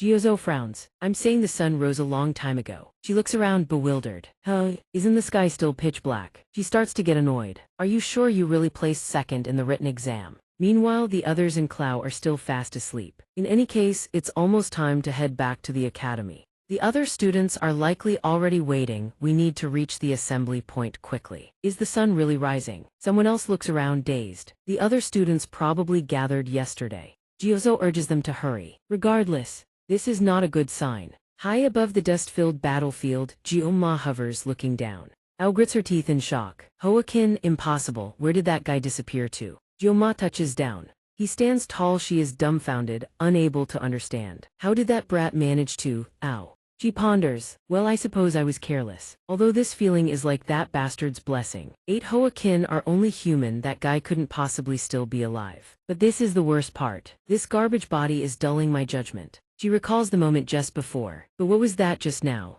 That brat Jioma. Ao becomes cautious. Zejip is stunned. His face is filled with shock as he looks at the boy. It forces Zejip to sink to his knees as if he is kneeling before a god. Jioma's face remains emotionless. Zejip is speechless, utterly astonished. Suddenly, the wounds on his body heal instantly. Zejip rubs his stomach, dazed. Wait, those wounds. He frowns and guesses. What is happening here? Jioma keeps his eyes shut, saying nothing, then opens them, causing them to flare with light. Lightning crackles around Jioma, energy surges from his feet, and launches him forward instantly. Ao is terrified to see such power erupt. How did Jioma suddenly appear behind me? Ao begins to panic. Strange, something is not right. I can't even track his silhouette accurately. When did he move? Is it because of this pathetic body? This situation is beyond comprehension. She thinks Franticalithis is dangerous. He is not human. Ao slams both hands into the ground. My apologies, Jioma, regarding what I said earlier. The earth erupts upward. Lava makes the ground explode. I must retract it. She growls, your body is very suitable. Jioma remains indifferent. But if I don't finish you right here, the flames rising fiercely as the intensity surges, you will definitely be a threat to the future of the demon race. Zejip watches in awe. Ao manipulates the lava, drawing it up.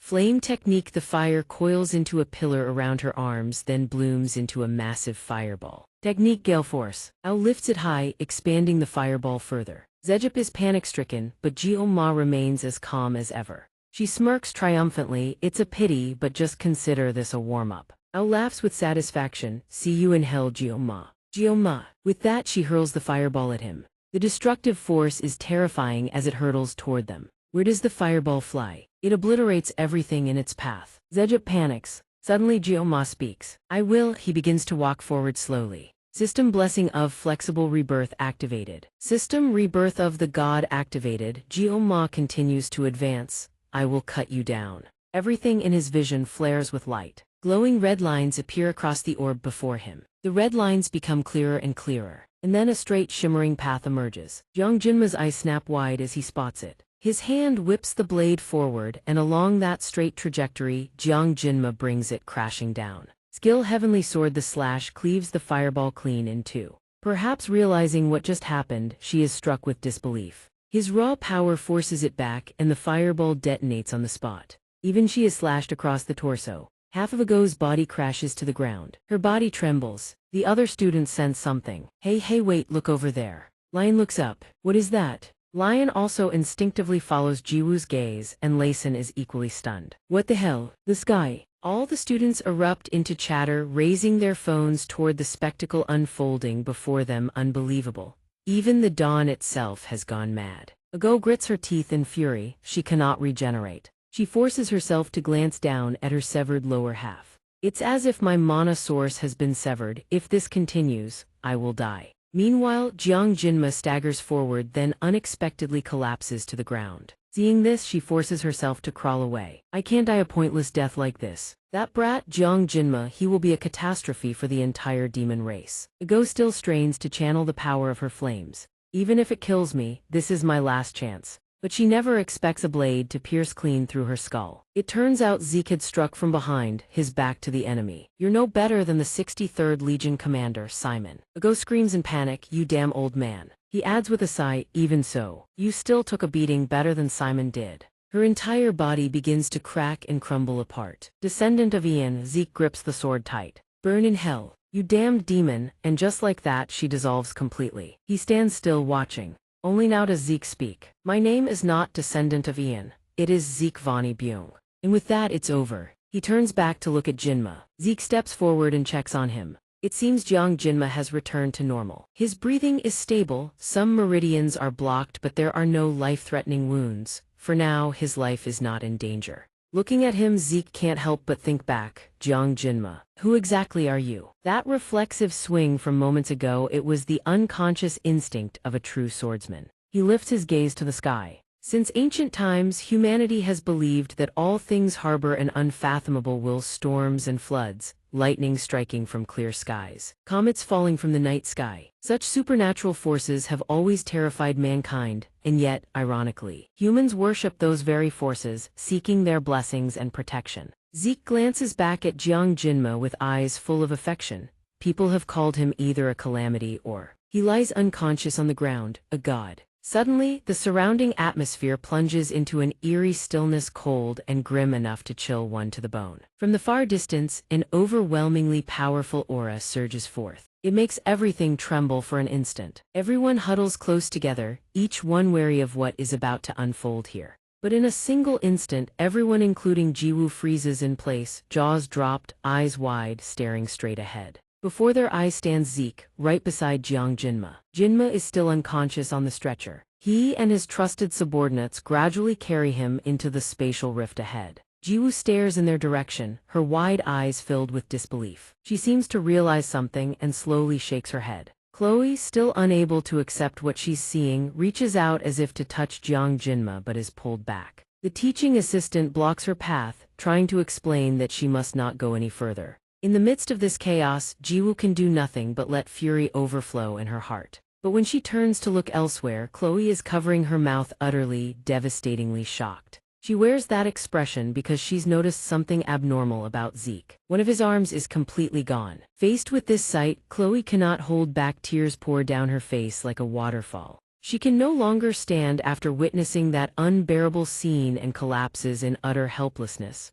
Jiwoo quickly sits down beside her and wraps her arms around her to comfort her. It's not just Jiwoo, everyone else is deeply concerned as well. Humanity, currently in a ceasefire with the demon race, has suffered a severe blow to its forces. After the incident with Jiang Jinma, the entire world worries whether the already vacant seat among the 4 great 7 stars, now down to 4, will lose yet another member. Jiwoo's heart remains fixed on Jiang Jinma. I kept hoping, but there truly has been no news about him. He should have woken up by now, shouldn't he? The other students keep talking about him too. Haven't seen that black-haired special admit student around lately, have we? Haven't you heard? That special admit student was sent to Avalon Island. Really? Did something happen at Avalon? I'm not sure either. I only heard his condition is extremely critical. Oh my god, is it really that serious? Jiwoo doesn't want to hear another word from them. Her expression hardens and she snaps. Those students, called out by a beautiful girl, turn betrayed with embarrassment. Miss, were you calling for us?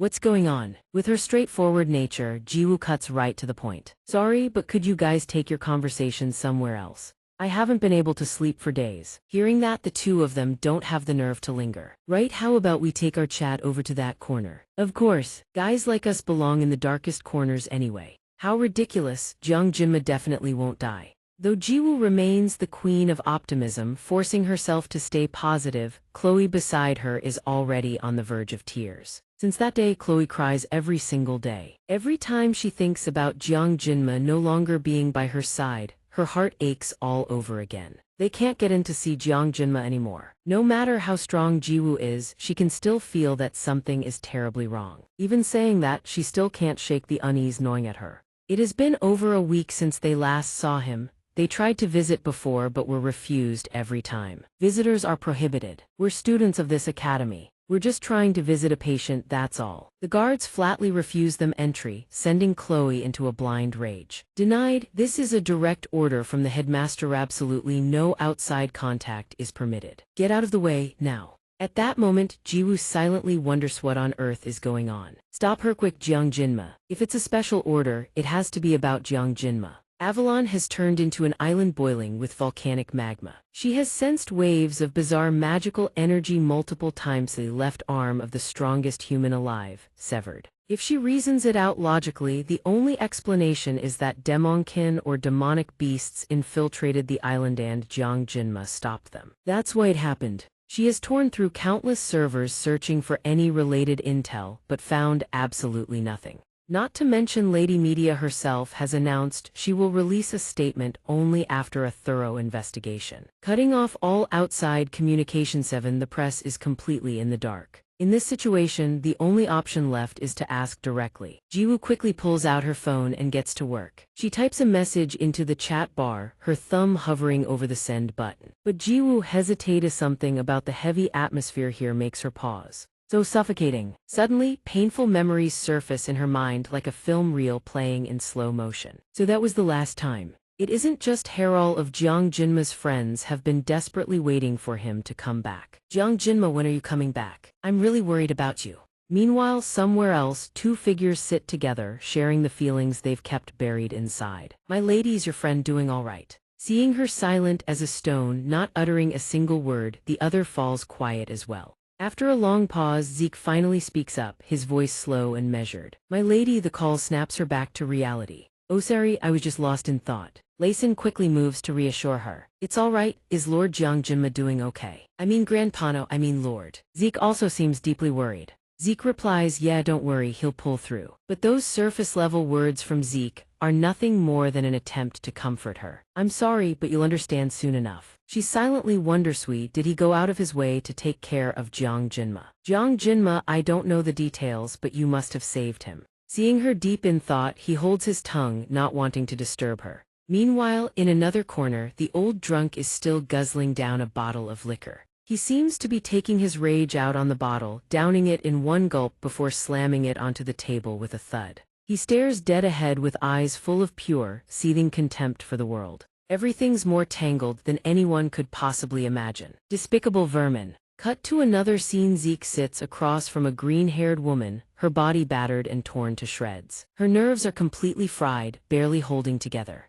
Her condition back then was far from stable. Despite that, he now delivers the latest update. Ish has made a full recovery, been discharged from the hospital, and may even be stronger than before. Hearing this, the green-haired woman doesn't look particularly surprised. I mobilized every medic and healing mage I had, and gave them a direct order: save him at all costs. Hey, old man, you can actually say that with a straight face. Despite her outrage, Zeke fires back without missing a beat. It's over now, don't get too worked up, my friend gives you wrinkles, you know. It's hard to accept, but she forces herself to calm down. I don't want to talk about it anymore, I need to think positive. Hey, Kiryu, holding up okay? Never thought I'd live long enough to see something like this. Zeke doesn't beat around the bush, he answers simply, as you can see, everything's back in order. The green-haired woman suddenly recalls her conversation with the doctor that day. I've practiced medicine for over 30 years, but I've never encountered anything like it. A miraculous, almost terrifying recovery. His old chronic conditions vanished completely. Hearing the doctor say that, her head throbs. All she can call it is a miracle from the gods. She truly cannot comprehend what happened. Jiang Jinma returning in such a wretched state is partly Zeke's fault. But he never left the boy's side throughout the entire hospitalization hell. He even shelled out a fortune to book the entire hospital just for him. I never expected Zeke. What exactly happened between you two? She can't contain her curiosity and drops hints. Even when I sought a blessing from the divine oracle, I still couldn't discern what happened, which means it exceeded the scope of all perception. Jiang Jinma is awake now. Can you tell me everything? The global media's been hounding this story so much I haven't been able to sleep. Zeke, upon hearing her request, replies, I need time to piece everything together myself. What happened on that island, Devon? I need time to sort it all out.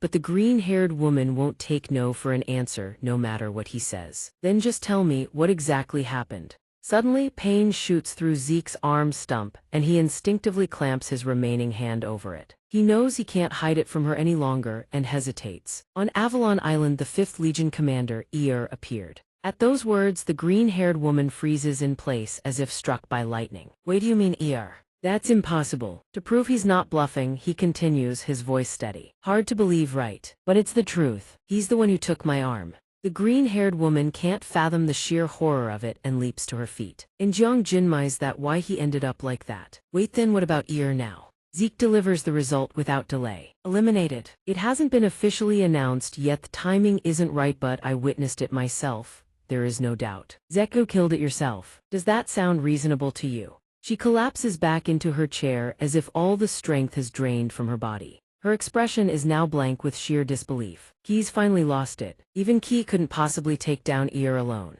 If someone helped, it was the opponent, an entire legion commander. The green-haired woman suddenly goes dead silent as a realization slams into her. As for the one who killed needless to say, Zeke fell into a heavy silence, as if tacitly confirming her suspicion. He felt today still wasn't quite the right time, so he arranged to meet with her another day. Didn't we always used to go see that young man back when we were handling grown-up matters? My friend. The green-haired woman quickly sifted through her memories and fell into a moment of thought. Then she turned her face away and quipped, good grief, what a stubborn old fossil. As she spoke, a rare smile finally bloomed on her face. To make the atmosphere around the academy livelier, I came up with a little project. Can't have everyone moping around forever, you know. I just finished the poster for recruiting club members. Pretty eye-catching, right? We've been freeloading off Jiang Jinma without doing anything in return. It just doesn't sit right. Well, how is it? Jiwoo short-circuited on the spot, completely floored by this spectacular display of creativity that somehow managed to dig straight into the Earth's core. I'm genuinely surprised, in more ways than one.